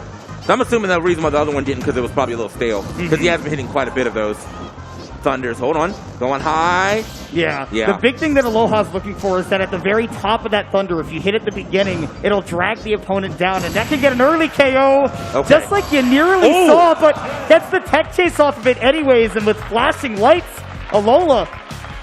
I said Alola. I was thinking about Pikachu. I was thinking about Pokemon. Aloha! Yeah. Excuse me, with the 3 stock. Yeah, well, I mean, I feel like that was what that's what they based it off of, right? Like Hawaiian Islands, basically, or just any type of tropical islands. Well, Aloha, it all works. Good stuff though. We got the patented and my favorite, the double kill screen. That's my jam. But it happens so quickly. Too, yeah. It gives you whiplash. I think that's my favorite, but it's usually my favorite until I see Fox's back air. Then it's not my favorite because it's like that wasn't a kill screen. I thought that this was supposed to be a kill move, and yet he was at 140 and lived. I think Sakurai really just likes that move. So he's like, every time it hits, he's like, I'm gonna make it so at least I can get a freeze frame on it. Make it feel good. Yeah. Here we are into the second game. We're gonna take it to regular Battlefield this time, adding a third platform. Maybe this helps out with some of this grenade pressure and for Snake to be able to land, but I feel like Snake's landing in this game in particular wasn't really about not being able to land. It was just getting back to the stage in general past Thunder. Yeah, I mean, the game plan for Snake in this matchup is you're trying to make it difficult for Pikachu to get things started, right? You toss out the grenades, you get big stage control, but we haven't seen a lot of that because Aloha has been demonstrating amazing knowledge of this matchup and really just fighting up close this whole time. There has not been a moment where the rat has not been in his face. And I like that too. That was a really good option of kind of waiting out, man, gets every piece of that, the Cypher, the Snake, everything's gone, Call your boys, Snake. Where's Otacon? You need some tips, some advice. All right. I can't catch this guy. He's all over the place. Otacon's just like, I can't catch him either, Snake. You're on your own this time. All right. I wouldn't want to deal with that either. No. Here we go. A lot of back airs happening. Another one. And this is going to be rough, too, trying to make this recovery from this far away. Don't think you're going to... Oh, he missed himself. Yeah, secret snake tech, functionally infinite recovery by being able to use that C4, but you have to be able to put it right on top of you, and that does require the right inputs. He's just barely missing out on that. Yeah, I think it was still drifting a little bit, thus, it's actually missing the explosion. Almost got to try to do it again with the second try, but not close enough. Either way, okay, might be able to find a stock here. The grenades are out. Grenade thrown up right there. I like that idea. Boom. And trying to get some aerial coverage, stop Aloha from landing. Does finally do so with that up tilt. Great anti-air tool. Get some real early kills. It is deceptively strong. Okay, back here yet again. Nice. Triple tapping him right there. Now, still, I mean, this is the thing about Pikachu, kind of like always on top of you. A lot of those hits don't do a lot of damage, but they also don't send far at lower percent, so Pikachu can string 2 or 3 of them together while also keeping the pressure up right after that. Oh, wow. Hey, you talk about pressure. That is one way to put it on right there. Finally catching that full thunder hit that Aloha was looking for it that entire set and got it when it mattered most. The secondary pressure, too, of the grenade as well. Dab. Yes, sir. The secondary pressure of that grenade as well, too, to kind of box you out for a quick second. To be like, don't land. Don't come here yet. Okay, now you can come here because I want to hit this thunder. So, good stuff to Aloha, making it happen. Got to give it up to, another Pikachu out here really kind of showing up. Pikachu, one of those characters everyone says is really nice, but we don't see a lot of them, actually. Yeah, that's why we need to see more people picking up this character, right? Difficulty aside, eventually you have to say, well, the reward is so high. Like, there are 50 characters that say this is my worst matchup in the game, so why not give it a try? Yeah. Definitely love what we see from Aloha there. I mean, I accidentally called him Alola right there, but he's about to evolve into a Psychic-type Raichu. I mean, look, I feel like some of those reads are definitely Psychic, so I'll give it up. I will give it up to that guy. Good stuff yet again on the stage, popping off. Here at PAX Arena, where, of course, we got even more action for you. So, we do have quite a bit of action for you right after the break. Before we take that break, we are going to talk to my man Alex on stage. Alex, take it away. All right, guys. I am here with Aloha. I have first question. We have TK on stage. He said he was from Hawaii. Are you from Hawaii? Yeah, big island of Hawaii, actually. Hey, there you go. Round of applause for Hawaii. I can't imagine there's that big of a... People love Hawaii here. Wow. I can't imagine there's that big of a Smash scene there, at least locally, I would think. Not on my island. The other islands, yes.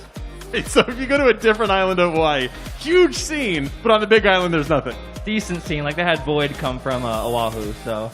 You just wait until the big players come through on vacation, and then you go like, come on, let's play, and they're trying to have like a Mai Tai or something. Yeah.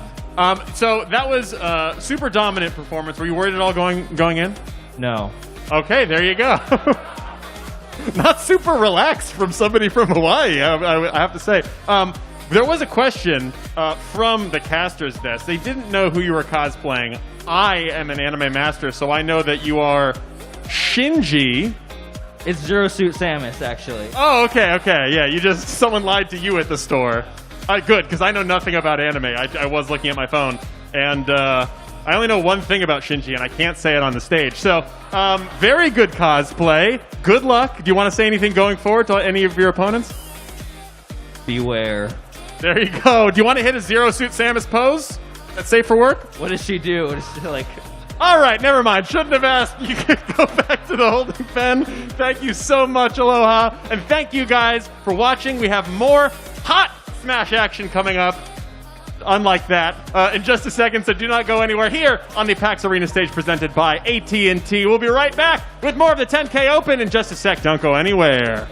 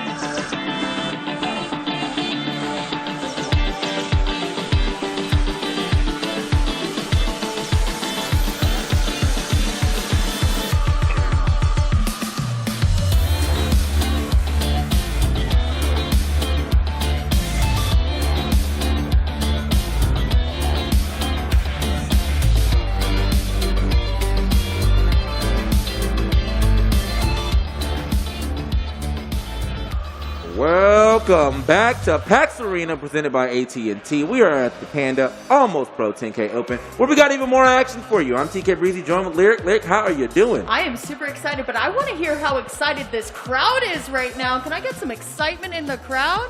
There he is. I hear him. All right. We're feeling good. The crowd's feeling good.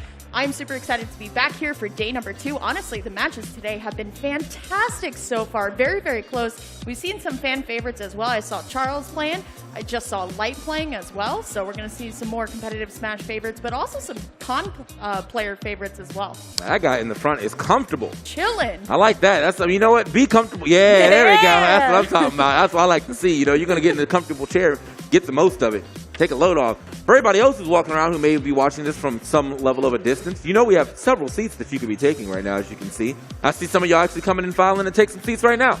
Love to see it. Also, just because I know I can be heard out here, Josh, I need another lens wipe. I know you're around.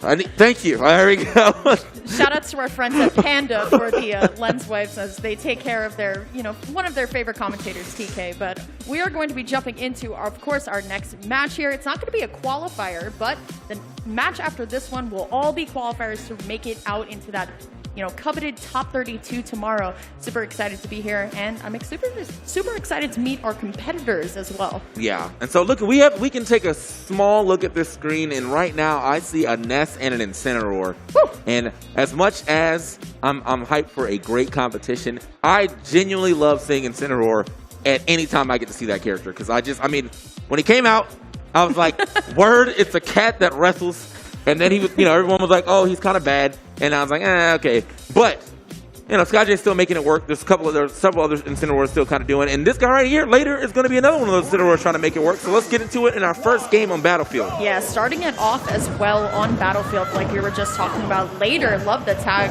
It's going to be a really good stage for Incineroar because the movement around the platforms is just going to be fantastic. But Ness as well can use these platforms to also utilize the PK fire coming down as well, try and get a couple aerials out. So far, looking pretty even on both sides. Yeah, and I think that's the thing, too. Ness can definitely play a pretty good keep-out game, all things considered, when it comes to playing up against Incineroar, who does have pretty bad speeds, all things considered, but he is a very strong character, and Ness is relatively light, so you can expect to see some stocks dropping right around now if he gets the right smash. Absolutely, but I like the way that Ness is going to be able to come up from the ledge right with that forward air. It's going to be looking good. The PK Thunder are going to go right back to ledge here. And once again, these forward airs are looking really fantastic in terms of spacing, but the grab unfortunately misses.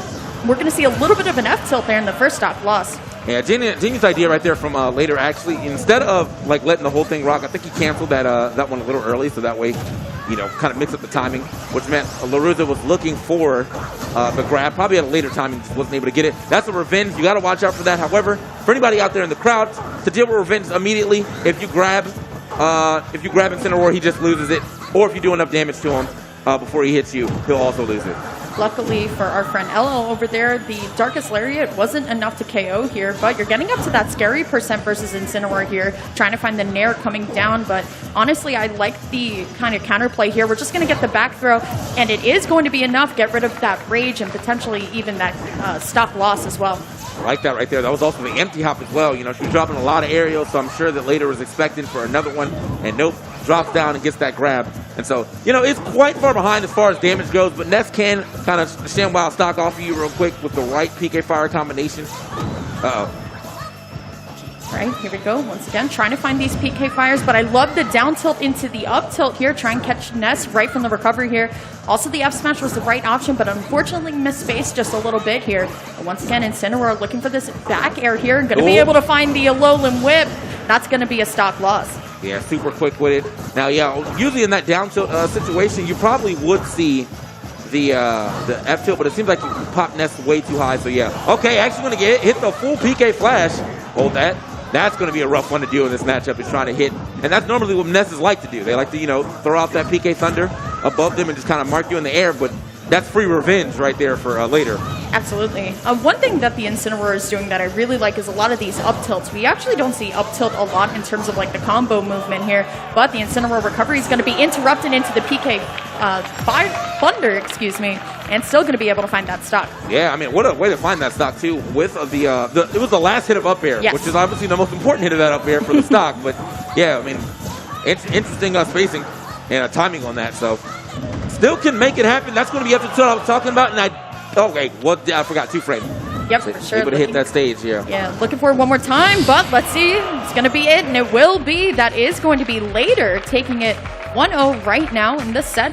I do like the battlefield stage. I actually don't think it's the stage. In fact, I would like to see the players utilize this stage more. I don't feel like there was enough scrapping on at least that top platform for Ness, but a lot of the back throws were there, like the PK fires off the platform as well. So it's a really good game one. It's going to be a close set for sure. Yeah, the PK fires are honestly just kind of putting somebody who probably has a harder time landing on a platform and then harassing them with whatever good moves you have that can hit under the platform.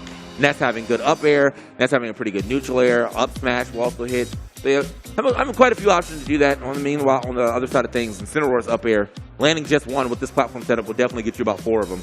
Absolutely. We're going to see the same matchup here. Once again, it was pretty close last game. So we'll see what this game comes to bring. We're going to, you know how I just said I want to see them utilize the top platform? Well, there's no more top platform. Yep. We're on small battlefield. So we're going to have to see how this one works now. Now you only have the side platforms, which still means you can get some platform pressure for sure, but it's just kind of forcing that out. A very good start here for LaRuza, though. Hey, tries to go for the up smash, not going to hit, but still. I mean, quick 61 like that. Unfortunately, you are playing up against that was 21 damage off of that. Yeah, for sure. Incineroar's damage output is insane here. Going to be able to find the forward air, looking for at least the shield pressure here, but LaRuza going to be able to get the PK Thunder, but once more, later is always ready with the down tilt and the F tilt, and there's that F tilt to get that first stock. Didn't even have to hit the down tilt that time around, but yeah, I mean, LaRuza also can probably try to go for the mix of extending the PK Thunder by holding down, but you did see a couple times later was looking for that and going for the revenge like that. That's my revenge now, and that's a lot of revenge to take into the last stock while also cutting Ness's recovery short. Yeah, it was a really creative way as well to get rid of that stock too. Still going to have the revenge ready to go. Now, it's not enough to KO Ness at 0, but this Incineroar with Rage, and I do think an Alolan Whip would do probably about like 70. Yeah, it would do, about a good 70. If he's, boom! No. You're not dead, but 75 damage. All right. Off of 1 hit. Yeah, this is what I also want to see LaRuza do too. The Ness up air right above the ledge too. Throws on a nice hitbox where it kind of spaces you out in between your opponent. But the down tilt back air is actually going to be it. That's going to be later going to be getting that 2-0. The down tilt back air definitely, not something that you see too often off that down tilt from that angle. You usually do see the down tilt F tilt, but the down tilt back air pretty clean as well. Later, perfect idea with that revenge, and then turning that revenge into, hey, we got more suits, hey! Clap it up. Nice. Anyway, but yeah, no, just turning that into 75 damage off 1 hit is pretty insane. Yep, only with a character like Incineroar, if you will, but we will be seeing later on in pools. That was 3 laters back to back. But once again, it was a really good set. Really like to see, especially people from other countries, later actually from Mexico, as you could see from the display up in the front. Querétaro, Mexico right there. I love to see it. So, LaRuza, yeah, I mean, obviously a really good first game there for LaRuza. I was able to bring that one pretty far back, but yeah, just after that second game was all later. So, once again, we had a little crowd who played them, hanging out, watching some of this wonderful action. And the edge guarding too. This is one of the things about Incineroar that you have to learn is how do you get around Incineroar? How do you trip up Incineroar? And when you're recovering from the bottom all the time instead of recovering high, it's going to be later ready with that down tilt, F tilt that we saw so many times as well. And this one, that was a little bit creative to take that stock. And I feel like that situation too where, Incineroar is kind of just hanging out right about here and looking for you to do something off the ledge. It's so scary because like if you stand up, you get a Alolan Whip. If you roll in, you probably get a Alolan Whip or F tilted. So it's just, there's a lot of things going against you when you come through, or when Incineroar has you on the ledge like that. If you do not, obviously think about your options when you're trying to get up the ledge. So up next, we got Moxie versus Bob the Guy. We did see Moxie just a little bit earlier. She did make it happen on stage with the Wolf against Noah's K-Rool.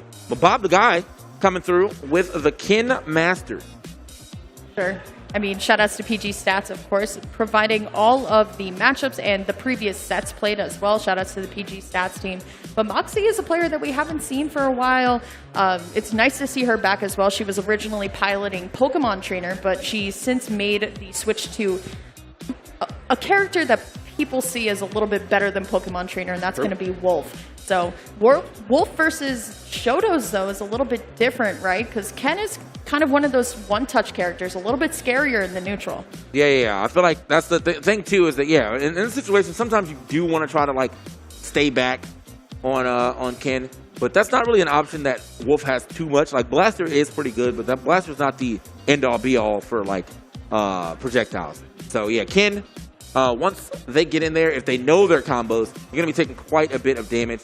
Here on the other side of things, though, we still have to, think about the fact that Moxie is a very seasoned player. Absolutely. So she probably has played quite a bit of Kens in her lifetime. Now, if you know anything about the Smash community, this has kind of been the year of the FGC characters when you think about it, right? You have amazing, players like Icon, like Riddles, like Vendetta, all making statements with these characters that really just kind of box with you.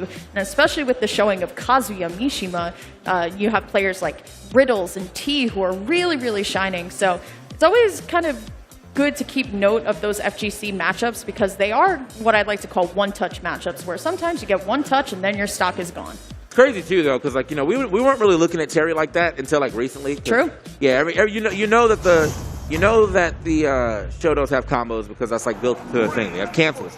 But Terry, the hit stun that Terry puts on and being able to kind of follow those things up is where his combos actually really pop off. You see things such as like down air, neutral air, and stuff like that. Here on the other side thing, though, no Terry, got the different blonde boy out here, and that's going to be Ken trying to get themselves a good hit. Starting off pretty early with a couple of smashes, but this is around the time where you would actually expect Ken to start racking up some damage. Yeah, absolutely. And you kind of talked about this already, but how Moxie started off the match was with those lasers, right? And trying to kind of poke away that danger and to be able to get the F-tilt and the Hodoken there. But once again, Moxie fighting her way out of the corner with the Nair and the down smash. Really great start from her. All right, yeah, Bob not really able to get any of the true Kid Masters magic going. We have seen some Hadoukens hit. We have not seen really any combos here from him just yet. Okay, wow, combinations. That planks? Yes. I'm tired of this character already. Anyway, look. All right, here we go. Once again, one of the signature Wolf aerial attacks is going to be landing with that Nair a lot of the times. When that Nair has such an interesting and odd hitbox, but I like the way that Bob was trying to challenge her off stage, trying to get the hit back into the stage, potentially get the spike, but still going to be able to get out the edge guard. Bob and Moxie both on 2 stocks, but Bob is in very much danger of losing this stock from one spot. Bob is definitely hurting right now. So this is a very interesting way that he's playing Ken too. I'm not really seeing too much of like the Ken combos or anything like that, but he is still finding good damage because Ken does have pretty good damage output regardless. Okay. And yep, here we go. There we go. Oh, okay. Didn't get the full thing, but I still like the attempt. Yeah, she's going to bait in right with the up smash as well. She's getting that Wolf back air prime and ready to go. Bob, though, trying to position himself right underneath the platform here, but Moxie going to be able to grab the ledge. Good air dodge, but still, Bob using the anti-airs, trying to find the Shoryuken. It's not going to be enough, but Moxie not able to capitalize as much as possible there. Okay, that worked. That worked. I mean, getting back in there, the roundhouse is going to go ahead and finish that one off.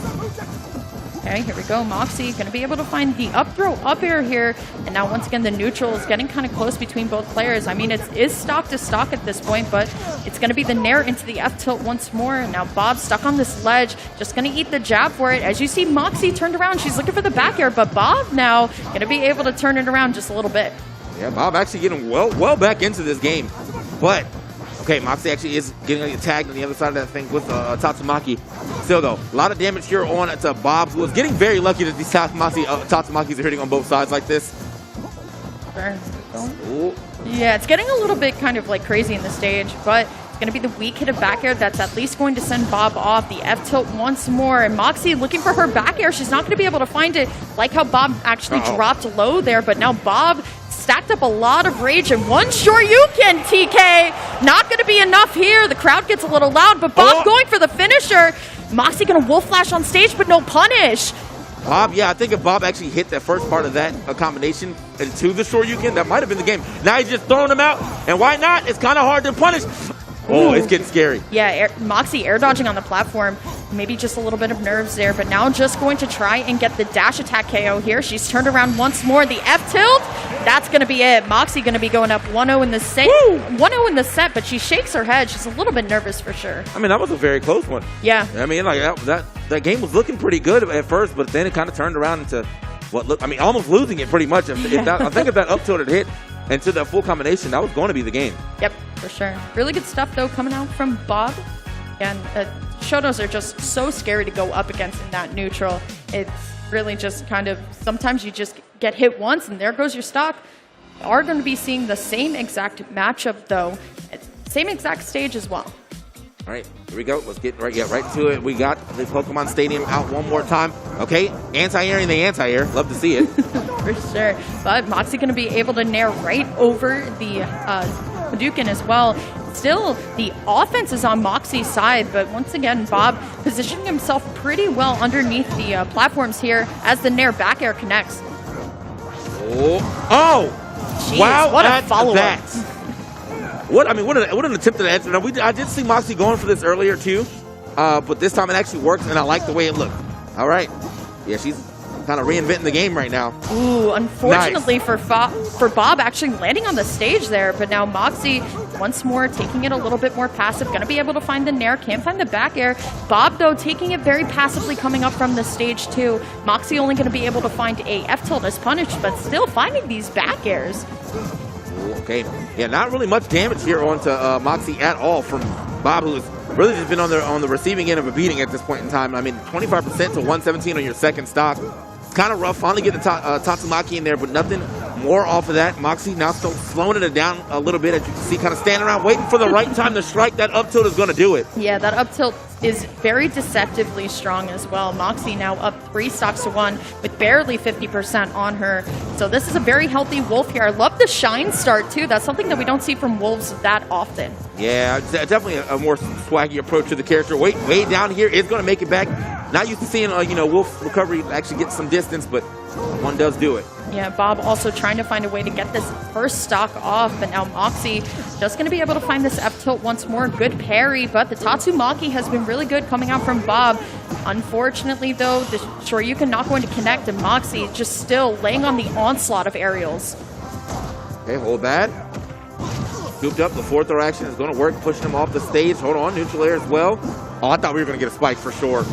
Oh, but once more, Bob was actually looking for that stage spike last one, but just going to jump right into the F smash. That's going to be Moxie getting that 3 stock and sailing her way right into Sunday. Yeah, I mean, what a way to do it, too. Like, that was pretty much just conditioning. You step back, you make the person feel like they're a little safe. They jump in trying to do something, and boom, here I am.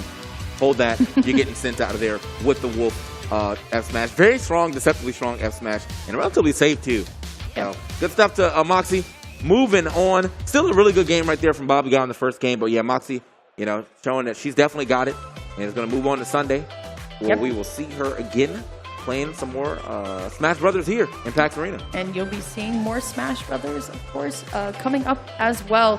And once again, shout outs to the crowd. We hear you guys. There's tons of people standing around. There are tons of chairs. Come on in, take a seat, take a load off your feet. Concrete is not good for your feet at all, especially when you've been standing for about 7 hours in a day. Well, genuinely, yeah. I mean, I thought I forgot all about that, but yeah, man. I mean, obviously, also get your steps in. True. But take a. You got all day to get your steps in. It's 24 hours in a day. Take a little load off real quick. Is that my man? There's the crowd. Wave high, crowd. Look up. Yay. Yeah. Wave hi to everybody at home. There you go. Like the Magic Card hat. That's a nice hat. That is a very nice hat. There we go. So we got 2 more matches for you in our block as we get into it. But first, we're gonna check out some of these replays. Here, yeah, Bob the guy really putting up a good fight here at the beginning of the day. I'm for sure if that up tilt hit, that was going to be the game. But no up tilt hit. Still like the idea. No, not the early pop off. That's what. Oh man, that's what we say in the Smash community. If you pop up early, you're destined to lose the game. But Moxie shaking her head after that Game 1 loss, and I'm sure Game 2 performing much more to her standards than that Game 1. Because she was definitely one of the best Wolves that we had for a little bit too. Yeah. I mean, that, one of the best Pokemon trainers. Now, Pokemon trainer, I think that character kind of fell from the wayside for a little bit, but it's kind of making a resurgence, mostly because everyone's talking about how good Ivysaur is against Steve. But I think just in general, that Ivysaur character is just showing great prowess and what she can actually do. So we're moving on though, relatively soon. What's up, camera? Love seeing that camera. Was that Wadi? It is Wadi, a fan favorite for many generations of Smash now, playing a very interesting combination of characters. A a Rob player, and a lot of people do enjoy Rob, but playing Mewtwo. And if Wadi wants to play for the crowd because he's not wearing a headset yet, play that Mewtwo for us, Wadi. Actually, Wadi, let me see that Wii Fit, bro. Ooh, okay. Or the climbers. Wadi does have a very interesting array of characters in the arsenal. I see him trying to act like he don't hear me. I know you heard me. All right. Panda Wadi, my teammate, versus Aloha, who we saw earlier as well, trying to qualify into Sunday. Aloha definitely popped off quite well against his opponent, but other Snake players that he played. But now you are going up against a harder opponent that is Wadi. No sets played between them, but as you can see, they have some pretty good records against the other characters, other players' characters. So you got a 50% win record here on to the Rob, and then he has positive records on everybody else. But the Mewtwo is indeed out. Never mind. You know what? I'm glad you didn't listen to me. I didn't realize it was a Pikachu. Pikachu versus Wii Fit is not a fun matchup. Yeah, Pikachu, a fan favorite character in terms of just like, oh, I love the character Pikachu, but competitively, this character can be a kind of a pain for a lot of characters to deal with because of the damage output here. But it is going to be a Pokemon battle starting here on Small Battlefield as Wadi comes out of the gate swinging already with double fair. Okay. Here we go. Wadi, though, just going to be able to recover the ledge here. No tech. I love the way that Aloha is playing, though. Trying to really, box in right off the stage. But going for the up tilt. Going to be able to find the F smash as well. Mewtwo and Pikachu are both very, very light. But Pikachu does have a little bit of more reliable KO power than Mewtwo does. Oh, for sure. I mean, I think on the side of things, the Mewtwo, we obviously have the up smash. We have, throws as well. But, I mean, I feel like the way that Pikachu gets into... Oh, actually zooming back into the Shadow Ball is where it gets scary. But it's Wadi. And one thing that we've known about Wadi is the pressure that he can do at the ledge is pretty insane. I've seen him, almost always time the Shadow Ball to hit people as they jump off. If they wait too long, he ends up getting smash attacks like that down smash. Yeah. Absolutely. Oh. I love the way that Wadi has been using the reversal every single time on T-Jolt and, of course, on the Thunder as well. Looking for the back air, not going to be able to find it, so just going to be quick attacking out. Wadi likes to start a lot of his combos with that Nair and kind of freestyles it right off of it. But the down throw, looking for the fair, good air dodge out by Aloha, but it does not matter. Wadi was ready with that down air. That was checkmate. It was all like when the air dodge came out, he pushed his glasses up in between that because he already knew what was happening. All right, the F smash is going to go ahead and take that that first stock here from Wadi, but a lot of work Aloha has to do to get back into this game. I also like the way that Wadi is also using the up tilt because the up tilt looks like it goes through the entirety of that platform as well. So that makes it a really nice tech chase option as well. But the back throw from Aloha here, not going to be able to find the fair. And once more, Wadi using the tail to come right up from the ledge very safely. Up tilt back air, can't find much else, but good parry. Wadi still carrying on this string. Wadi looking for the mean air dodges down. Luckily, I think he was holding in right there. Yeah, if you're holding out, usually that's not a real combination. I think, he was doing a good job avoiding that until just right there. Wadi getting the perfect, placement of that down throw into the forward air. Go ahead and take that stock relatively early too. I mean, Pikachu, being light, Mewtwo's forward air hitting super hard. Yeah, you're gonna get sent out of there. Absolutely. I think it goes to show once again why Wadi is one of the staples of this character now for multiple generations of Smash. Just absolutely hype and also very pristine with the combos too. Does not drop a lot, but we are going to see Rob, who a lot consider to be a lot higher on this tier list than Mewtwo here. Just the combos, the damage output. Rob is also very big though, and Pikachu can be very pesky for a character like that. But going into Town and City, this stage for Rob back air especially is really good. All right, man. Yeah, we're going to see how this one plays out, the Wadi. Just going on to, I feel like he had a really good game, obviously, with the Mewtwo, but maybe wants to keep his Rob warmed up. See what's fighting better. Even though this would be his last game if he wins here, he can still go out and play some friendlies later, For sure. All right. Like the Nair, double up air Nair once more. Doesn't really count as a loop, but once more, Pikachu damage output is huge. But nice. Wadi gonna be able to fire right back with the down air spike. Crowd's getting a little bit more hype. I know now that Aloha has to be thinking about the fact that, Wadi has kind of reversed me 2 or 3 different times now. I may want to stay on stage as far as trying to get these kills instead of going for these thunders because he obviously knows what he's doing around him. And so, Aloha's going to have to come back to the drawing board with something different because, the off-stage approach right now against Wadi is not working. I like the back air to try and punish the Nair too. Rob Nair is one of the biggest moves. It does a ton of damage as well. Trying to find the F smash, not going to be able to find it. Looking for it once more. But Wadi always is coming down with that Nair, and it's so good, and sometimes it is really hard to kind of fight against it. Okay, there we go, getting the down throw, but not going to be able to get much more off that. Like that though, the forward air. Getting aerial with the scrapping. Looks for the back air as well. Yep, just going to keep chasing him down as well, but luckily good tech right there from Wadi to get back to the stage. And at the... Oh, wait a minute. Okay. Messes up the jab block just a little bit. I don't think it would have been stock loss, but the up air and the quick attack are going to clink here, looking for the down tilt and the down air, but just going to take the down throw instead. Once more, trying to find the lock, not going to be able to find it, so Aloha just has to find a way out, and that fair is going to be it. Okay, going to get back to stage one more time. The forward air is going to take it, but yeah, I mean, a lot of damage here already onto Aloha. He's going to have to watch out for a lot. An up smash out of shield would have been able to do it right there. Wadi most likely can probably get something off of a grab now here. Here's the grab, boom, and he actually does mash out in time. Yeah, it's really important that you mash out in time, especially as a character like Pikachu, especially when you're so light. But this string looking a lot better for Aloha right now, trying to find the back air once more, and the DI was not there on the up air, so that's going to be it for Aloha's second stock. Hey, Aloha now getting out of here though. Doesn't get the drag down, man. That would have been great.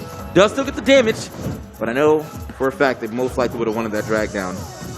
Wadi, though, playing a little bit more aerially, just jumping over a lot of these T-jolts here. Can't find much else, though. I saw him, and I was about to say, charge up that gyro. We don't really see a lot of gyro play coming out from Wadi, and that kind of goes to show the difference between players who played Rob before and Ultimate as well. Looking for the rotor arms, only going to be able to find the last hit of it. But once more, Wadi has Aloha right on this ledge, and honestly, great parry. Definitely great parry, you know. You want to get away from that pressure of the quick attack. Try to make sure it does not mount up and get Pikachu back on stage while also pushing you off. But Wadi looking for the finisher right there. Tries to get that down here. But man, got to give it up to Aloha. Kind of fighting his way back in here. Even on his last stock, 79%. You know, definitely a decent amount of damage. The ledge trump isn't going to be enough for the stock, but at the very least still adding up a little extra damage. Oh, that's so unfortunate. Yeah. Had the second back air there, but it wasn't going to be enough. Going to be still able to find it here. Looking for the forward air. It would definitely be enough here. And like you said, Aloha fighting back as much as possible. But once more, Wadi landing with that nair, stopping any kind of form of adrenaline and aggression right now. But Gyro is out on the field, and Aloha just not going to be able to escape the pressure from Wadi. The down throw into the up air, and I think with enough rage, but good DI, still going to be able to live it. Yeah, he's going to be able to live at least one. Okay, I like the stall there because, yeah, normally, it doesn't matter though. You're getting scooped up by the Robo Lariat. You're out of there. For sure. That is going to be Wadi taking it 2-0. A great showing from Aloha, though. Yeah. Like we said, it's hard to go up against a seasoned player like Wadi, and they were showing really good signs of life at the end, especially with a couple of the back airs as well. So good stuff from Aloha. We'll see them in the lower bracket. Yep. So, I mean, obviously can still make it into Sunday part of things by getting those W's in the lower bracket. But yeah, Wadi will be done for the day, so we will see Wadi tomorrow as well. Great display of Mewtwo, great display of Rob. Aloha obviously, showed us that he can't get those W's, because he did get a W a little earlier than his match right now. But yeah, we're going to catch these replays real quick.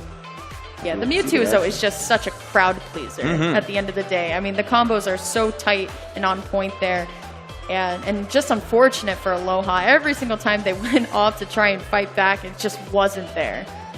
Yeah, I feel like the way that, just the way that Wadi's Mewtwo played in that first game is pretty insane. I mean, just off of, I got reads, I got setups. You got some pretty good, traps as well onto the ledge. As far as, two different stocks that you got that. You got the down smash the first one, and then you got the down throw 40 on the last one. So, here we are into our last set of our block, though. It is going to be... Oh, it's the Incineroar. He's back. Okay, Yes, later versus Thomas, the Pyromithra main, the Aegis here. Just so that people may know, I always love to explain this slide because it is really important here. These percentages that you actually see below the characters that these two are playing are the win percentages that these players have versus these characters. So it would be that later has a 28% win rate on Palutena if of recorded sets with characters as well. And it's super interesting to actually be able to visualize these. So shout outs to PG Stats, who really do an amazing job collecting so much data for this community. No, for sure. So yeah, the 70% win rate on 8 and Center War though does mean, you know, he has lost at some point in time, and well, that means later is most likely going to try to go ahead and lessen that if he can. Didn't really get to see any Pyro Mithra data there for later though. Yeah, the character can be a little bit tricky, right? Yeah, I mean, the thing with Mithra, she's very fast. She can use that up tilt to gain a ton of damage and kind of go into what I'd like to call an imagination combo, where you can just up tilt into imagination, whether you want to go 5 up tilts into a nair, or, you know, nair and then up air, up air. The character has a ton of freestyle, but then you have Pyro, who hits like a truck, and, you know, that down air is absolutely massive, the back air and the up air as well. So the Aegis, Pyro Mithra, they're kind of a pest as well in the Smash community, along with Steve. And honestly, I have not seen a single Steve all day here today and yesterday. All right. Yeah. Well, actually, that's very true. Yeah. No, we talk about Steve all the time, and well, just not really seeing it this time around. So you know, maybe tomorrow. Maybe the Steves are just kind of waiting for the last day. Yeah. But we're gonna see. You know what these two players decide to do. Get everything set up. I think both of them should probably be in the system. Yeah. So just waiting for them to swap names and pick his character. Pyro Mithra versus Incineroar probably should. I mean, genuinely, when you think about it, probably is a pretty hard matchup for Incineroar. You rack up all this damage with Pyro or with Mithra. You swap to Pyro, you have like equal kill power. Yep. But you're still like a little faster. So yeah. I mean, but we'll see what Incineroar can do. Incineroar, you know, you can never sleep on the fact that man is super powerful. Absolutely. The thing is also as well with the Aegis too is that a lowland whip right at the ledge of any stage, especially Town and City, especially small battlefields, can KO Mithra pretty early. She is a lighter weight class, and like I just said, Town and City is going to be the stage. So we definitely can see later's win condition here, but already it is going to be Tom, going to be coming out of the gate already with a grab and looking to get started with these up air chops. I think that's one other good thing that Later has in this matchup is that, I mean, Mithra do be swinging, so you will probably get a lot of chances to get some revenges in here. Okay. If you're wary of that. Yeah. Ooh, and there is going to be Foresight, everybody. Mithra can actually kind of just negate any damage coming in with that Foresight if you just press the shield button at the correct time. But this is what we were talking about. Revenged power up a Lowland Whip is going to be very deadly for them. But here comes Pyra looking for the down air, not going to be able to find it. Hey, yeah, gotta watch out for that too, man. Some very safe. The spacing. Okay. Like, no fear. I'm not even going to put my shield up. I just know you're going to miss this, and I'm going to end up scooping you with this deceptively long down tilt. Ooh, okay. Once again, Foresight right into the down smash there. Great follow-up by Thomas here. And now here comes Later, looking for the opportunity, but you go a little bit too low. And unfortunately for Mithra, she doesn't reach as high. She goes pretty high, but not high enough. Yeah. I think he was, it looked like he was trying to air dodge to that platform, but kind of messed it up, and then therefore just kind of, took to his, way out here. That might be it. If you can go off and get that down air once more, unfortunately for Tom, the down airs have not been there until this moment right now. Was that double down air up smash? Double down air up smash. Knew the roll was coming in, so got another one in there. The Mithra is back, the damage dealer. So right now, yeah, I mean, Later having a hard time. It's kind of like getting any type of damage started on the second stock. Finally finds a neutral air.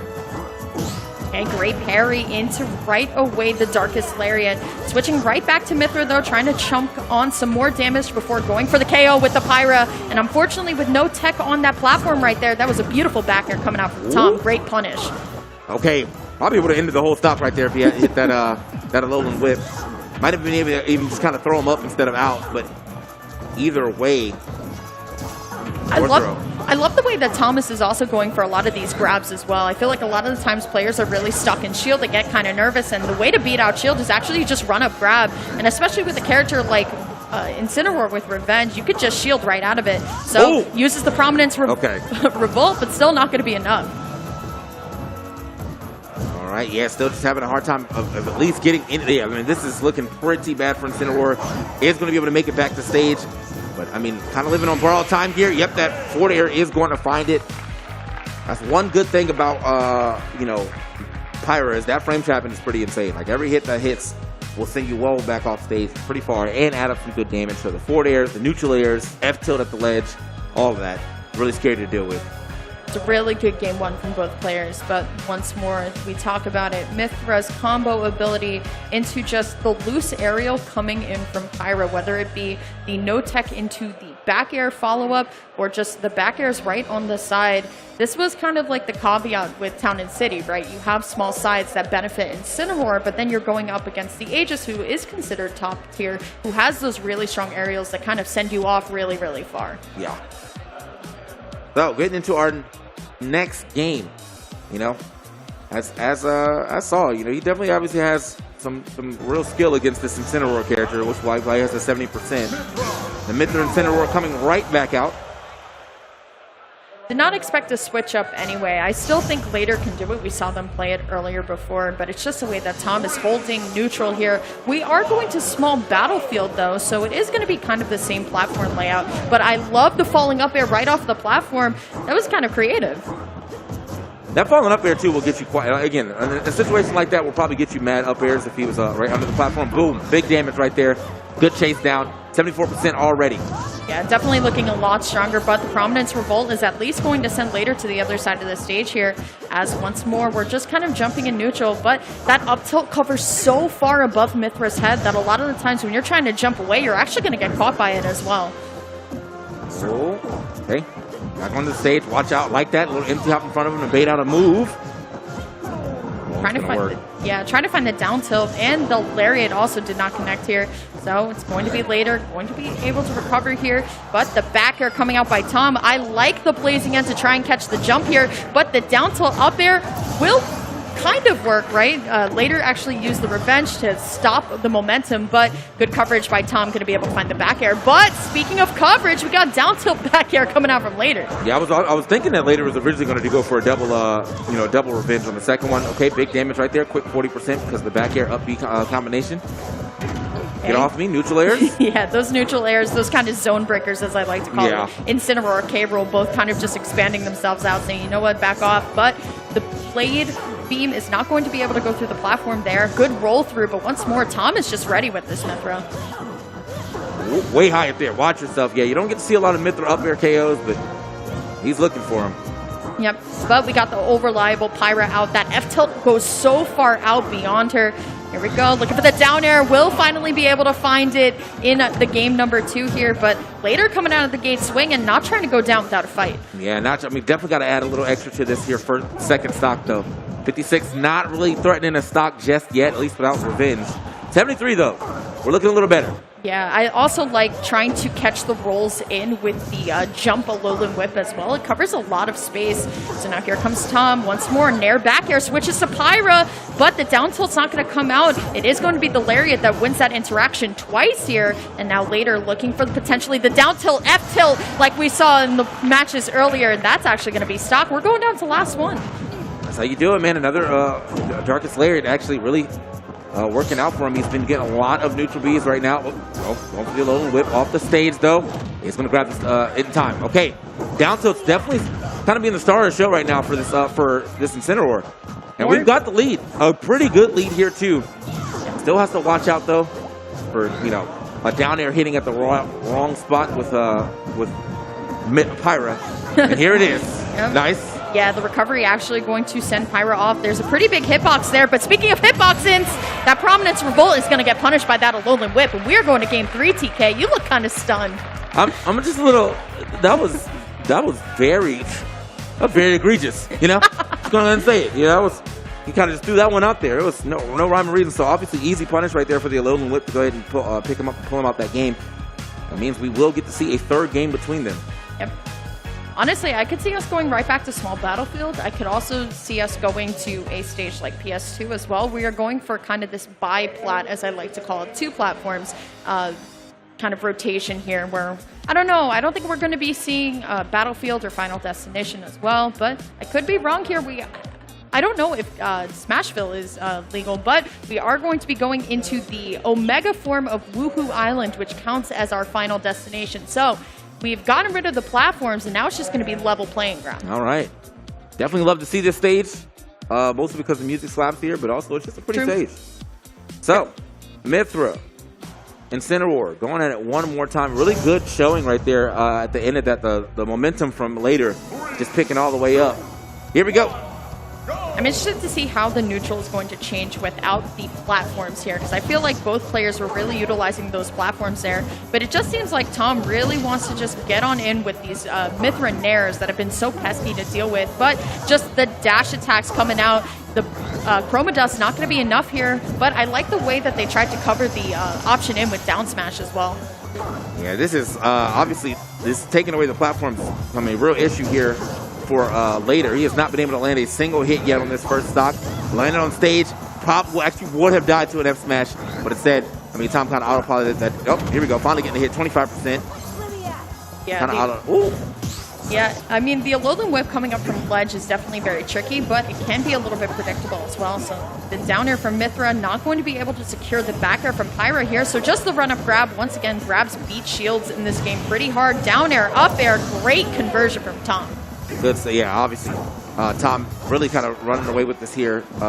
Third game, 41% is all of that he has on him. Incineroar definitely can add some damage up pretty quickly, just like that. The revenge forward air. Okay. Once more, yeah, these Nairs, these zone breakers like we talked about just before, and the landing hit of the Nair is actually going to be enough to send Later off once more as Pyra comes out here trying to find a way, but once more, Later's going to be able to use that fair to at least, get back in neutral here.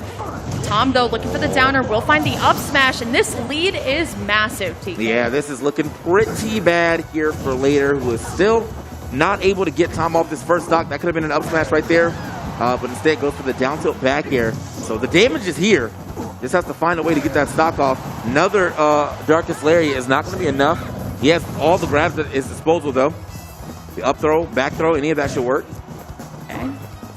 We're setting neutral here.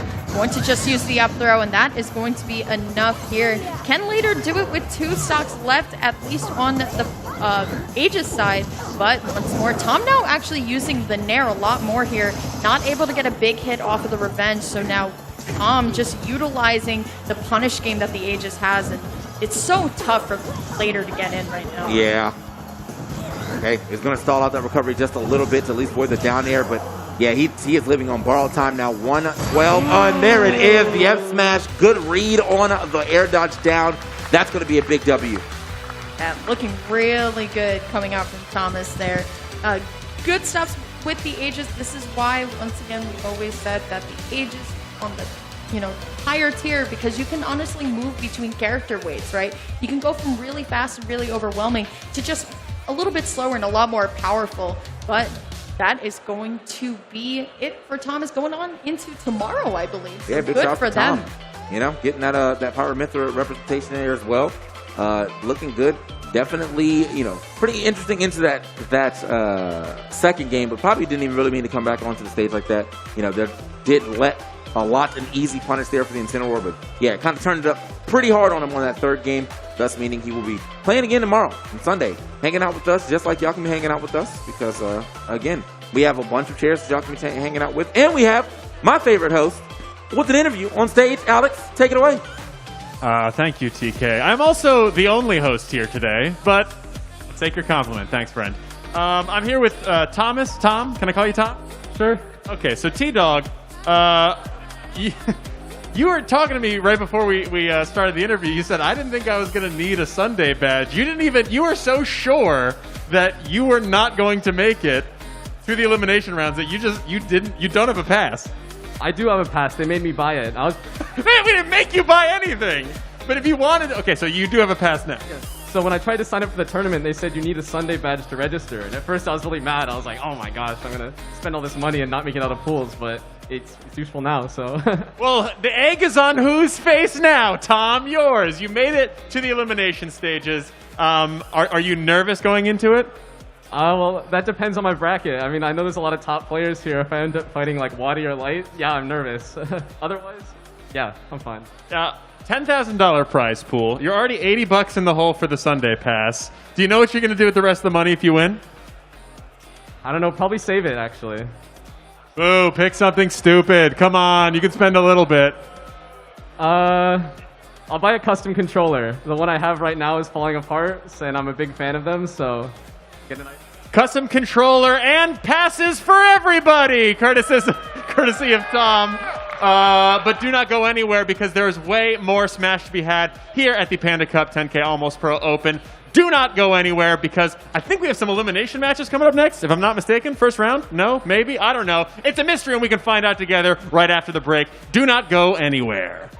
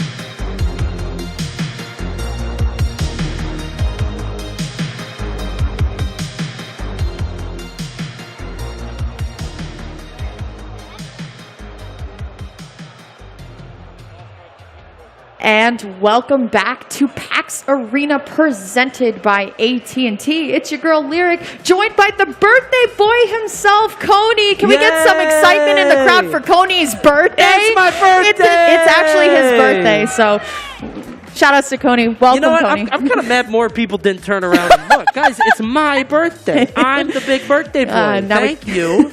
Now we have the crowd waving to Coney. Somebody please show me some validation and attention. All right, anyway, it's my birthday, but I'm not the main attraction here. It is our competitors here at PAX Arena at the Almost Pro 10K Open presented by AT&T, the Panda Cup event that's happening here today. We only got 4 more sets for you. The winners will move on to tomorrow in top 32. The losers, unfortunately, going to have to enjoy the rest of the con. Yeah, and the overlay also wishing you a happy birthday as well, as you can see. That's so sweet. So, oh my you know, goodness. if the crowd won't, at least production will. So shout outs to our production there in the back as well. But just a very quick shout out, of course, to AT&T as well. PAX Arena is presented by AT&T. And, you know, it's 5G, it's fast, reliable, and secure as well. You too can level up your gaming with AT&T 5G. They also do have a handheld lounge here as well at PAX West if you want to recharge too. But you can learn more about America's most reliable 5G network at att.com/5G. We were talking about that a little bit, me and Prashal earlier, and having something like that, an event like this, is so important. I mean, you're walking around all day. It's kind of exhausting, especially if your phone starts to die. Having something like that here at PAX is such a big boon. Big ups to AT&T for presenting this event. As we wind down the second day of festivities, obviously we got top 32 happening tomorrow. A lot of players have come in. Many people just from the con that aren't necessarily here to compete, but they came just to hang out, just to see, try their hand. And you can see one of them here, General Egregious, going super far in the tournament, unfortunately falling 0-2 to light, but has had a pretty good run so far. Yeah, I mean, most of us, if not all of us here, would probably fall 0-2 to light as well, but shout out to him. I could take him. Absolutely. You? True. But shout outs to PG Stats powered the tournament performance slides here. As you can see, General Egregious going 2-0 in both sets and also still going 2-1. So far has fought 2 Jokers today. And speaking of DLC, they're about to go up against their opponent who is hovering Kazuya Mishima. Yeah, Kazuya is such a wild card, can be very scary. I was talking with some of the pros earlier before the event. You know, we're talking Cola, Aaron, Wadi, and they were saying that, you know, the fear of a Kazuya that just comes out of nowhere. Maybe somebody who doesn't go to a lot of tournaments that knows the inputs, knows how to get those 0 to deaths, could be very scary. So we're going to see how the Kazuya performs here. Kazuya against Zero Suit is pretty favorable for Kazuya. Yeah, absolutely.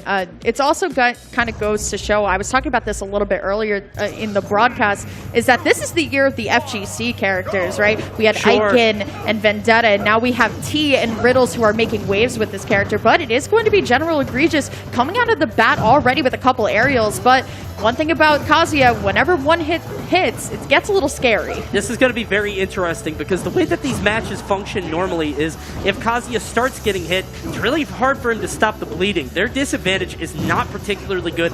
Getting down can be very difficult for characters of this ilk. So General Egregious is going to have to do everything they can to try to keep Kazuya in the air. DM going off onto the side, tries to get the back air, but stalls with that laser. Love that idea. Yeah, and I like the game plan as well from General Egregious as well. You have to get rid of that rage drive. You have to get rid of the possibility of getting Heaven's Door, because especially on a character like Zero Suit, whose light can die off the side pretty early to a move like Heaven's Door, but still going to be able to find the back air and looking already great on this first stock. I love the confidence to go off stage. As soon as you see the laser in the wrong direction, just going off, hitting that forward air, and now is starting on the second stock. General Egregious seems very strong, very adept at keeping Kazuya in that disadvantage in the air. And even when those opportunities present themselves for Kazuya, for DM to actually go in and get some damage, doesn't feel like he's getting quite as much as he should. Absolutely.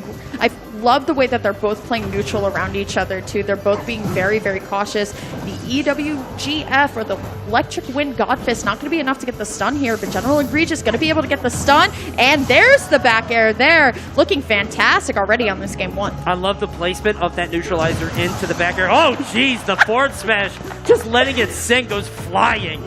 Yeah, you can actually hear that pretty well through the speakers, too. Like, the sound designer for Ultimate did a really good job because that hurts. Yeah, whenever Kazuya gets a hit, you feel it in your chest.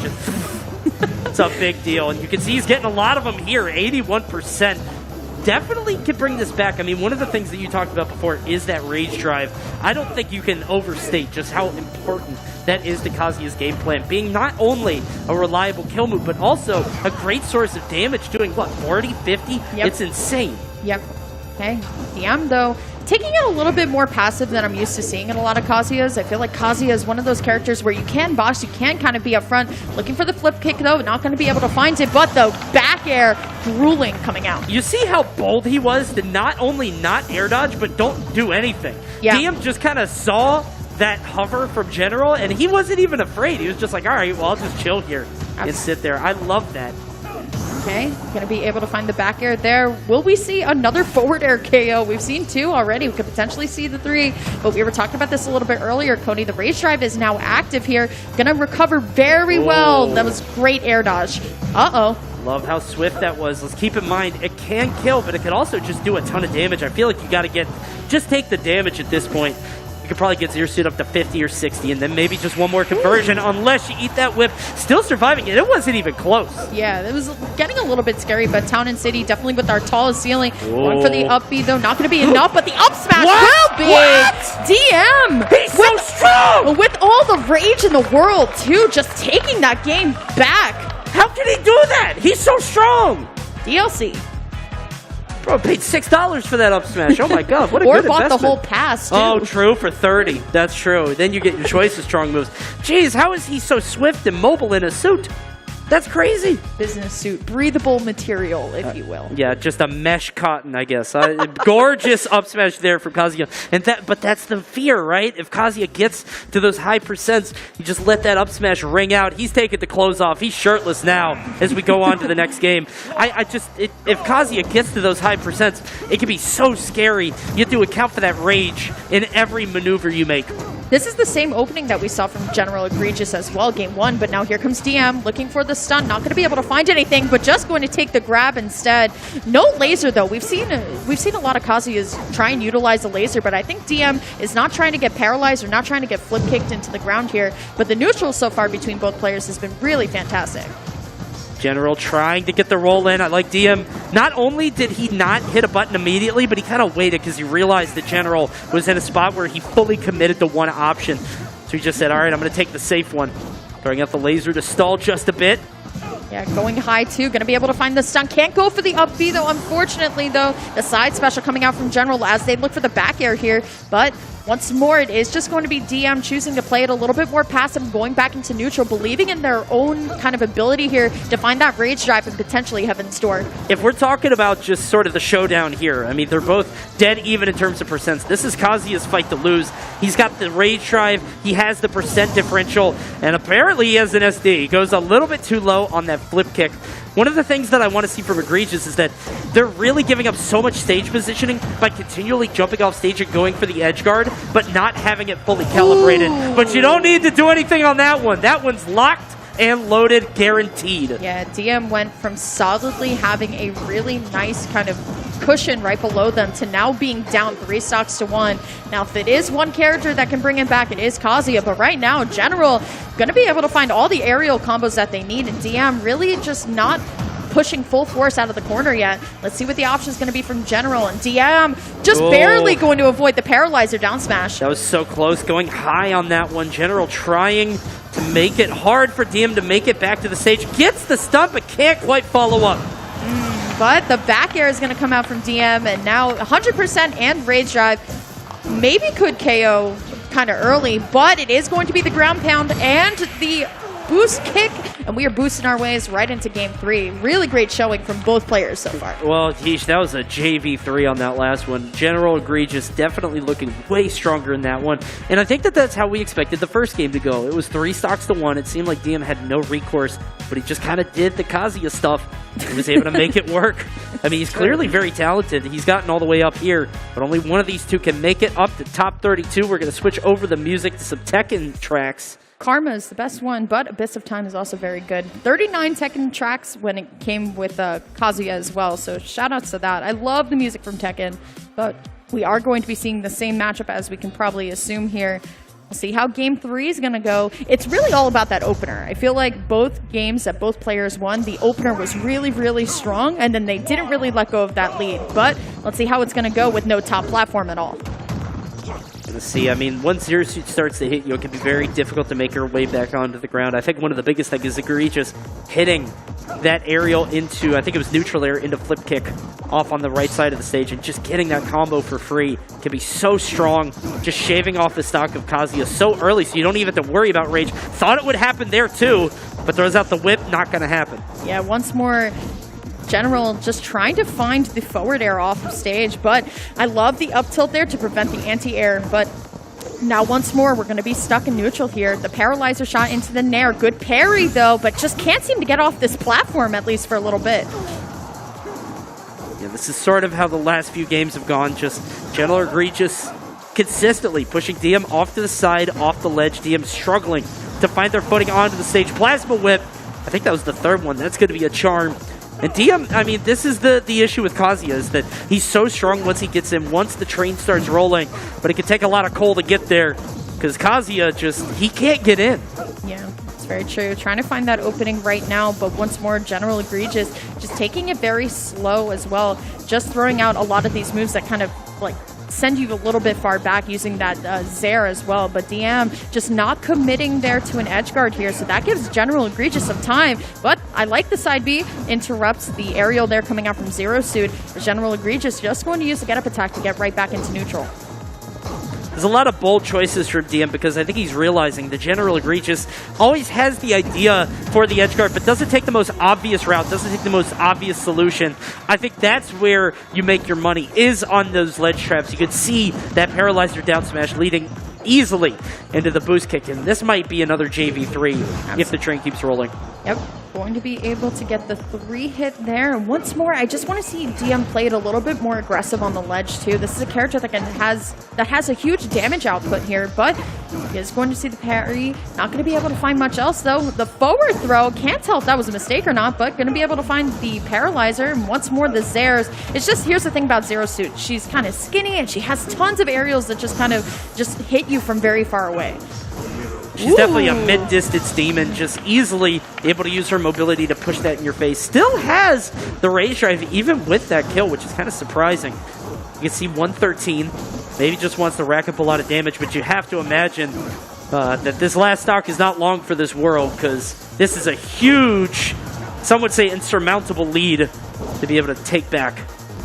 Okay, DM though unfortunately getting the B reverse a little bit earlier, and now General Egregious just trying to find this paralyzer or potentially a flip kick into a ground into a boost kick. And now General Egregious though going to go right off there with the side special. That's going to be them now moving officially on to Sunday into top 32. Congratulations.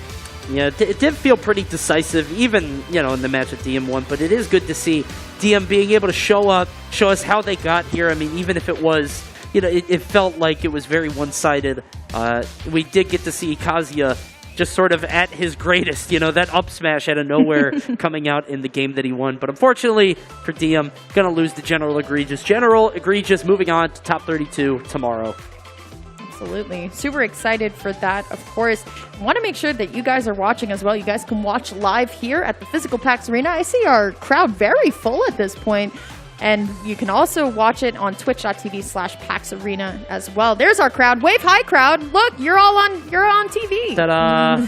You could do both, too. You could sit there and watch it on stream. Yeah, boost the numbers a little bit if you want to. But got a lot of fans in the crowd. I mean, we've got fans of gaming all over the world here at PAX. It's really, it goes to show just how many lives this kind of stuff could touch, because I was walking around and there are so many different fandoms and people from all kinds of different backgrounds here. And it's really cool to see all of that and everybody coming together. Watch some Smash action and hear some of the replays from the set. You saw Egregious again, just, it looked like he was just firmly in the driver's seat for really the entirety of the set. I mean, game one, this happened. Yeah. You know, 56, by the way. I thought it was 70, but no, it was 84 after the hit. Top. Why is that allowed? Look at oh, that shouldn't have happened. Ooh. Yeah, that is definitely that, like, what TK called yesterday, the FGC nod. Like, yeah, all right, I got hit by that. Yeah, sometimes you just have to take it. Kazuya Definitely a character that can wake you up real quick with something like that. And it seemed like Egregious was ready to go. Going to move on to top 32. And we got 3 more matches for you tonight. And of course, the winners of those matches will move on to tomorrow. Losers of those matches get to enjoy a nice weekend here in Seattle. Yep. Sure. We get some controls in right now as we are heading on into our next match. Once more, just shout outs to the PG Stats team. I mean, the slides, the data, the information are all so, important to know too. Got Bob, who just lost 2-0 to Moxie, but was definitely robbed of game 1 because hit that up tilt Shoryuken, and Moxie just didn't get knocked off the top here. Oh, really? Yeah, oh my god, it was so close. But this is going to be to make it into top 32 here. As you can see, they're 3-1 right now in a bracket aside from the first match, which was a DQ. And the character spread, very interesting. 2 Wolves and then a Kazuya as well. So yeah, it's kind of interesting because you were talking about before how, the General Egregious actually fought 2 Jokers. Now we got 2 Wolves. I feel like the character diversity on display here has been just jarring. I mean, we've seen all kinds of characters all throughout the weekend. We'll see what happens here. Another fighting game character coming in the form of Ken, who has had kind of a rocky last year or so. I feel like when Ultimate first came out, everybody said, wait, Ken actually might be the best one. Had some time in the sun, and now it just feels like he's been overshadowed. It also feels like there are Ken players that are making kind of these miracle runs, right? So you have Vendetta, you have Jazo as well, who just made it into Summit with Ken. And we're still trying to figure out what they can do, but I said this before, this has been the year of the FGC players. You have players like Aiken on the Ryu, you have T and Riddles on Kazuya, and Riddles still on Terry too. So it feels like the FGC characters are getting stronger and stronger the longer we take, but it is going to be Bob on the Ken going up against, it seems like, Melon the Joker here. And Joker, while we were talking about characters that have sort of come and gone, Joker, I think in a lot of people's estimation, one of the top 5 in the game at least. Probably a little bit higher. Some would rate him as the best character in the game, but hasn't had a whole lot of representation in the past year or so after being sort of fully dropped by the best player in the world, MK Leo. So we'll see how Joker does here against Ken. Joker very mobile, has a lot of multi-hits, a lot of things that he could do to make Ken just sort of poke at him, and Ken is just going to try to swat him out of the air, do as much damage as possible. If Ken is known for doing things on stage and getting a lot of these, combos, it's just the fact that Joker is known for this off-stage edge guarding here, and especially with Arsene as well, looking for right away. That back air is going to be pretty deadly, but the Shoryuken not going to be enough. It does do a fair share amount of meter though, so Arsene will be going away a little bit faster every single time that Bob's going to be able to hit that Shoryuken. And let's think about the economy here too. I mean, we got to think about the fact that Arsene is now gone.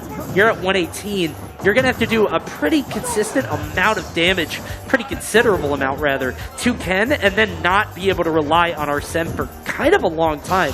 If you could get a drag down into up smash or maybe a down smash, maybe. But it seems like Bob is just kind of getting around these aerials. Yeah, absolutely. Utilizing the platforms as well here, but just the F tilt, saying, you know what? Out of my face, and that's going to be stock number 1 going on over to Bob here as Melon tries to line up consistently for this back air, but Bob is doing a really good job of throwing out the Shoryuken and throwing out the Hadouken as well, just to stall just a little bit and also saving the jumps. Yeah, Melon trying so hard to get that back air off on the side, just can't make it land. And not only that, but the Hadouken also turns around Melon. So Melon's trying to sink that back air, but as long as he gets hit by that Hadouken, he can't even fall with it because he's going to get turned around and then he's facing forward air, which probably won't get the kill. And now 153 on Bob, who is just holding on to that stock for dear life. Let's not forget the rage effect, finally. Going to lose that stock to the Arsene back air. Yeah, the Arsene back air regarded as one of the strongest back airs in the game. And let's see what Melon's going to be able to do with this amount of Arsene meter left. The Tatsumaki, though, actually going to ruin Melon's plan of an edge guard right now. Going to be able to find the grappling hook into the forward air, though. This combo string looking pretty nice, Coney. Yeah, where did this come from? Melon just kind of bursting out from that second stock and just laying it on thick onto Bob, doing so much damage so quickly. Trying to find the way to get this kill, though, because I think that is what differentiates these two characters. That Ken can do a lot of damage and get the KO.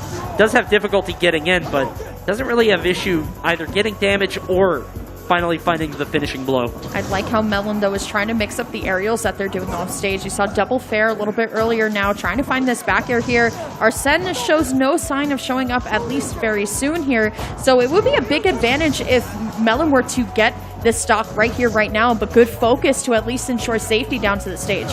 The focus is going to be very good against Joker just because you do need a multi-hit. Obviously, Joker has the up air, maybe even the neutral air, but you got to get in the right position for it. And by the time you get there, Ken is just going to opt not to go for that. Finally, going to land that tilt, and 158 is the percent. Yeah, honestly, an Arsene sneeze could probably just take care of this stock, but once more, Arsene now going to be online, but that's a ton of damage to take in 5 seconds first to your stock. But we talked about this earlier, the Arsene back air is just so strong. Let's see what Melon can do with this much time left in the Arsene meter, or if Bob's just going to fight it out and just not even wait. See, this isn't really where you want Arsene. Yeah, you're going to do a lot of damage per aerial, but what's more important is actually landing the killing blow. There's that Shoryu. That's going to end the stock and the game. And it just felt like the Arsenes were never really there at a good time. The economy was just a little bit off in terms of when they were coming up, when they'd be available next, and just kind of an awkward position to be in. Yeah, Rebel's Guard is one of those moves where you can kind of catch on to your opponent's flowchart, then throw it out because it does a ton of meter. But this is actually the first time I am seeing Lilac Cruise at all this tournament. Yeah, if you guys don't know, Lilac Cruise is one of those controversial stages where some people absolutely hate it, some people absolutely love it, and some people use it to kind of just tilt their opponent here. So Lilac Cruise, definitely an interesting platform layout as well. 3 platforms, but they're all, you know, kind of on the same level. Some are slanted, the stage is slanted. It's a little bit awkward. It's contentious, to say the least. Some players swear by this stage, but most are not especially favorable. One thing you'll notice is how dark it is. Look at this. We're in the recesses of deep space. Can't get a light in here. I can barely even see Joker just moving around in the twilight. But doing a lot of damage now, almost 60%, up to 70 of just a couple aerials. And you see the stage coming into effect there. You saw Melon actually dodging under the Hadouken just by running. Yep. Just because of how low Joker gets to the ground. Bob going to be able to use the Tatsumaki to at least land back on stage. Percentages are rather even here, so it is going to be kind of go time for Bob, at least in terms of rage, but Melon is ready to go with the Arsene, and at 62%, I don't see them getting KO'd off the side or off the top even just yet, but that Shoryuken did a ton of meter. Good on Melon, though. Great back air to at least ensure safety for a little bit longer. It was a good reversal to be in the right space at the right time, being able to punish Bob, sort of overextending. This is one of the issues that Ken can run into, is just kind of throwing out those Shoryus at inopportune times. Love the weight there, recognizing that get-up attack might be the option. I love it when players like Melon can sort of pump the gas, hit the gas, and then sort of hit the brakes for a second, wait for the opportunity to get an even bigger punish. Messing with the flow of your opponent's neutral as well is super important here too. The sliding down tilt, the focus not going to be enough. Melon, though, looking for the back air, but that's Shoryuken once more. Looking for the spike, not going to be able to find it, but you're too far away from the ledge. That grappling hook is not going to save you. Just slightly.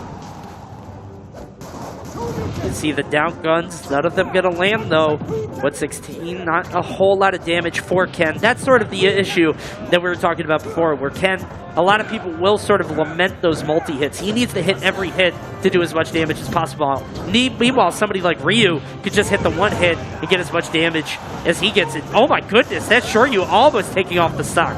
Yeah, 130, the next one will probably KO too, and Arsene is close to being offline. The dash attack will at least send them off, and Melon looking for this back air, but Arsene is gone, and your kind of star power here potentially gone. Looking for the F smash, not going to be able to find it, but Melon going to be able to find the short hop back air too. Was able to get around with that American air dodge, just air dodging right through Ken. One of the boldest decisions I've ever seen, especially on a character with auto turnaround. Back throw, not going to get the stock, and these stocks are getting old and moldy. Finally, going to chop into that one with the back air. Melon up 2 stocks to 1, but honestly, with Ken, you can find a very nice smash attack, and that stock will be done. But Melon now, utilizing the rage as much as possible, can get 23% on the board. But now Arsene is a little bit closer to coming out.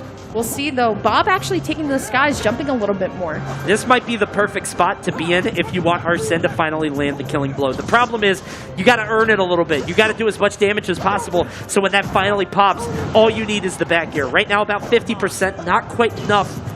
Up to 65, maybe. If you can get him up to 80 and then the Arsene pops, you're perfect. But he's here a little early. Okay, going to be able to find the aggression right on the corner here, and going to use the Aegon to get rid of the Hadouken here, but once more, short hop back air, following it all the way down. Both players going to be able to recover here. Bob just trying to find the loose smash attack, but Melon now going to have to do this without Arsene. I love that game of chicken on the right side of the stage. Who's going to jump first? Obviously, Melon wants to get the back air, and Bob knows that, so he's going to hold on to that jump as long as possible, and he was actually able to survive because of it, but can he win the game off it? Okay, the dash attack coming right through here. Melon looking for the forward air. It's not going to be enough. Trying to find the back throw to at least put themselves in an edge guard situation. But once more, with the up air, honestly, the grappling hook. Wow! Uses it almost like a whip all the way up there in the sky. You don't see that very often, but there, Melon pulling out all the tricks to win a game over Bob. And what you saw there was Bob was just desperately clinging onto that stock as long as possible. Melon going for that up air, kind of shockingly, instead of up smash, because it felt like Bob was just really trying to force that Shoryu. Just so stubbornly beating on that shield over and over, desperately trying to find a way to end that stock.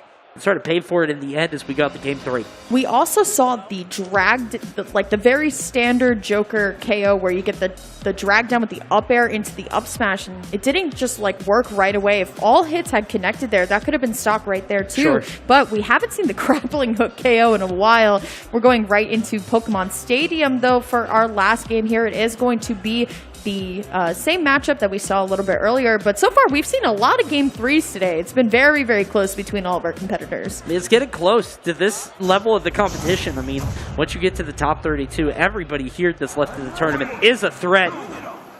It's interesting to see how close these games are getting, and especially with how different these character archetypes are. I mean, Ken and Joker could not be more different in terms of how they operate, in terms of how they play the game. It's really fascinating. We'll see who's going to come out on top. Okay.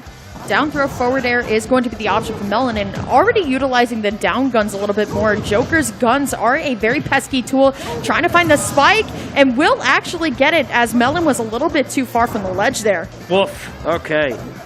Yeah, just a little bit too far. Can't make it back. And this is perfect for Ken because not only did you get the stock off, but now you only have a little bit of damage. I mean, you get to play with this rage and maybe take off another cheeky cheese stock if you can make it work.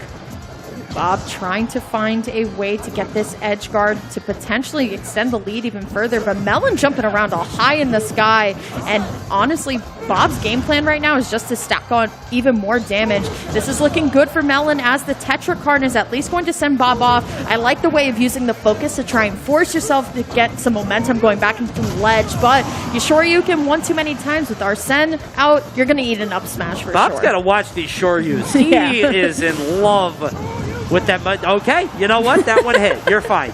Do it one more time, right? Yep. No, okay, that was a misinput. He meant to. If he did, though, that would have been amazing. Bob. I mean, at this point, it might kill. That's one of the issues that Ken has run into is, like, it does feel kind of inconsistent when you're able to land that. And especially when you're going to be able to kill just because of the DI that you can do off of it. But right now, Melon keeping Bob off the stage. Ooh, Melon, though, going a little too far down, and now Bob, the Shoryuken king, if you will, going to be able to find that Shoryuken. Melon coming out of the gate swinging, though, has to get this stock without Arsene. Great up tilt, though, to prevent anything else from happening on Bob's side. Yeah, we see a Tatsu into the tilt trying to open up Melon. Oh, I love that. I love that. We haven't seen that yet. Yeah. We haven't seen him just sort of dash back and go for it. I love the opportunity of just sort of sitting back and waiting for Bob to force that situation. We know that Bob has been maybe a little bit too aggressive at times, not just going to the ledge. I love that punish from Melon. Let's see, Shoryuken not going to be enough here, but it does chunk about 60% of the Arsene meter, Coney. So now Melon has to make it work with about a kind of a slither left here. Going to be gone without it here, and I like the way that Bob is positioning himself underneath the platform there to kind of avoid any downward guns, if you will, or any AHAs coming out, so that Arsene would come out even faster here. But once more, the neutral air coming down, but AHA gonna get stacked on as that damage chips higher and higher. Right now, we got a standoff at the ledge, coming down to the final moments of this set. You can see Bob desperately banging on that shield, trying to find a way in. Melon has to stay in the air, too. Has to stay away from Kemp because that shield was looking so low. Whoa! Yeah, that had hit that could have been it for sure, but Melon doing such a good job right now of just avoiding kind of full frontal combat here. But No sure, way. you get From underneath the stage, the ledge. That's going to be it for Bob, sealing their way.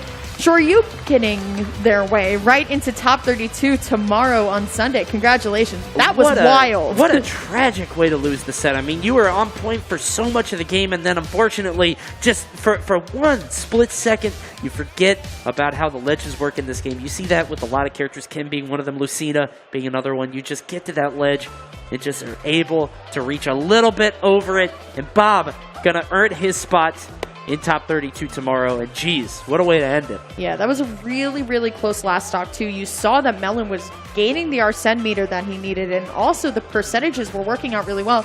The neutral was playing fantastic, too, just not committal, but the one time you go off there, it's going to be the one time that Shoryuken hits from right underneath the ledge. But let's check out some of the AT&T replays here from this set. This was a very enjoyable set. Starting out on Battlefield, and Shoryuken King, Bob the Guy. Yeah, he was just throwing it out constantly, both for damage and for kills. And I mean, you could just see both of these players playing their characters to great effect.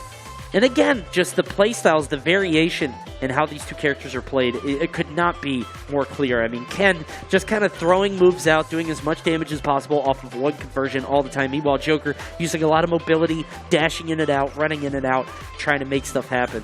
And here, we've got Aloha on the Pikachu stepping up to the stage. Another character who I think is in a lot of people's top 5 at worst. We're going to see how they do. Unfortunately, dropping to Wadi 0-2, Wadi on the Mewtwo.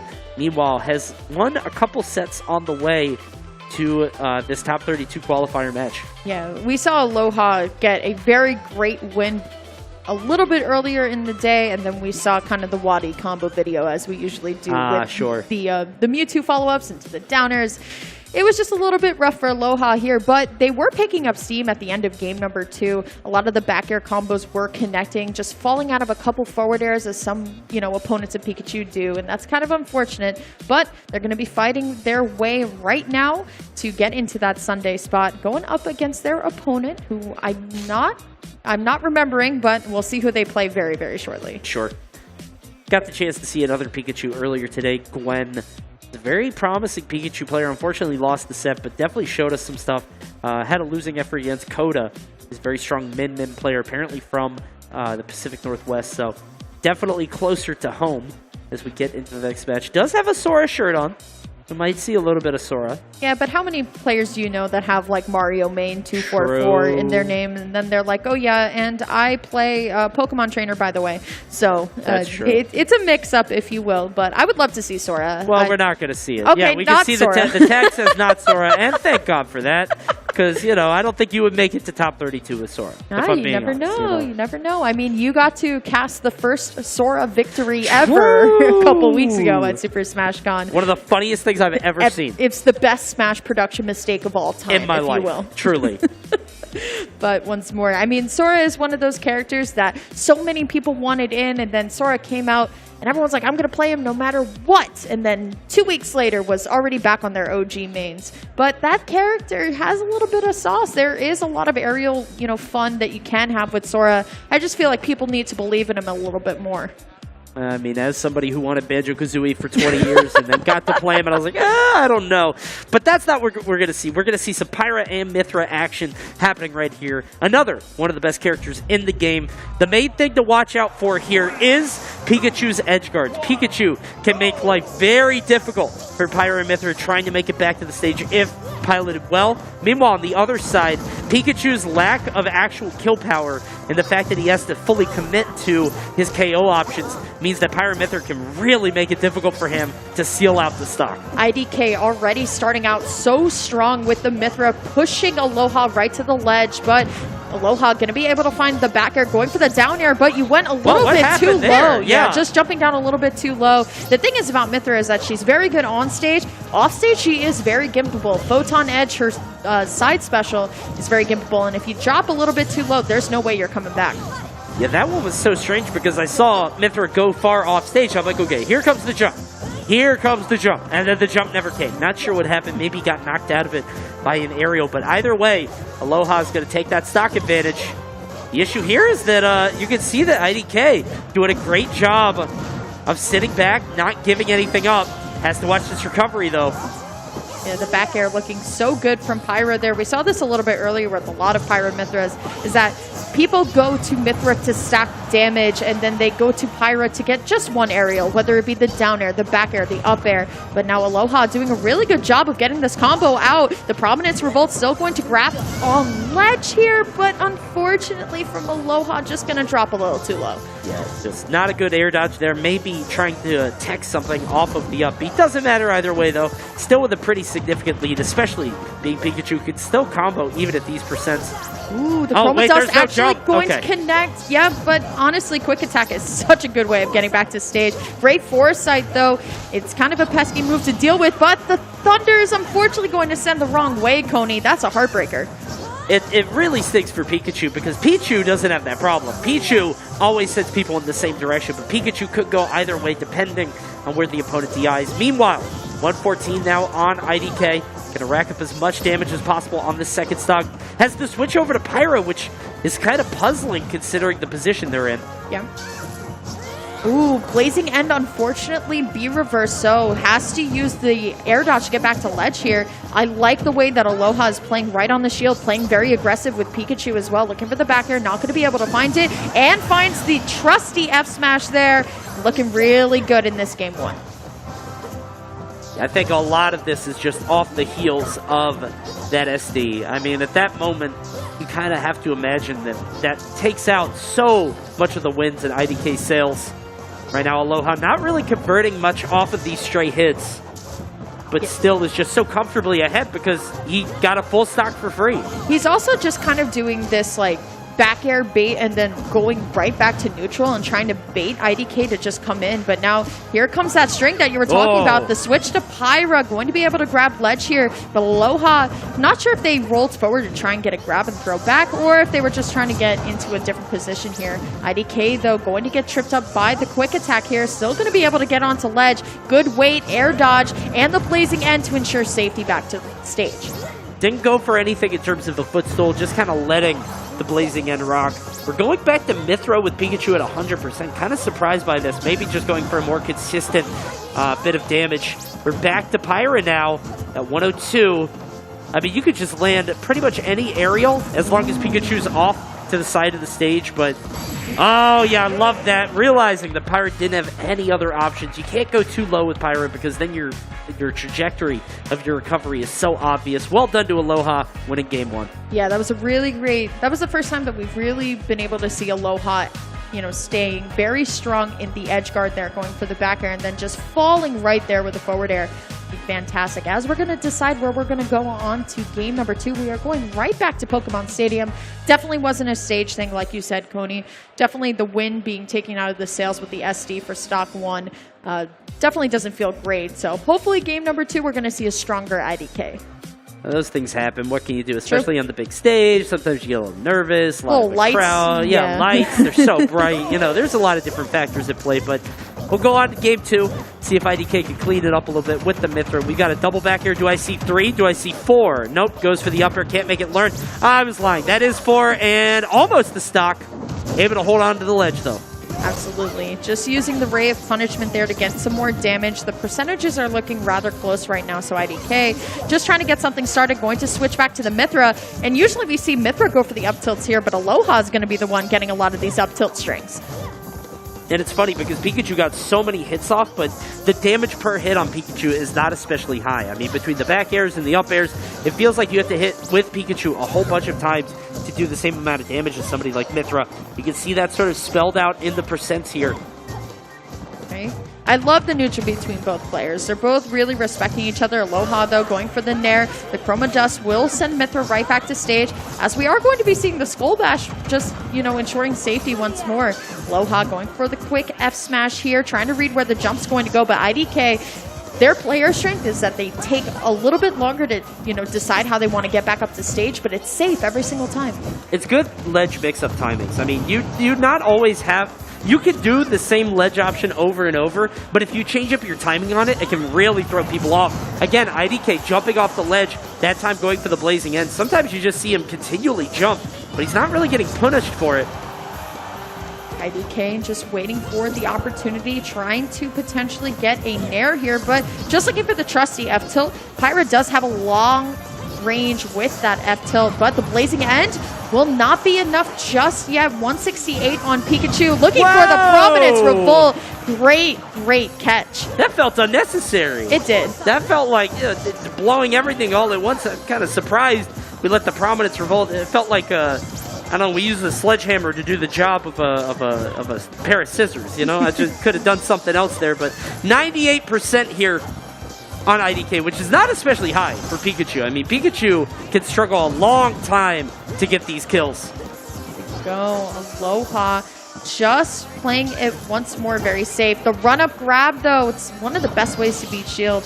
Here comes Aloha, though, going to use the quick attack into the forward air here, into the dash attack, looking for the back air, not going to be able to find it, going to switch right into Pyra, but unfortunately for Aloha, that down air wasn't there, so now they've kind of swapped positions, and now you have to deal with a Pyra in rage, the blazing end right on the ledge, but good roll back into the center stage by Aloha. Yeah, if we get like a down air into an up air, something like that, if we get something crazy. But another weird switch to Mithra. I mean, IDK really seems to value switching between the two. Maybe to keep their opponent on their back foot. Maybe it's a recovery thing, but 137 on Mithra. I'm really surprised we're staying on this one because I feel like the threat of Pyra is so high.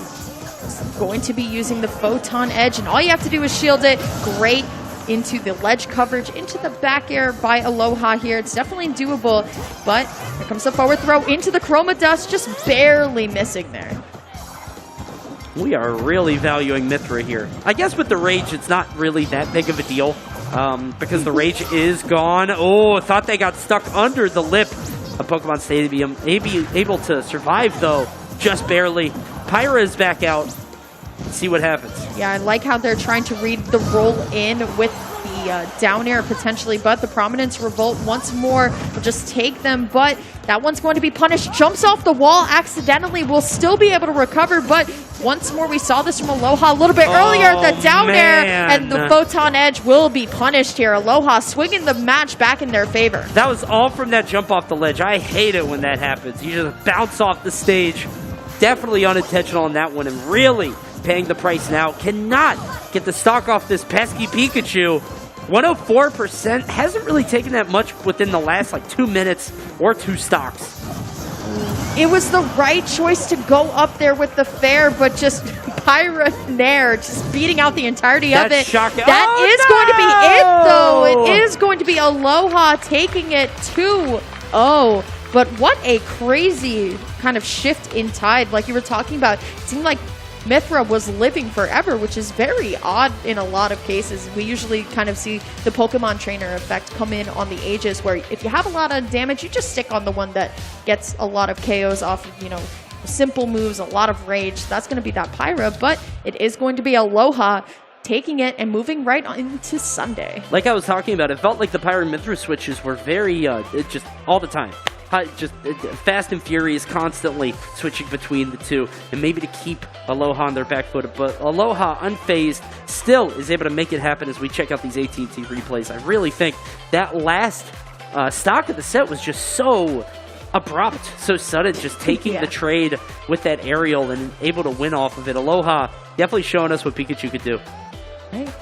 Yeah, this was a very interesting matchup when you really think about it, because both of these characters are regarded very high tier in some different ways. I feel like the Aegis once more is kind of a pain in our current sides here, but it's Pikachu that a lot of people just hate fighting against because of the potential here. But just I love the little like grit, the single fist pump. Yes, for sure. It's gonna be some really good stuff. Hey crowd, how we doing?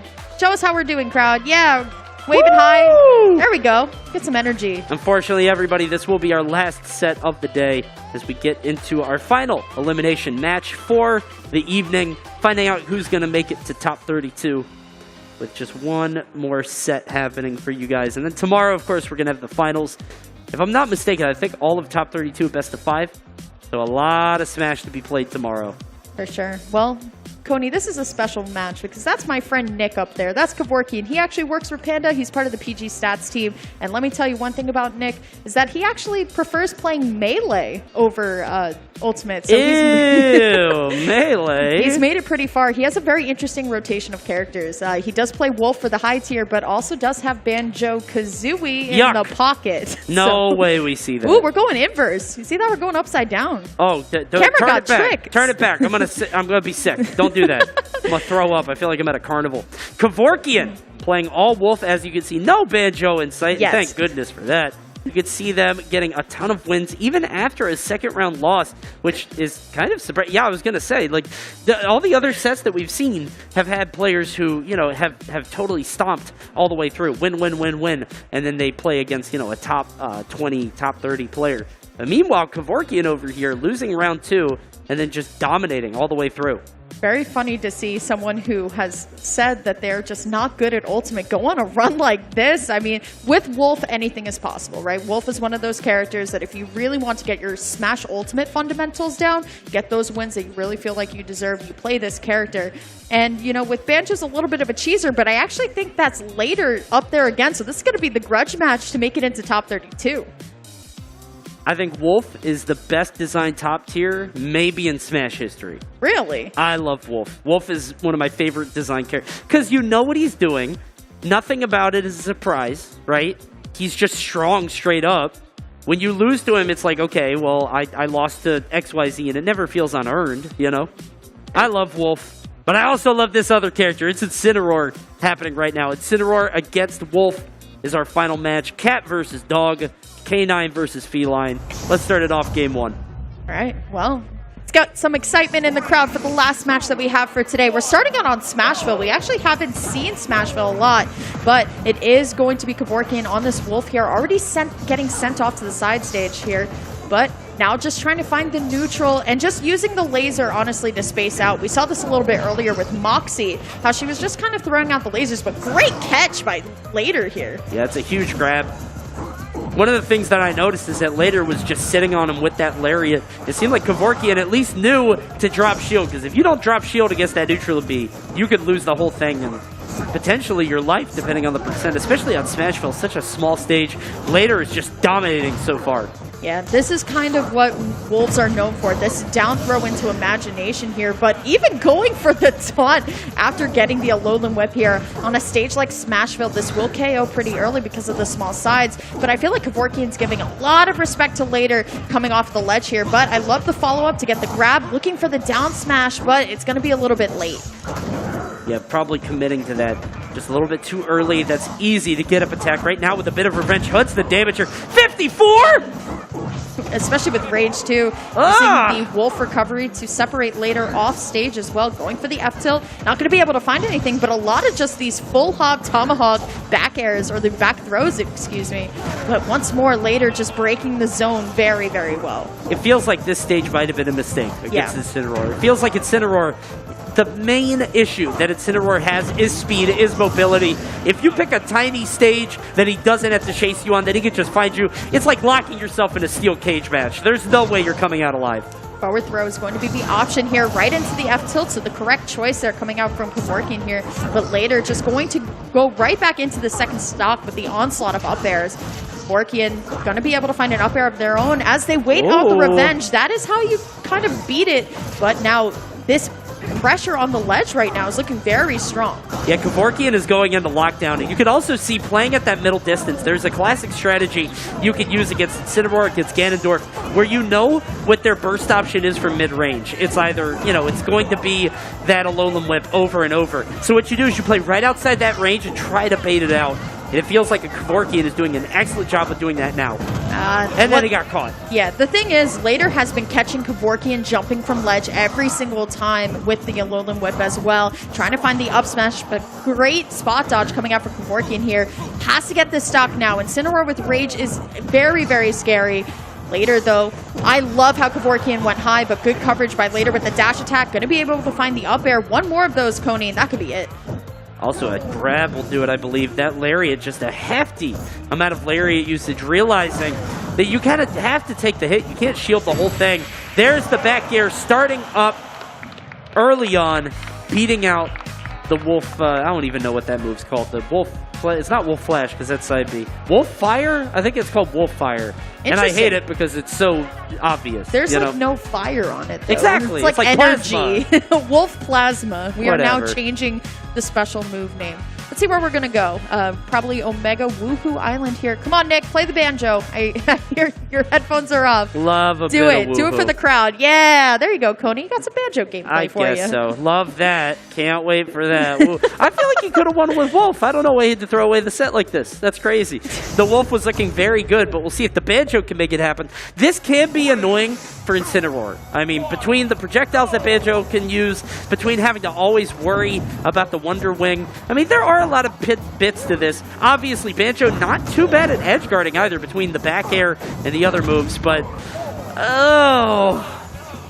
Poor Kevorkian, eating a Took ton of 70. damage from that, and also eating the aerial from that as well. Just going for the down throw Nair combo, though. Going to throw off the grenade, and just once more, playing it a little bit more close quarters here. Going to be able to find the back air Kevorkian, trying to find the down tilt prop up, like Later was doing a little bit earlier, but just going to keep shielding and getting throws.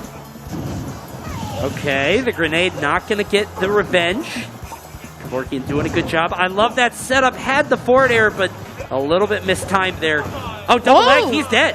No, save the jump Save and the use jump, yeah. using the side special as well. But here comes Later, has the opportunity, meets them up with the aerial as well. Just going to have to use the Wonder Wing to ensure safety. Has 3 of those left for this stock, and 5 more just have suddenly appeared. You can see that dash attack just slamming Banjo in his muzzle. Oh dear. Oh dear. He's angry. Just eating a ton of damage right now. But going to be able to find the falling back air here. Trying to find the fair into the F smash here. And now Grenade at least going to prop Later up here. Down throw. Going for the up tilt. Unfortunate. I feel like the up smash was the right option. Yeah, I don't know if he knew that he could just go for the up smash there. Obviously at high percents usually is the better option. Doesn't matter. Does get the stock, but still, this is a huge deficit, especially with the Rage. Those grenades are just free revenge every time. Yep, especially now that I feel like Later took the first stock to really kind of get the timing down. Up throw, though, into the up air. Even gets the revenge off the up air as well. The timing on Later's part is really great here. Looking for the down tilt. Once more, Kevorkian has been jumping from ledge every single time, and it's getting caught. The egg is going to find the Gimp, but once more, Later saves their jump here. It's getting a little bit closer, though, Coney, with the back throw here.